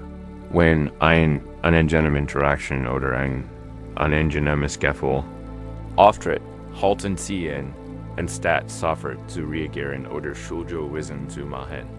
Atmen Sie und fragen Sie sich dann, welche Emotionen entstehen in ihr. Victory jetzt.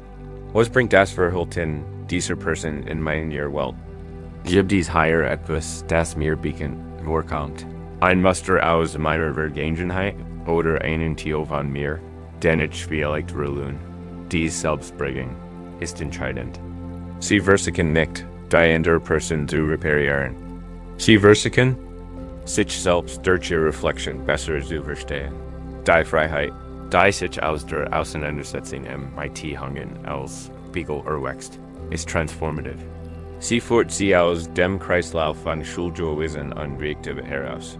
Und führt sie in einen Zustand tiefer Selbsterkenntnis und freier Entscheidungsfreiheit.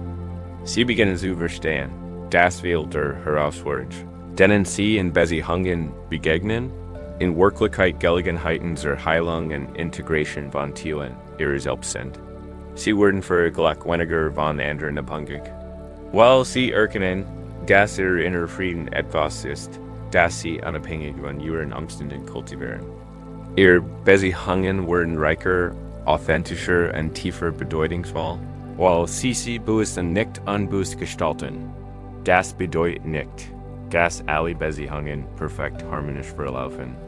Es wird weiterhin Differenzen, Meinungsverschiedenheiten und Herausforderungen geben, aber sie werden in einer anderen Einstellung begegnen, Neugier, Mitgefühl und dem Willen zu ihrer eigenen Entwicklung. Sie werden zum Schüler ihrer eigenen Reaktionen und lernen aus jeder Interaktion. Der polierte Spiegel ist einschüchternd. Wird zu einem vertrauenswürdigen Wegweiser, der Ihnen den Weg zu mehr Selbstverständnis und grenzenloser Liebe sieht. Sie hören auf, das Spiegelbild zu verändern und konzentrieren sich stattdessen darauf, die Kell ihrer eigenen Wesen zu verändern. Wenn Sie diesen abschlägen, entspannen Sie Ihren Körper vollständig und lassen Sie alle Spannungen, die Sie möglicherweise in Schwierigkeiten haben. Stellen Sie sich vor, polier Spiegel wird dir. Sie die Reflexion, die entstehen, nicht nur die andere, sondern auch die eigene Innerlandschaft, die durch ihre Anwesenheit offenbart wird. At my Weisheit ein, diese Reflexionen bieten, im Wissen, dass jede Interaktion ein heilig Chance zum Wachstum ist. Nimm das an die Hagen, und denn es ist auf der Vorbote tiefer Einsicht und dauerhaften Friedens. Wenn Sie heute Abend in tiefer, still abdriften, denken Sie darüber nach. Was macht Ihnen ein schwierig Beziehung über sich selbst beibringen, bekennen Sie Ihr Reflection nutzen. Inneren eigenen Herzen mehr verständnis und Mitgefühl zu entwickeln. Wenn wir lernen, in den polierten Spiegel unserer Beziehungen zu schauen und Reflexionen zu entdecken, die unsere Innerwelt erhellen, werden wir oft mit einer allgegenwärtigen und heimtückischen Form des Leidens konfrontiert. Dem Salmander. Selbstverteidigendes geht nicht nur darum, einen Fehler zu machen. Es ist die innere Stimme, die uns unerbittlich kritisiert, verurteilt und unser Wort herabsetzt und uns davon übersucht, dass wir nicht genieg, nicht gutgenieg, nicht kluggenig, nicht wortvollgenig sind. Dieser innere Kritiker, oft gelernt, als Motivation zur Verbesserung, untergräbt unauffällig unser Selbstwertgefühl. Steckt unsere Kreativität und heilt uns in einem Kreislauf aus Scham und Selbstzweifeln gefangen. Es ist, als würde man einen Garten pflegen, indem die Knospen Blumen sofort auf Fehler untersucht wird, so dass es wenig Raum für spontan, Schönheit oder natürliches Wachstum bleibt. Betrachten wir die Geschichte eines talentierten jungen Bildhauers, der daven trägt großartig Kunstwerk zu schaffen.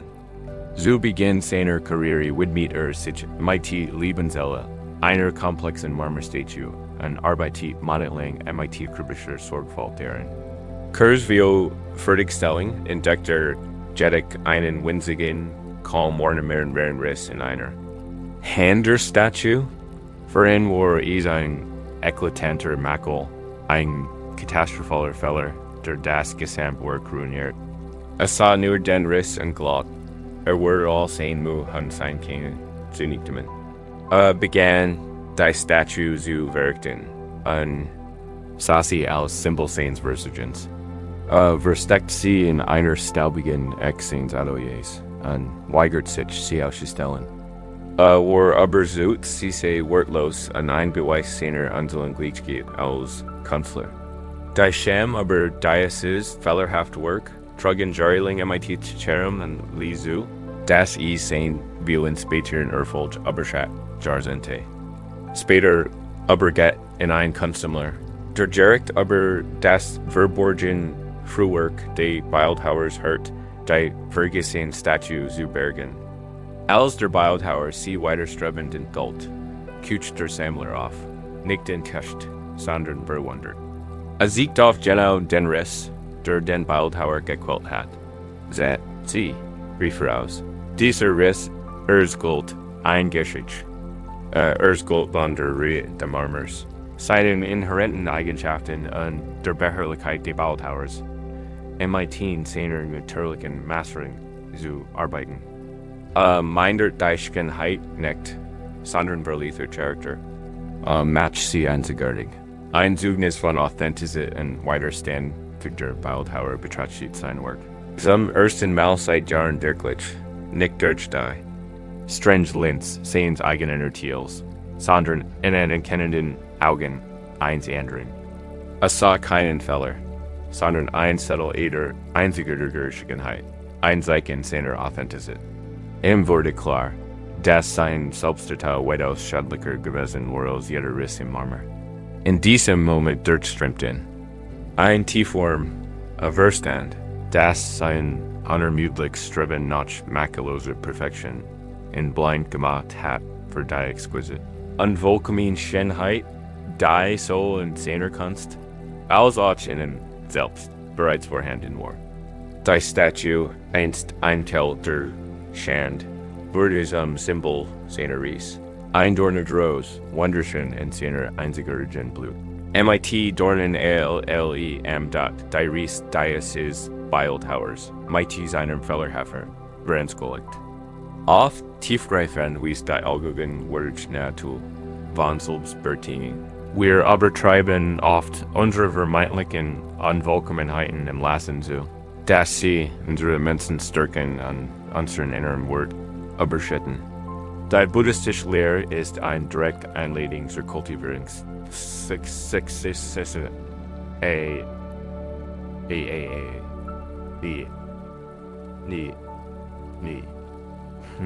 Gasleiten nicht aus unseren Unvollkommenheiten selbst ins Death.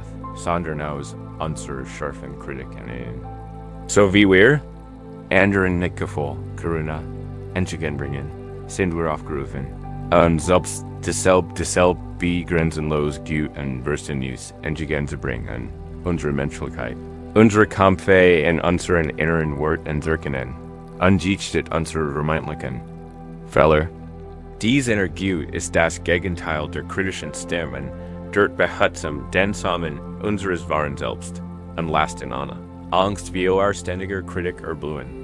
Betrachten Sie sich jetzt als einen Dornentrost, die Rosewort für Lesen.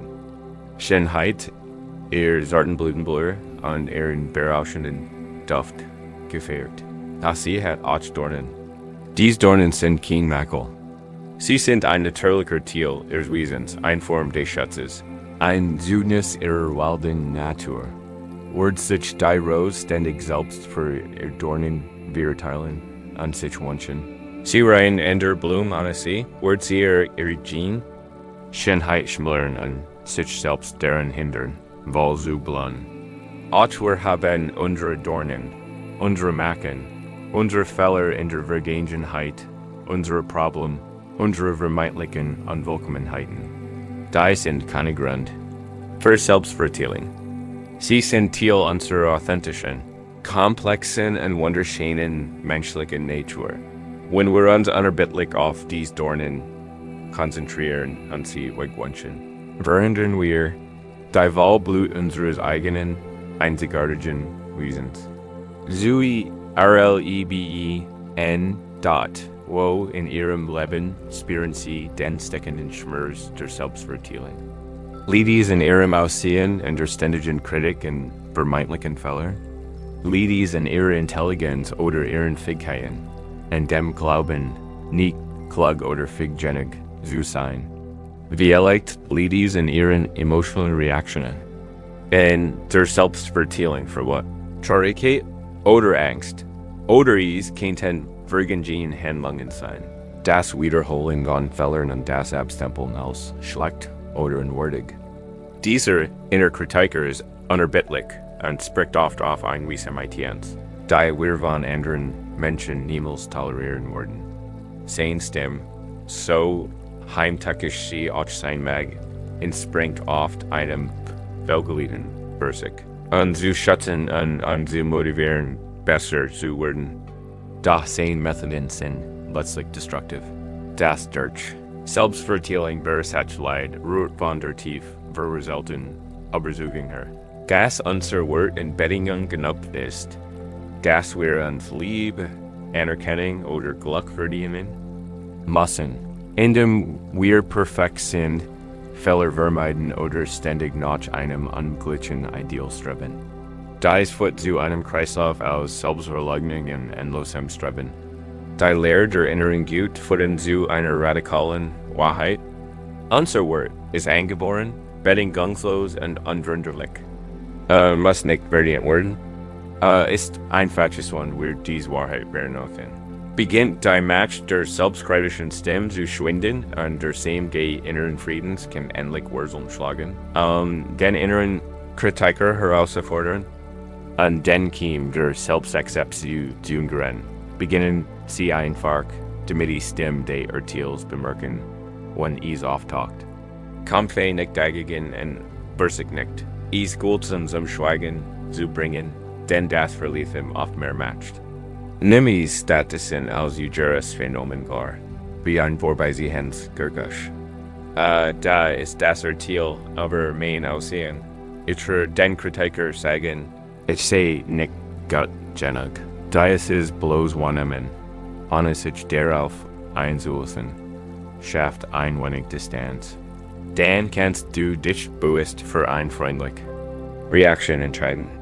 Wenn der Kritiker sagt, du bist so tollpatschig, könntest du sanft kontern. Ja, das habe ich aufgegeben, und es ist okay.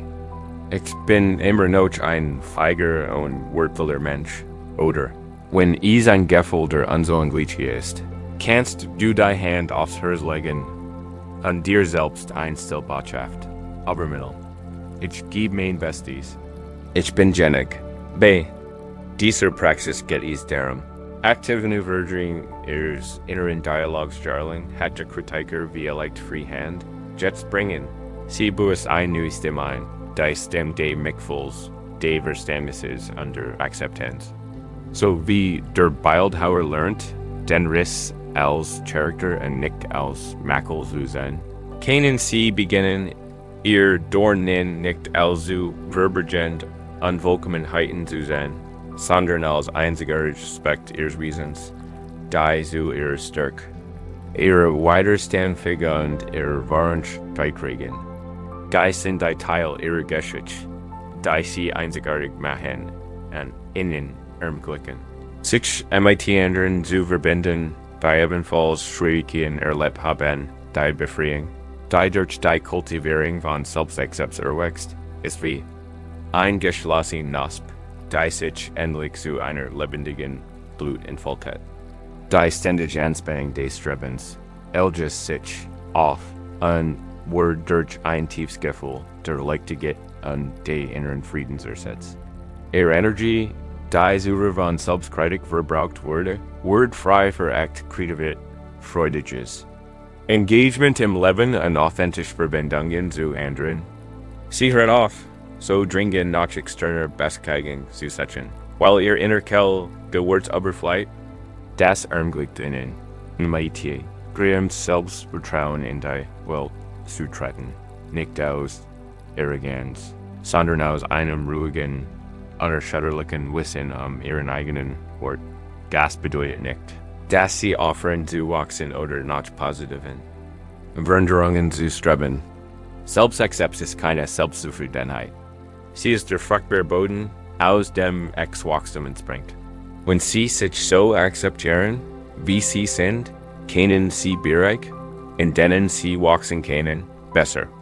Aus Liebe und Neugier erkennen, anstatt aus Scham und Selbstbestrafung.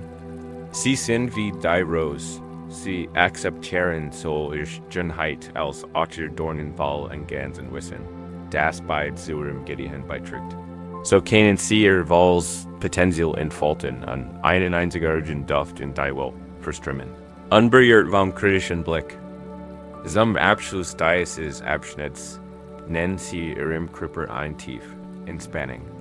Atmen Sie in Ihren Herzenraum hinein und stellen Sie sich wie Ihr weicher Word und sich ausdehnen. Stellen Sie sich wie Sie rennen ein wunderschöner durch. Rose, einzigartig in jeder Hinsicht, perfekt geformt, selbst am MIT seinen schützender Aspekten. Spüren Sie, wird sich die Wurm der Selbstakzeptanz durch die Zelle Ihres Wesens ausbreitet und sanft die harschen Stimmen der Tiels auflässt. Sie sind wertvoll, genau so, wie Sie sind. In diesem Moment, WE, in den du hüt abend, in tiefer still abdriftest. Denk darüber nach, welch harten Wort sprichst du zu dir selbst, und was, wenn sie nicht wahr sind. Welcher tiefriedener Wort hat. Dich, wenn du dir selbst die Sanftmut schenkst, die din einzigartig inner Rosewall erblühen lässt. Renn sich die Defend Blut der Selbstakzeptanz in uns, öffnet und unsere einzigartige Essenz, ohne den Schatten der Selbstverteilung erstrahlen lässt, sind wir nun eingeladen, ein der grundlegendsten und befreiendsten Wahrheiten des Lebens zu nehmen, die unerbittlich, schon und manchmal herausfordernd real von unser Geist sind, sich oft nicht stabil. Vorhersbarkeit und beständige und widersetzt sich subtle dem natürlichen Fluss der Transformation. Wir klammern uns in Vertrauts, selbst wenn es uns nicht mehr dient. Und fürchten das Neuland, das der Wandel unweigerlich mit bringt. Dieser Widerstand gegen inhärenten Fluss des Lebens versucht immens Reibung und Leid und hindert uns daran, und nötig den Rhythmen dessen zu kämpfen. Wenn wir uns gegen Veränderungen kämpfen wir im Grund gegen das Leben selbst, denken Sie an die Geschichte eingerolten, prächtigen Baumes, der stolz auf einem Hügel über einem Tal stand. Jahrhundertelang hatte uns liegen Stürmen, Geritz und und Leitfrauling gefeiert. Im Sommer waren 10 Blätter leucht 10 Grün und spendiden uns liegen Lebewesen coolen Schatten und Schutz. Der Baum lieb bis ein Sommerlaub und schwelgt in seiner voll und weiterlit.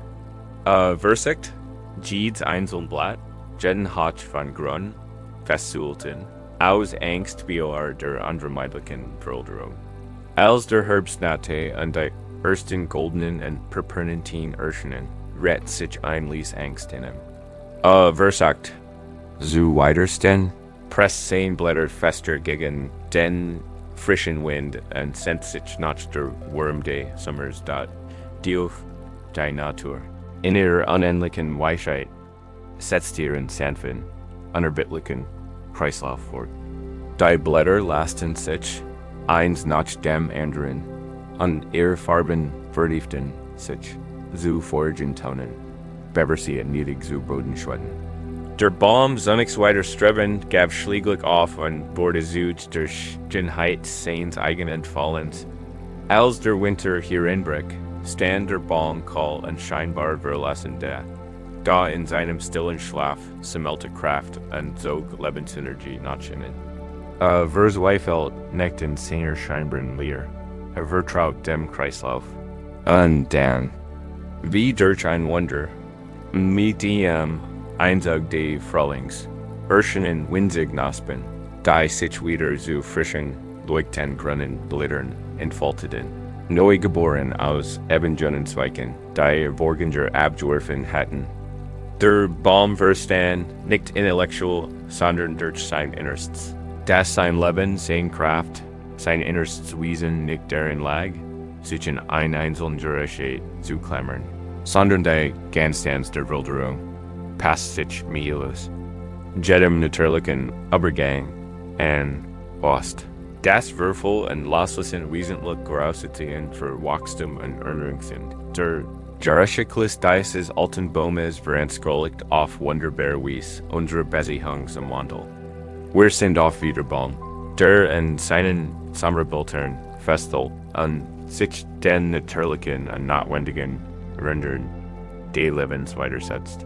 Die buddhistische Lehre von der Vergänglichkeit, das wir bereits erwähnt haben, bildet den Kern dieses Verständnisses. Es erinnert uns daran, dass jeder Gedanke, jedes Gefühl, jede Empfindung, jede Beziehung, jede physische Form, jeder Umstand im ständigen Wandel begriffen ist. Nichts ist von Dauer, nichts bleibt von einem Moment zum nächsten. Gleich, unser Leiden entsteht nicht aus der Wilderung selbst, sondern aus unserem Widerstand dagegen, unseren wirtschaftlichen Versuchen, Vergänglichkeit festzuhalten. Wenn wir annehmen, richten wir uns auf die fundamental Natur der Reale aus. Und diese Ausrichtung bringt tiefen Frieden. Betrachten Sie Ihr Leben jetzt als der Wechsel der Jahreszeiten. Jahreszeit hat Einzigartigkeit, einzigartigen Herausforderungen, einzigartigen Lektionen. Der Frühling bringt Neuanfang und frisches Wachstum. Der Sommer bietet Wärme, voll und lebendig Aktivität. Der Herbst ist einzig des Loslassens, der Abwurfen von Unnutzung und der Vorbereitung auf innere Einkehr.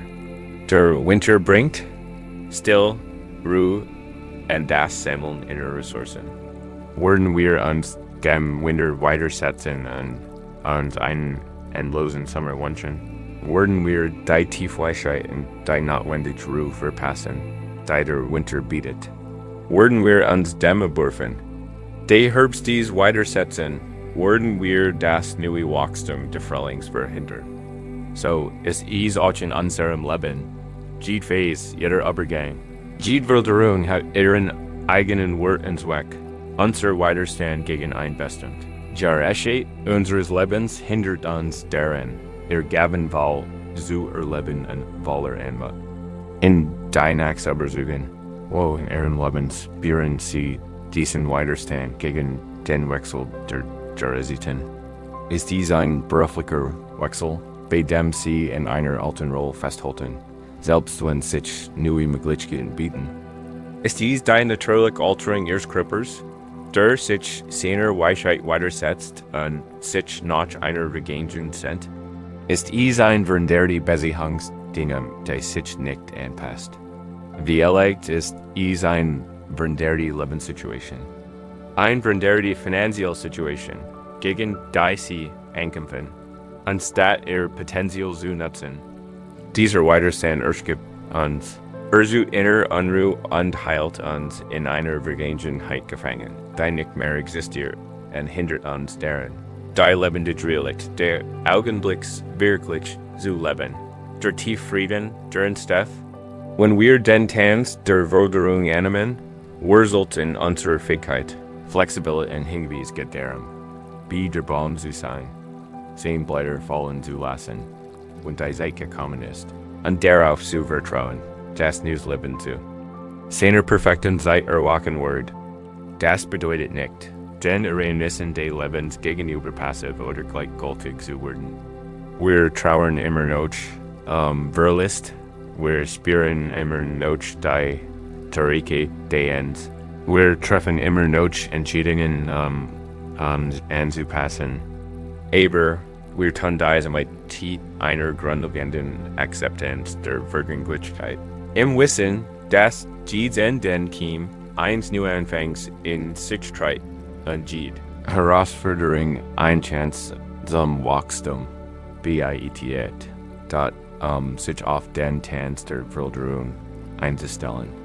Entwickeln Sie zum Bewusstsein für die ständigen Veränderungen Sie herum. Nehmen Sie die subtilen Veränderungen des im Tagesverlauf wahr, die wechselnden Wolkenmuster, die Bügen Ihres eigenen Atems. Nehmen Sie dies kleinen, unerfreulichen Veränderungen wahr. Wenden Sie dieses Bewusstsein den großen Veränderungen in Ihrem Leben zu. Wenn ein Übergang stattfindet, halten Sie ihn, anstatt sofort Widerstand zu leisten oder in Panik zu treten. Atmen Sie und fragen Sie sich, was soll ich? Durch diese Veränderung lernen? Was soll ich loslassen? Welches neue Wachstum verspricht sich aus dieser Veränderung? Diese Auseinandersetzung verwandelt ein Wahrnehmung, Bedauern in eine Chance zur Weiterentwicklung. Die Metaphor des wechselt Jahreszeitenernten darin, dass das Leben zyklisch ist. Gibt Zeiten der Expansion und Aktivität, der Kontraktion und Ruhe. Gibt Zeiten lebendigen Aufblühens und Zeiten stiller Ruhe. Wenn wir diese natürlichen Rhythmen in uns und unserem Leben verstehen und respektieren, fügen wir uns leichter und reibungsloser. Wir hören oft den Jugend Sommer zu fordern und entdecken stattdessen die einzigartige Schönheit und Weisheit jeder Jahreszeit. Wissend, dass jeder Einzelne für die Gesundheit und Vitalität der Ganzen unerlässlich ist. Dies ist einem Bahn. Veränderung ist zutiefst befreiend. Es befreit uns von der kresserenden Anstrengung und dem Festhalten, was unweigerlich flüchtig ist, wenn wir aufhören, gegen den Fluss der Vergänglichkeit anzukämpfen, werden wir anpassungsfähiger, widerstandsfähiger und präsenter. Wir können die Freuden des Augenblicks wohl auskosten, gerade weil wir wissen, dass sie vergänglich sind. Wir können Herausforderungen MIT größer meistern, weil wir wissen, dass auch sie verbergen. Unsere Energie, die über im Widerstand gebunden war, wird freigesetzt. Und wir können uns dem Leben MIT nur Neugier und Akzeptanz stellen. Wir werden zu tensieren im kosmischen Rhythmus, statt zu zuschauen, die Star im Rand der Tanzflug. KLE ben das bedeutet nicht, dass wir Leid oder ungerechtigkeit passiv hinnehmen. Wir streben weiterhin nach positiven Veränderungen in der Welt, aber wir tun dies aus inneren Frieden und Weisheit heraus, nicht aus einem verzweifelten Kontrollbedürfnis oder der Angst wie es ist. Wir arbeiten MIT dem Fluss nicht gegen. Und verstehen, dass auch unsere Bemühungen Veränderung Tieren sich ständig entfaltenden Tanzes sind. Wir werden wie der Wiesbaum tief in der Gegenwart verwurzelt, geben uns aber dennoch anmutig den Winden der Transformation hin, Wissend, dass diese Borfen uns auf ein lebendiger Blut vorbereitet. Zum Abschluss dieses Abschnitts nennen. Sie im Krupper tiefen Spelling und geben Sie sich dem natürlichen Rhythmus Ihres Atems, Ihres Hirschlags und den subtlen Veränderungen in Ihrem Inneren. Stellen Sie sich vor, Sie rennen dieser praktisch Baum, tiefer Wurzel, der dennoch und mutig sein Blätter wechseln und fallen, last, und auf die tief Weisheit jeder Gerechtigkeit vertraut. Spüren Sie den Frieden, der aus dem Wissen erwächst. Teil dieses Jugendtanzes der Veränderung sein, der sich ständig weiterentwickelt und neue RTWENNC Abend in tiefer Stille driften. Denken Sie darüber nach. Wo in Ihrem Leben weitersetzen Sie sich dem natürlichen Kern der Veränderung.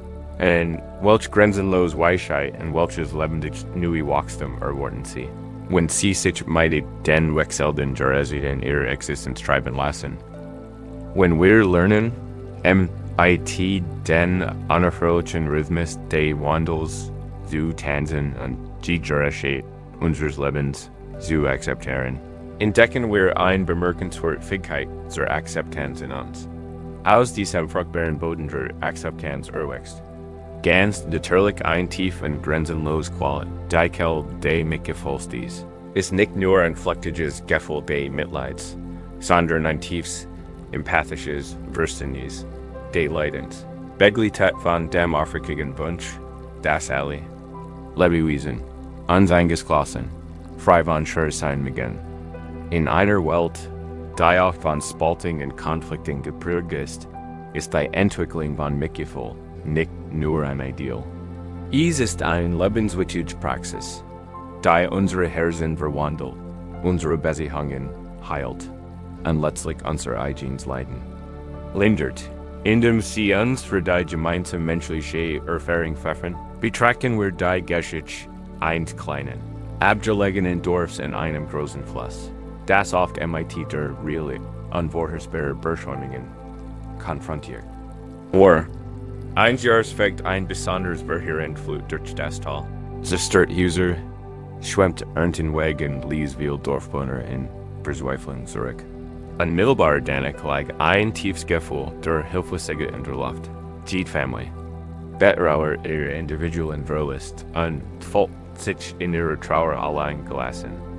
Dahin Lehrfrau, die in ihrem Leben schon viel Überschwemmungen erlebt hat, begann von Terzu gehen, nicht MIT großartigen Lektionen setzen, sondern MIT stillen Justen der Gut.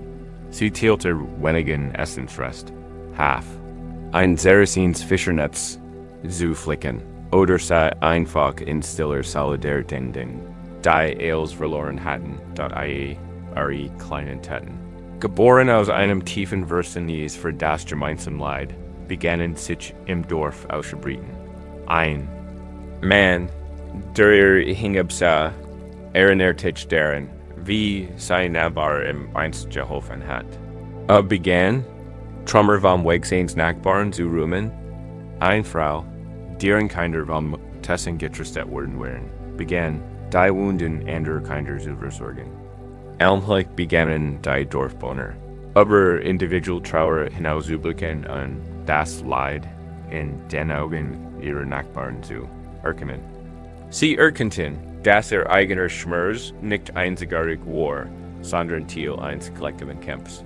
Ein well-geteilter Empathie bekam sie.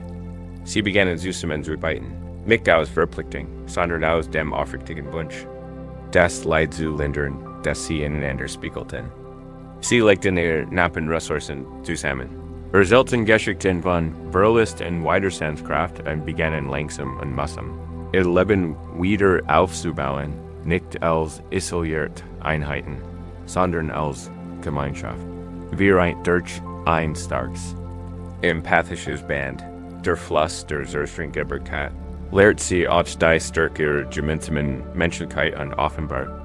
Das war Widerstandskraft aus dem grenzenlosen dem Mitgefühl in ihren Kollektiven. HERZEN. Der Weg dieses Dorfs von isoliert Verzweiflung zu kollektiver Widerstand Vibrandskold, auf Wunderbar. Wies die transformative Kraft des Mitgefühls. In schwierigen Zeiten neigen wir vielleicht dazu, uns zurückzuziehen und uns nur auf unseren eigenen Schmerz zu konzentrieren. Aber die buddhistische Lehre von Karuna, Mitgefühl, ruft uns dazu auf, unsere Herzen zu öffnen, Leiden zu erkennen. Wo immer es entsteht, und mit dem aufrichtigen Wunschlinderung zu reagieren. Bei Karuna geht es nicht darum, Mitleid zu empfinden, aber das Gefühl mit anderen gegenüber empfinden wir tiefst Mitgefühl. Das motiviert, auch im Kleinen zu handeln, Leid zu lindern. Entscheidend ist, dass sich dieses Mitgefühl nicht nur auf andere, sondern auch auf uns selbst erstreckt. Oft sind wir selbst unsere schärfsten Kritiker und verweigern uns selbst die Freundlichkeit und das Verständnis, die wir einem Freund not bereitwillig entgegenbringen. Betrachten Sie Ihr Herz jetzt nicht als ein begrenztes Reservoir, sondern als grenzenloser Brunnen. Dies Quelle ist tief, reichhaltig und unerschöpflich. Wenn wir sie anzufinden, finden wir einen endlosen Vorrat an Gut, Empathie und Verständnis. Je mehr wir daraus schöpfen und ihr Wasser teilen, desto mehr fühlt sie sich selbst und wird noch klarer und lebendiger. Dennoch leben will von uns, als sie unser Brunnen des Mitgefühls zeigt. Rationieren unser Gut und Glauben, wir müssen sie bewahren, dior allen für uns selbst. Wir befürchten, aber wohltätig zu werden, wenn wir unser Herz für das Leid andere öffnen oder selbstgefällig zu werden, wenn wir so freundlich zu uns selbst sind. Da der Wahrheit ist, Mitgefühl ist eine gestärkende Kraft. Je mehr man gibt, desto mehr hat man. Wo in ihrem Leben spüren sie ein Seigern aus dieser Quelle zu finden. Ist dies ein Ziel, dass sie aber jemanden fliehen und dass sie daran hindert, seine Menschlichkeit und seinen zugrunde liegenden Sinn zu sehen. Ist dies ein kritische innere Stimme, die ihnen sagt, dass sie keine Freundlichkeit verdienen oder dass ihre eigenen Kampf trivial sind, Mitgefühl zu rechtfertigen? Vielleicht ist es die Angst vor Verletzlichkeit, der Glaube, dass das Öffnen ihres Herzens sie schwach macht. Dies Barrieren verhindern den freien Fluss von Karuna und halten sie und andere von seinem heilenden Balsam fern. So wie sich die Dorfbewohner anfangs isoliert fühlten, können auch wir uns von dieser tiefen Quelle abgeschnitten fühlen. Wenn wir uns nicht bewusst davor entscheiden, unsere Herzen zu öffnen, die Praxis der Entwicklung von Mitgefühl umfasst mehrere Schritte. Erstens erfordert es zum Wahrnehmung des Leidens, sowohl unseren eigenen als auch den anderen. Das bedeutet, den Schmerz wirklich sehen, ohne sich sofort abzuwenden oder zu intellektualisieren. Es bedeutet, der Grundsatz eines gestrigen Kollegen, die Stilltraurigkeit in den Augen eines Geliant Menschen oder den vertrauten Schmerz im eigenen Herzen wahrzunehmen. Bei dieser Erkenntnis geht es nicht darum, im Schmerz zu schwelgen, sondern eine empathische Verbindung aufzubauen. Zweitens geht es ein aufrichtiger Wunsch nach Freiheit vom Leiden. Dieser Wunsch kann still oder ausgesprochen werden in sich ein Individuum. Ein Gruppe oder sogar in alle Wesen richten. Beginnen Sie frei von Schmerz sein. Beginnen Sie Frieden finden. Drittens, wo möglich und eingebracht. Beinhaltet Ergestichts Handelleiten zu lindern. Das bedeutet nicht, alle Probleme zu lösen, sondern ein freundliches Wort anzubieten, ein offenes Ohr zu haben, ein helfende Hand zu reichen oder einfach jemandem mitfühlend Beachting zu schenken, die Metaphor eines grenzenloser Brunnen erinnert. Uns deren das Mitgefühl keinen endlichen Ressource ist, die sich erschaffen lässt. Je mehr wir demonstrieren, desto mehr erneuert es sich. Es ist ein Paradoxon des Herzens, im Nachstandsreicher. Wenn wir Mitgefühl schenken, verlieren wir nichts. Wir erweitern unsere eigene Fähigkeit zu Liebe, Verbundenheit und innerem Frieden. Diese Entwicklung erstreckt sich auf Selbstmitgefühl. So wie die Frau dem verzweifelten Reisenden Verständnis mitteilt. Können wir uns selbst dieselbe Empathie entgegenbringen, wenn wir stolpern, uns überfordert fühlen oder unsere innere Kritiker sich meldet. Mag frei sein von diesem Leid. Mag in diesem Moment guttig zu mir selbst sein. Dies Praxis aus der Quelle des Mitgefühls zu schauen, verändert nicht nur ihren Interaktion, sondern auch unsere innere Welt. Wenn wir Karuna aktiv kultivieren, werden die scharfen Kanten des Urteils weicher, die Mauern der Trennung beginnen zu bröckeln, und ein tiefes Gefühl der Verbundenheit entsteht. Unsere Beziehungen vertiefen sich und werden zu Orten echten Verständnisses und gegenseitiger Unterstützung. Unser innerer Frieden wuchst, wenn wir erkennen, dass wahres Glück nicht darin liegt, Leid zu vermeiden, sondern im MIT offenem Herzen und dem aufrichtigen Wunsch nach Freiheit zu begegnen, für uns selbst und für alle Lebewesen. Wir werden zu quellender Wurm und Heilung in einer Welt, die dies aufdringend braucht. Die Freiheit, die durch die Entwicklung von Mitgefühl entsteht, ist wie die Sonne, die nach einem langen Sturm durch die Wolken bricht. Die emotional Belastung durch das Festhalten und Vorurteilen und Abgeschiedenheit löst sich auf, und wird durch ein strahlendes Gefühl von Verbundenheit und Sinnhaftigkeit ersetzt. Ihr Herz fühlt sich leichter, weiter und hegen das gesamte Spektrum menschlicher Erfahrungen zu erfassen. Sie werden weiter standfähiger, nicht weil das Leiden verschwindet, sondern weil sie einer grenzenlosen Quelle innerer Kraft und Liebe begegnen können. Die Angst, vom Schmerz der Welt überwältigt zu werden, lasst nach, wenn sie entdecken.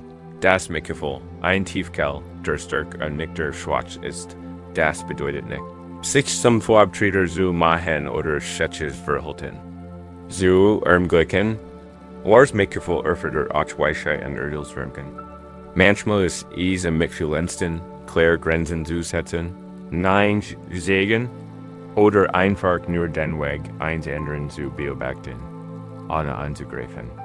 Der Schlüssel liegt darin, dass selbst dies schwierigen Entscheidungen aus Liebe und dem aufrichtigen Wunsch nach Wohlbefinden getroffen werden. Nicht aus Wut, Groll oder Angst. Sie werden zum Heiler, nicht nur für andere, sondern auch für ihr eigenes Herz da. WENNC diesen Abschnitt abschlägen. Lassen Sie Ihren Körper tief entspannen.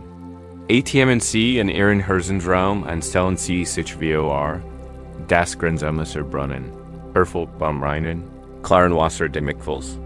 Spüren Sie, wie sein Wurm nach außen strahlt und Sie selbst, Ihr Leben und sogar diejenigen umarmt, die Sie herausfordern. Sie sind ein Quell grenzenloser Gut, die in der Lage ist, sich selbst zu heilen, unsere Heilung der Welt beizutragen. Wenn Sie heute Abend in tiefer Stille driften, denken Sie darüber nach. Wie könnten Sie Ihr Herz heute ein wenig weiter öffnen? Und welch grenzenlos Quell des Mitgefühls erwartet Sie, wenn Sie freiwillig sich selbst und allen Wesen gegenüber ausdehnen? Wenn die Quell des Mitgefühls frei in uns flieht, unser Teil mildert und unsere Verbindung vertieft, sind wir auf ein subtiler, aber dennoch ungemein kraftvoll Strömung eingestimmt. Die liegt der inneren Weisheit dies, ist kein intellektuelles Wissen aus Buckern oder von externen Autoritäten, sondern ein tiefes, intuitives Wissen, das tief in uns ruht, ein Leitstern. Der oft flüstern spricht uns subtle den Weg durch die Komplexität Lebensweise. In einer Welt voller externer Ratschläge. In loser Meinungen und ständiger Ablenkung übersehen wir diese angeborene Führung oft und verlassen uns stattdessen auf externe Beschäftigungen, nur uns selbst hilflos zu fühlen. So lernen dieser inneren Weisheit zu vertrauen und auf sie zu ruhen, ist für ein authentisches Leben und wahren Frieden von größter BEDE Dengen in wir in der Geschichte Jugendlichkeit. Der Versweifelt den Extract. Ein legendäres Verborgens. Heiligtum zu finden. Das Einblick die Geheimnis der Erlichtenberg. Studier Jeedkart. Last jeden alten Text und such rat bei jedem renommieren gelesen. Oder der Unmengen und Informationen sammelt. Der Reling wandert geleitet von Ihren Anweisungen. Das Folte sich tief verloren und erreicht das Schwur der Heiligtum nirgends. Sein Geist war erfüllt von widersprüchlichen Theorien. Sein Schritt schwer von Zweifeln. War so sehr auf ihre Anweisungen fixiert, darauf den richtigen Weg zu finden, den der vorgezeichnet hatten. Das die subtlen Hinweis. Aus seinem inneren Umlaut, BRS da in einer sternenlosen Nacht. Tief in einem unbekannten Wald erkennt Kai, dass sich verlagert hat. Sein Karten waren nutzlos. Sein Schriftrollen in der Dunkelheit unlesbar. Ein kein User vor war in Sicht. Panik stieg in ihm auf. Da dann Berkemann die Erschwing. Und setzte sich einfach unter einen mächtigen Baum. Als sich seiner misslichen Lage ergab, Berkemann ein tief still. Schloss die Augen und sich nicht länger den Weg zu sehen, sondern einfach konzentriert sich auf seinen Atem, auf die Empfindungen in seinem Körper, auf die Tiefstill des Walds ihn herum. Und dann subtle, sanft. Wie ein schwacher Duft im Wind begann sich in seinem Herzen ein leises Wissen zu regen. Es war keine Stimme oder klare Anweisung, sondern ein Gefühl. Ein intuitiver Drang in ein bestem Richten, entgegen all seiner intellektuellen Ausbildung. Und trotz des Fällens einsichtbaren Weges stand Kai auf und begann zu gehen, allein von seinem inneren Gefühl geleitet. Bewegt sich langsam, bedächtig, ohne zu wissen, was wie lag, aber vertraut der stillen Anziehungskraft seines Inneren. Manchmal stolperte, doch das innere Wissen gab ihm stets sanft die Orientierung. Nach einer Gefälligkeit. Als die Morgendämmerung anbrach, erschien in der Ferne ein schwaches Lichten. Seinem inneren Kompass folgend, verließ Kai den Wald und gelangt auf Einlichtung, und dort, in sans Morgenlicht getaucht, befand sich der schlicht Bescheiden. Einging zu dem Zufluxer, den so lange gesagt hat. Da erkannte, dass die ihren Karten und vorher hilfreich gewesen wären, aber der Kompass, der unerschütterliches Laternity in schlichtlich Nachhaus fort, hat die ganze ihm gelegt. Keis Reis veränskelig auf. Wunderbar wies unsere Eigen zu hen nachvoringen, und die Tiefkraft, die im Vertrauen auf unsere innere Weisheit liegt. In unserer modernen Welt werden wir ständig MIT-externen Informationen, Ratschlägen und Meinungen bombardiert. Wir verlassen uns auf Experten, Trends und gesellschaftliche Erwartungen, die uns sagen, wie wir leben, was wir anstreben, und was uns glücklich macht. Externes Wissen kann zwar wertvoll sein, aber wenn wir es unserem eigenen angeborenen Wissen vorsehen, verlieren wir den Bezug zu unserem wahren Selbst und verlieren unseren Weg. In Lichtschwierigkeit im dunklen Wald, die buddhistische Lehre berührt, hier das Konzept von Buddha na Eigi, das Wesen, das Potenzial zum Erwachen, zur Klarheit und zu tiefer Weisheit in sich trägt. Dies Weisheit ist nichts, was wir von außen erlangen, sondern etwas, das wir in unserem Inneren entdecken. Wie beim Schleifen eines Edelsteins, der schon immer da war. Verborgen unter Staub und Ebelinken, betrachten Sie Ihre innere Weisheit jetzt ausleis Laterne im Dunkeln. Hält ein Lader nicht den gesamten Weg. Sie erhält lediglich den nächsten Schritt, genug sicher und selbstbewusst voranzukommen. Ihr Licht ist stetig, unerschütterlich und allgegenwärtig, selbst wenn die Auenwelt in Dunkelheit oder Verwirrung gehüllt ist. Da oft ignorieren wir die Stillladdern und jagen lieber den flüchtigen, blendenden Lichtern unserer Bestätigung oder lauten beherrlichen Meinungen hinter her, nur den Stolpern zu werden. Die Weisheit liegt nicht in der Großen. Versenden Erlichten, sondern in der Sanfen. Beständigen Führung den nächsten Schritts. Wo in ihrem Leben neigen Sie, dies still inner Weisheit zu ignorieren? Ist dies bewichtigen Entscheidungen, bei denen Sie ständig externen Rat suchen, anstatt offerbotvoll zu rennen? Ist dies, wenn Sie ein stark intuitiv Anziehungskraft zu etwas verspüren, Ihr logischer Verstand oder die Meinung anderer inner sagen, dass es unpraktisch oder trick ist. Wie leicht ist es, wenn Ihr Körper innen zu flüstert, dass Sie Ruhe oder Nahrung brauchen, Sie sich eber durchsetzen und stattdessen auf höhere Aufforderungen rennen. Dies Tendenz, unser inneres Wissen zu ignorieren, kann zu gefallender, bodenlosige und Abgeschiedenheit führen dazu. Ständig nach Antworten außerhalb von uns selbst zu suchen, anstatt aus unserem eigenen tiefen Wissensbrunn zu schöpfen.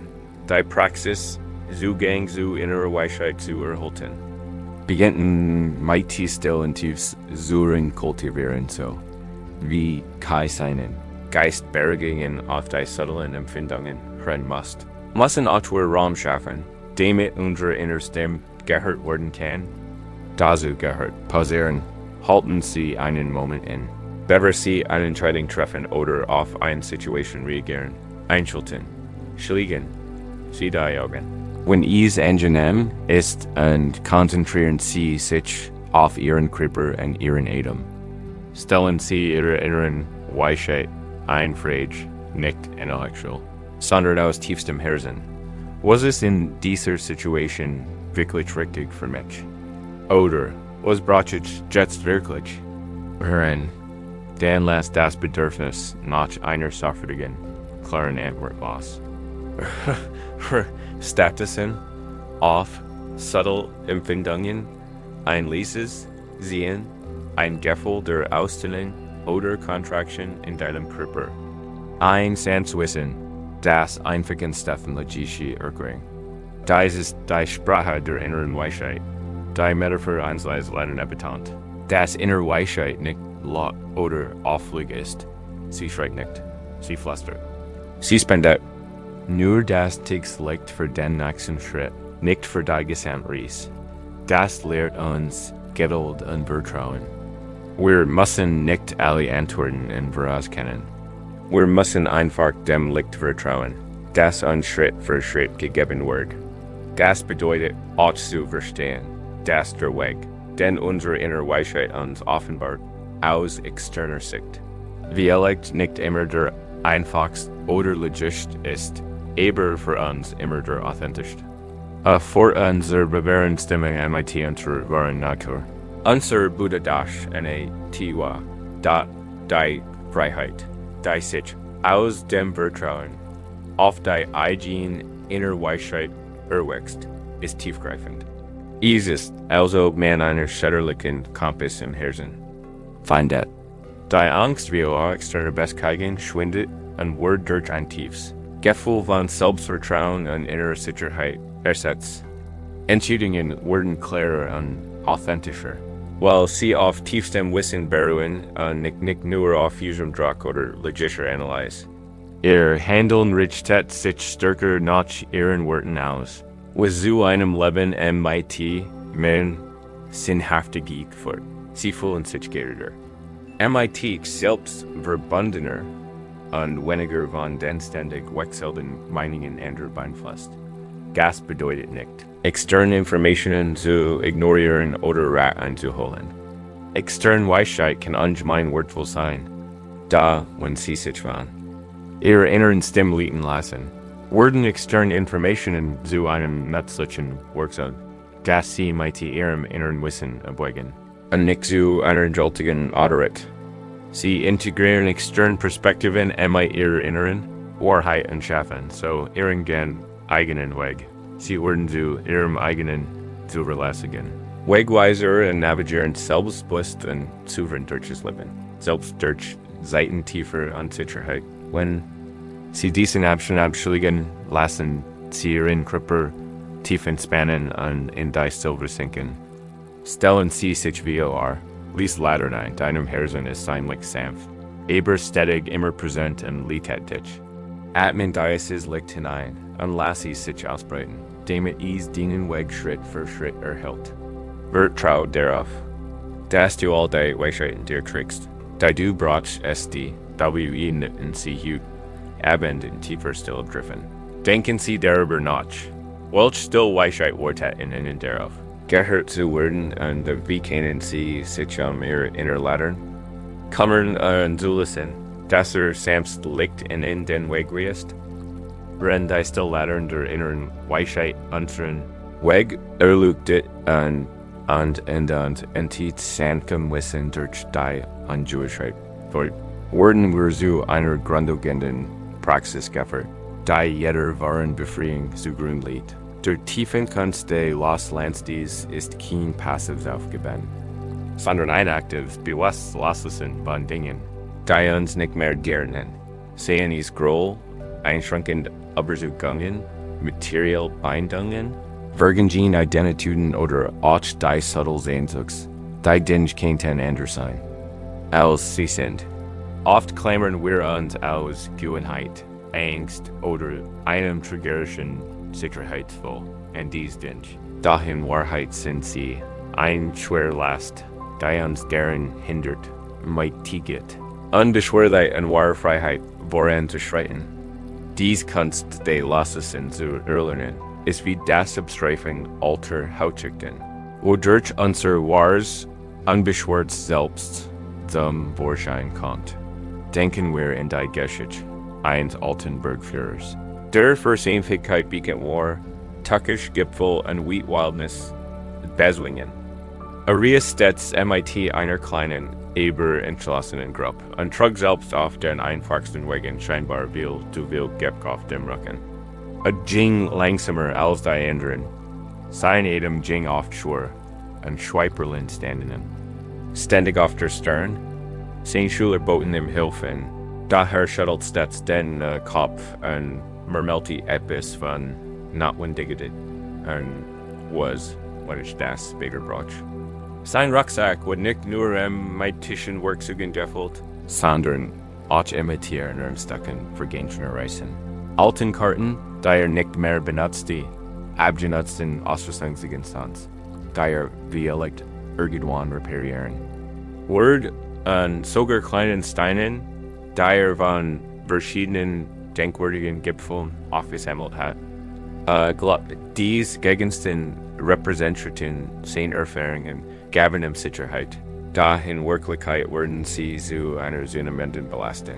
Eines Tages, wenn eins besonders stilen und anspruchsvollen Aufstiegs, versperrte ihnen ein plötzlicher Felsters den Weg und zwang sie zu einem beschwerlichen Umweg über einen schalen, breiten Grat. Der Führer beleden meiner schweren Last, kämpfte ungemein, sein Stand war unsicher, seine Kraft schwanden. Erreicht einen Punkt, an dem einfach nicht mehr weiterkam. Der Weg war zu still, zu instabil und sein Rucksack zu schwer. In diesem Moment williger Verzweiflung und Klarheit bestande. Genau die Dinge, an denen sich Sicherheit festklammert, gefährdeten nun sein Leben und hinderten ihn am Weitergehen. MIT einem tiefen Sucher der Kapitulation begann sich zu entlassen. Sorgfältig aber entschlossen entfernt, jeden unteiligen Gegenstand aus seinem Rucksack, die alten Karten, die kaputt Ausrüstung, die Erinnerungsstück, sogar etwas süßliches Essen und Wasser, das für alle Fall gehortet hat. Warf sie nicht achtlos weg, sondern leg sie vorsichtig am Fußterboom ab, damit andere sie finden oder einfach wieder der ergeben konnten. MIT jedem Gegenstand, den Loslier, spürte ein entsprechend Leichtigkeit. Körper und Geist, MIT deutlich der Last konnte den gefährlichen Weg MIT neue Möglichkeit klären. Wirst den Bültigen und erreicht schließlich nicht nur sicher den Gipfel, sondern auch MIT von Gefühl der Befreiung. das in diese Gefangen. Erkennt, das war Meisterschaft nicht deren lag, waren festhielt, sondern in seiner Fähigkeit. Das Loslassen was nicht mehr braucht, und so dem Samstritmung. Blätter wegzuspielen seiner alten Eigensinn, die transformierend. Erfahrung dieses Berkshires, Franz, Bollig und Schulig. Die Kunst des Loslassens, auch wir tragen uneiglasten, Nehmitians, Herren und Glauben. Sie sehen nützlich, nur den Festsasseln, dass sie unseren Fortschritt behindern und unsere Freude. Mindern, die buddhistische Lehre unterstreicht hier zutiefst die befreiend Kraft Vanigtanhaftung, aufbauend auf unsere früheren Auseinandersetzung, MIT Viraja. Bettend, das Festhalten in allem Vergänglichen, also in allem, unweigerlich. Zu Leidfort, daher ist die Bewusstpraxis des Loslassens kein Gerlist, sondern ein Gehen. Ein Werfen von Ballast, das ist uns ermöglicht, uns mit größerer Freiheit. Anpassungsfähigkeit und Gelassenheit durch die sich ständig verändernden Lebens zu bügen. Es ist ein aktiver Prozess zu erkennen, was unserem Echsen, Oldheim, unnötig loszulassen, was nicht. Betrachten Sie Ihr Leben jetzt als einen Strom und Ihre Bindungen als Blätter. Die auf der sanften Strömung treiben im Herbst wirft ein Baum sehen, Blätter nicht ewig. Weil sie schlecht sind, sondern weil ihr Jahreschaft vorbei ist. Und ihr weiteres festhalten. Die Energie des Baums für die Winterruhe und die Frühlingserneuerung. Beeinträchtigen Wort, händlich verhält es sich, wenn wir aktiv loslassen. Wir geben nicht auf, was uns lieb und teuer ist. Wir lassen die Dinge durch uns hindurchfliehen, erkennen ihre Vergänglichkeit und lassen sie mit los. Wenn ihr Zeit gekommen ist, wir versichern nicht, die vorbeitreibenden Blätter zu greifen. Wir beobachten sie einfach und lassen uns von der Strömung tragen. Dieses Mihilos Loslassen ist der Schlüssel. Zu erzwingen, zu widerstand, zu lösen schafft Frieden dort.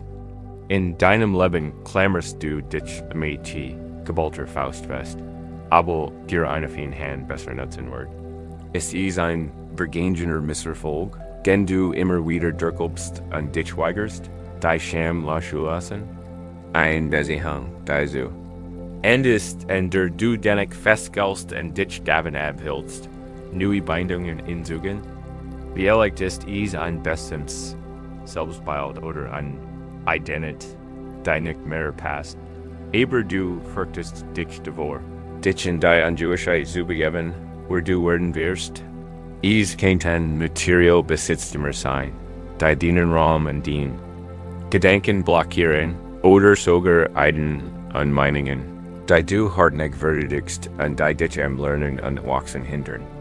Dieser Klammern rot dir Energie, heilt dich fest und verhindert. Dass die frischen Strom des Lebens durch dich fließen. Die Praxis des Loslassens beginnt mit Bewusstsein, was heilst du fest. Find eine Kleinigkeit, enter du, festgelst, einen alten Kummer, und Vergängens Bedauern, einen überholten Glaubenssatz. Ruf sie dir behutsam ins Gedächtnis.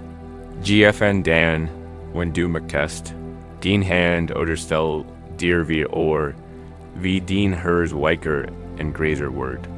Stell dir beim Loslassen vor, wie du diese Anhaftung loslässt und sie mit der sanften Strömung geben treiben lässt. Wie ein Blatt, das in einen Batch fällt, wiederholt dies so aufgründig. Dies einfähig symbolisch Handlung trainiert Körper und Geist, Spannungen abzubauen und Freiheit zu erlangen. Sie ist ein Tiefzeichen davor, dass du bereit bist, unbeschwert voranzuschreiten. Die Metaphor des Strömung treibt Blätter Devenist ein eindringlich erinnern daran, dass Loslassen kein gewaltsamer AKT sein muss. Es kann ein Prozess sanfter hingab sein, ein subtles Lesson. Der Strom des Lebens ist immer in Bewegung. Es ist unser Widerstand, der Reibung ersucht.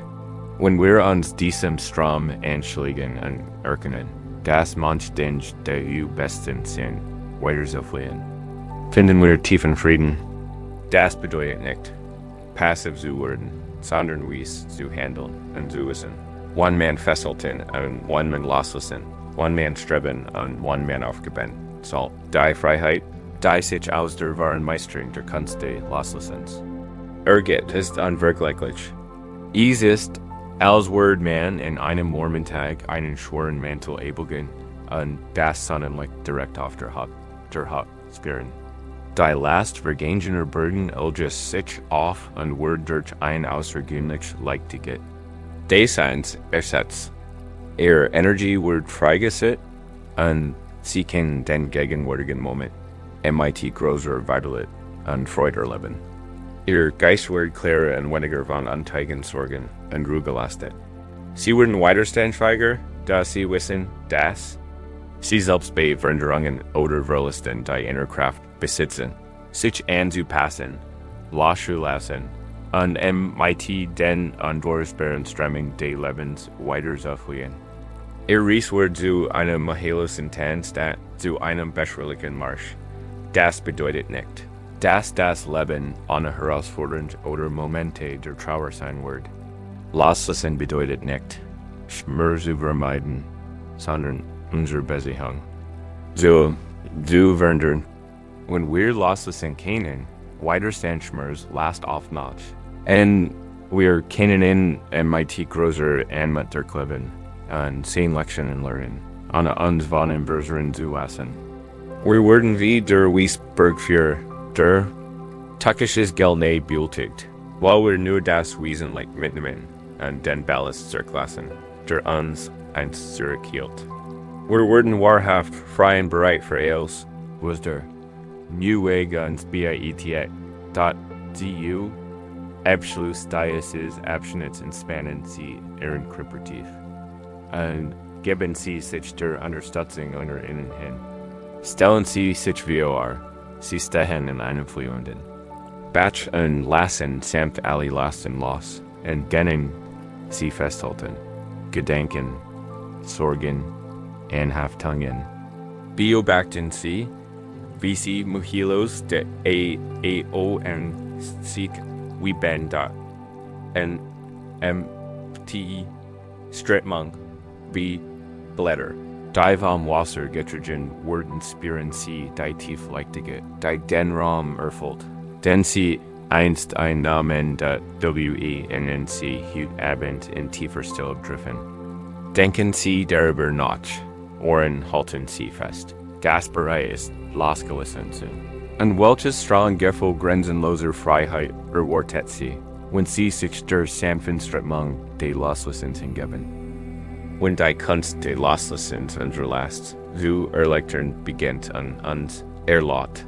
MIT dem sanften Strahl des Lebens zu fließen, werden wir zu einer der tiefgründigsten und oft missverstandenen Lehren der buddhistischen Philosophie geführt. Die Umarmung der Lehre, dies ist keine Lehre, kein trostloses Nix und kein Gefühl der Verzweiflung. Im Gegenteil, es ist das radikal Versinnis, Funktionierte, die wechselseitigen geht, unbedingte Allergenommen, die Abwesenheit einer inhärenten, festen Existenz. Dieses Konzept offenbart, dass alle Dinge einzeln uns, selbst keine festen, getrennten Einheiten sind, sondern ständigen Beziehungen zu allem anderen entstehen. Die Akzeptanz der Lehre befreit uns von starren Vorstellungen, von der Illusion fester Identitäten und junger Wahrheiten und öffnet uns für grenzenlose Möglichkeiten. Unendliches Potenzial in einen Frieden, der unerschütterlich ist, weil von es abhängt. Denken wir in die Geschichte eines alten Zen-Meisters und seines eifrigen Schülers. Der Verzweifelt versucht, das Konzept der Lehre zu begreifen. Der Schüler hat viel Text studiert und uns leicht meditiert. Gott die Vorstellung des Nichts erschreckt und hat das Gefühl, sich selbst zu verlieren. Eines Morgens lädt der Meister ihn ein, sich zu ihm zu setzen und bat ihm ein wunderschön, kunstvoll bemalte Tea-Tassen. Was siehst du, mein Sohn? Fragt der Meister. Der Schüler bewundert die Handwerkskunst und beschreibt die Farbe der Tasse, ihr Muster, ihren zarten Rand und ihren stablen Boden. Was ist das Zweck? Fuhr der Meister fort. Zu halten, antwortet der Schüler. Dann nahm der Meister die Tasse, drehte sie und goss langsam ihren Inhalt aus. Dann stellte sie wieder aufrecht hin, ließ sie aber leer. Nun, was siehst du? Fragt der Meister erneut. Der Schüler schaut verwirrt. Siehst, leer, Meister. Sie enthält nichts. Der Meister lächelte sanft. Genau, und da als sie die enthielt, war sie immer noch ein Tasse, nicht wahr? Und jetzt, wo sie leer ist sie immer noch ein Tasse. Het Kass heint, nicht davon ebi, ob sie wahl ist. Ist sie nicht viel mehr irreleer was ermglicht is, gefällt zu werden? Were sie immer wahl, kennt sie nie empfangen? Were ihren halt star, kennt sie nie verschieden T-Shirten servieren? Fähigkeit zu funktionieren, zu dienen, zu empfangen. Entspringt irreleer. Form ist vergänglich, Inhalt ist vergänglich. Aber war Tassein ist Potenzial, Offenheit. Die Tasse ist leer, deshalb ist sie. Waller Möglichkeiten. Der Schüler betrachtet die Leertasse mit neuen Augen und versinniges Demerdien. Die Leer war kein Mängel, sondern ein riesiger, offener Raum, ein Leinwand, auf der Els entstehen kann. Erkennt, dass seine Angst wie der Leerheit lediglich die Angst davor war. Seine starren Vorstellungen von sich selbst loszulassen, und das war Freiheit darin lag.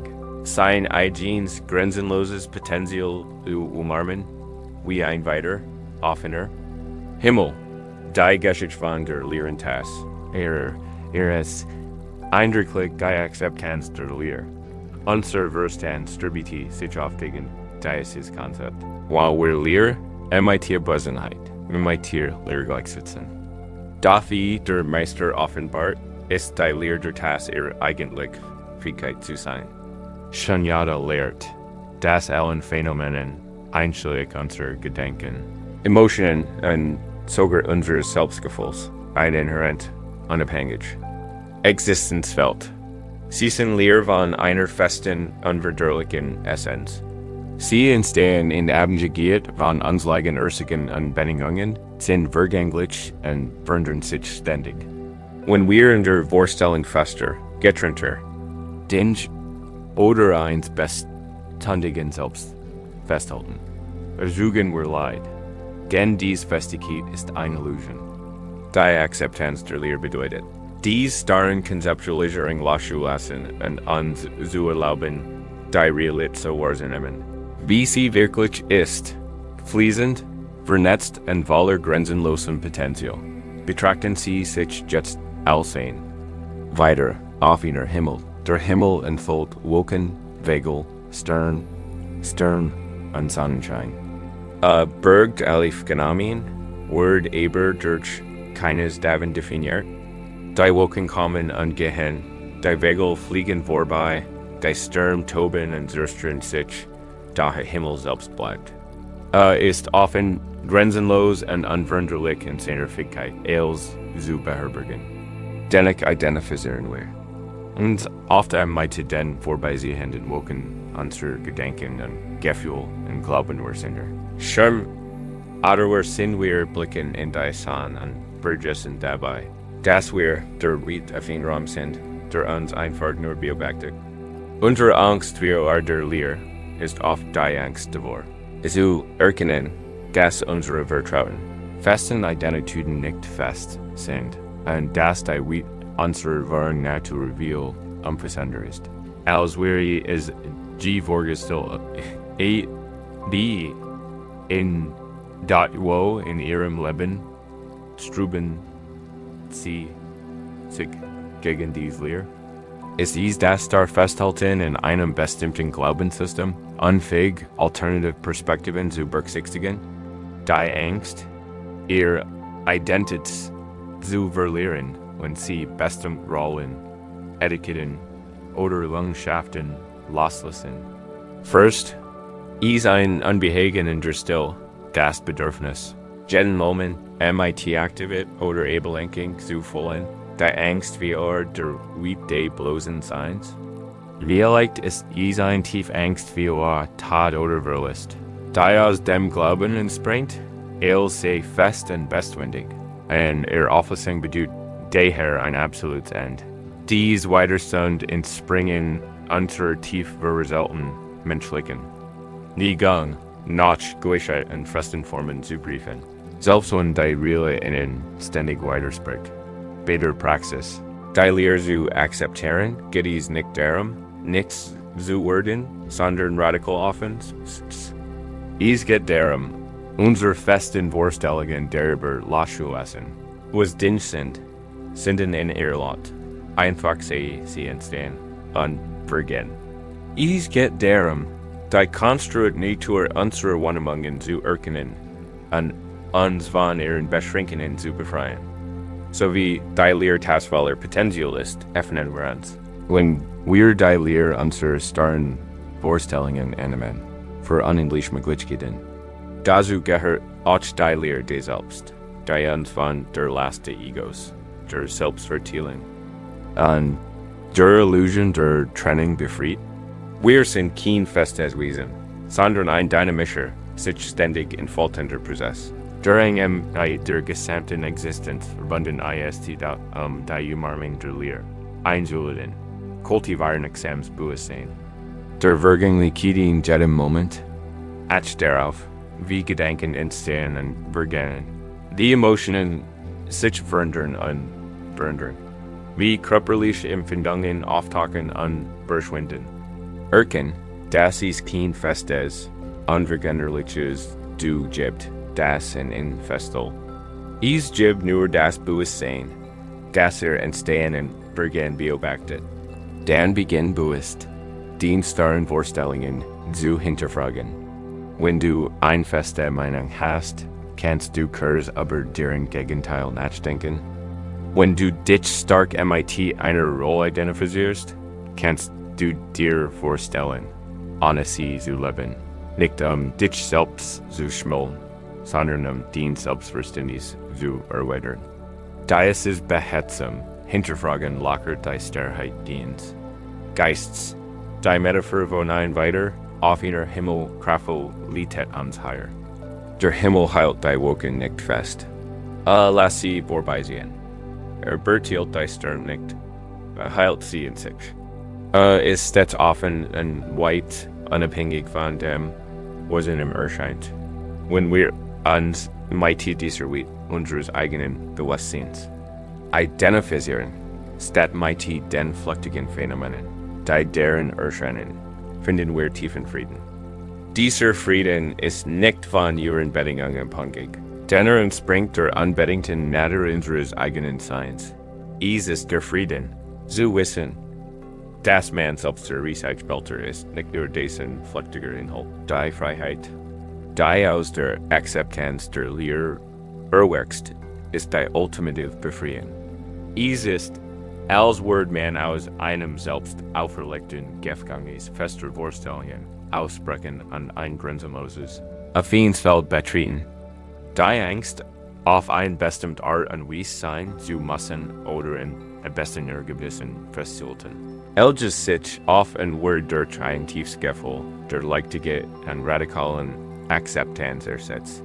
Sie werden unglaublich anpassungsfähig, weil sie nicht länger versuchen, einer fliehenden Realität, eine Starform aufzuzwingen.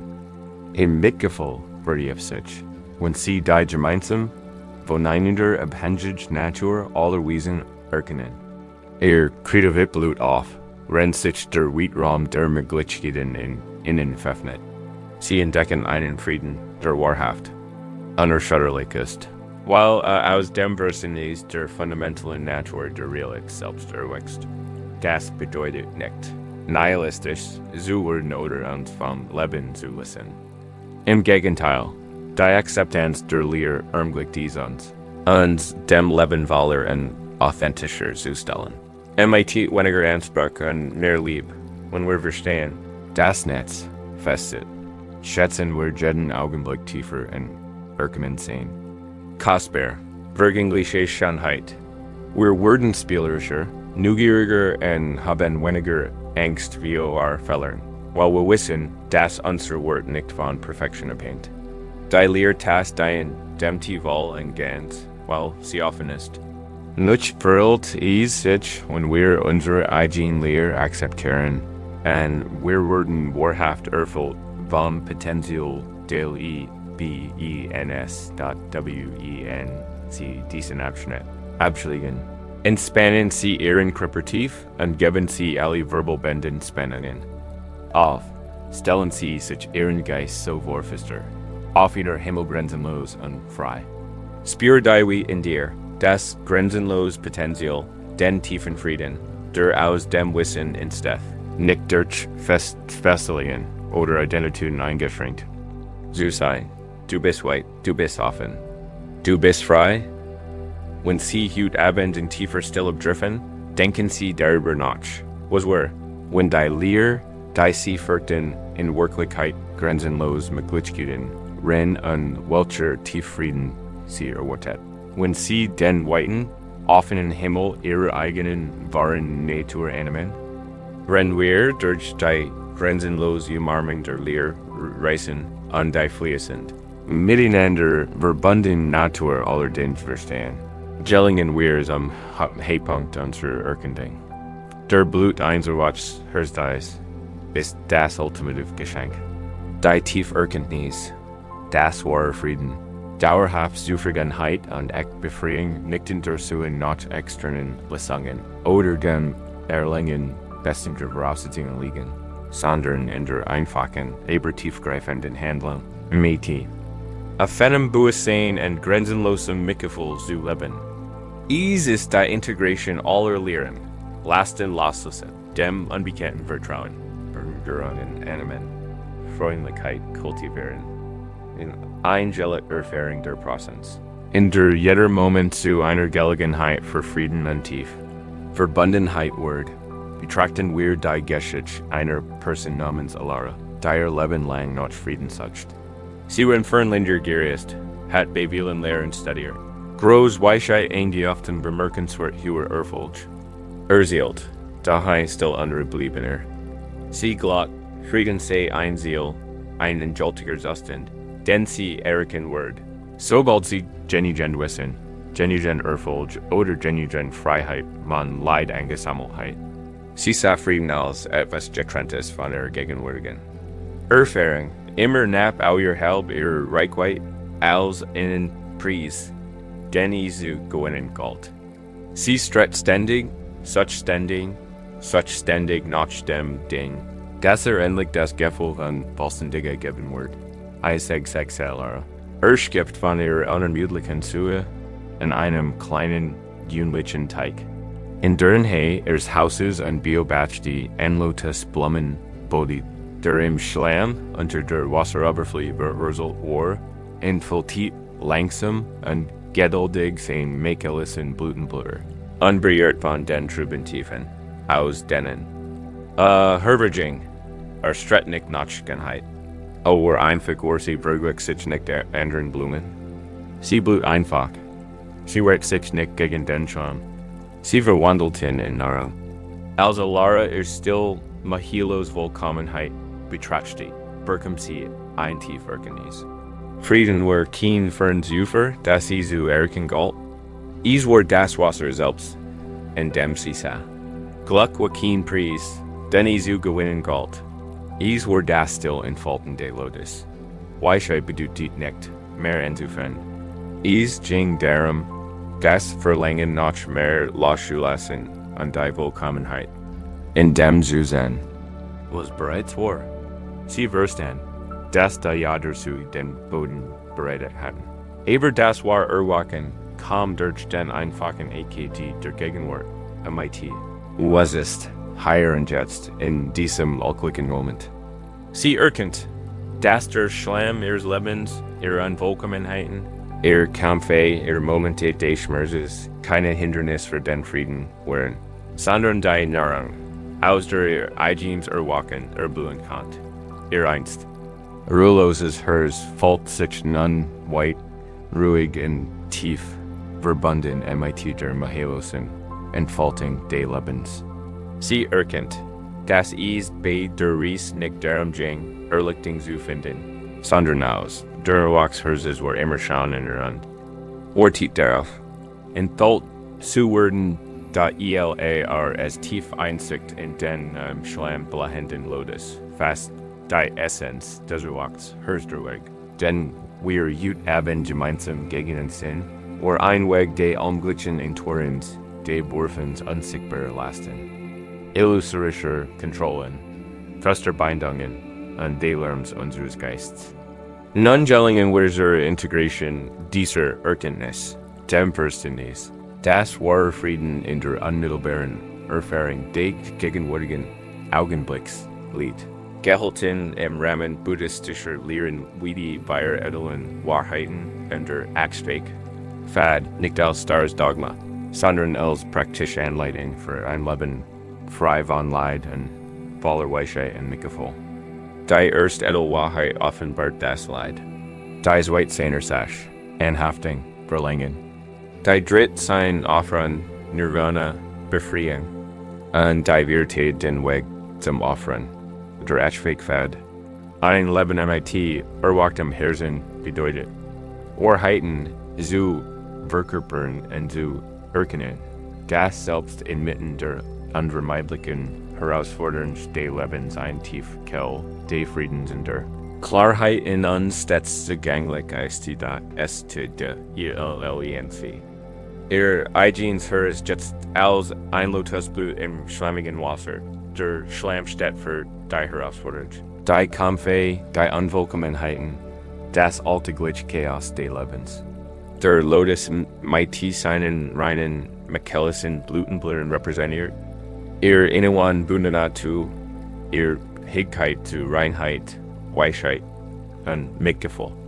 Der Lotus kämpft nicht gegen den Schlamm, sondern schafft daraus Nahrung. Vertielt sein Anspruch nicht, sondern Blut einfach wunderschön in ihr auf. Ebenso lugnet ein Erwachsherz den Schlamm der Schwierigkeiten dick. Nimmt ihn als fruchtbaren Boden für Wachsungen. Sieht aus jeder Erfahrung Lehren und Erkenntnis ein verwandelt Potentials Leiden tief. Weisheit und grenzenlos Lieb. Ihr Frieden hängt nicht von der Abwesenheit manchmal. Von ihrer Fähigkeit, trotz seiner Anwesenheit, wunderschön zu bleiben. Bei dieser Ries des Erwachens geht es nicht darum, einen statischen Zustand der Perfektion zu erkennen, sondern ein dynamische Lebensweise zu entwickeln. Es geht darum, mit Affins Bewusstsein, wo jeder Moment im Trassens Neugier und einem nicht werdenden Geist begegnet wird. Es geht darum, zu verkörpergrenzenlos Mitgefühl, sich selbst in allen Wesen gegenüber freundlich zu sein und unsere gemeinsame Menschlichkeit und Verbundenheit entzerkennen. Es geht darum, zu bebendig Anhaftung, Gastleben leicht zu nehmen. Die Vergänglichkeit zu akzeptieren und loszulassen, was nicht mehr dient. Es geht darum, dein Minner Weisheit und Last-Ditch von seiner stillen Ladern bei jedem Schritt liegen. Die sind keine getrennten Praktiken, sondern miteinander vorübergehend Fäden, die den lebendigen Wandteppich eines erwachten Lebens bilden. Wirklich aus einem erwachten Herzen zu leben. Bringt bewusst Achtsamkeit in den Alltag. Jeder Atemzug eine Gelegenheit, in den gegenwärtigen Moment zurückzukehren.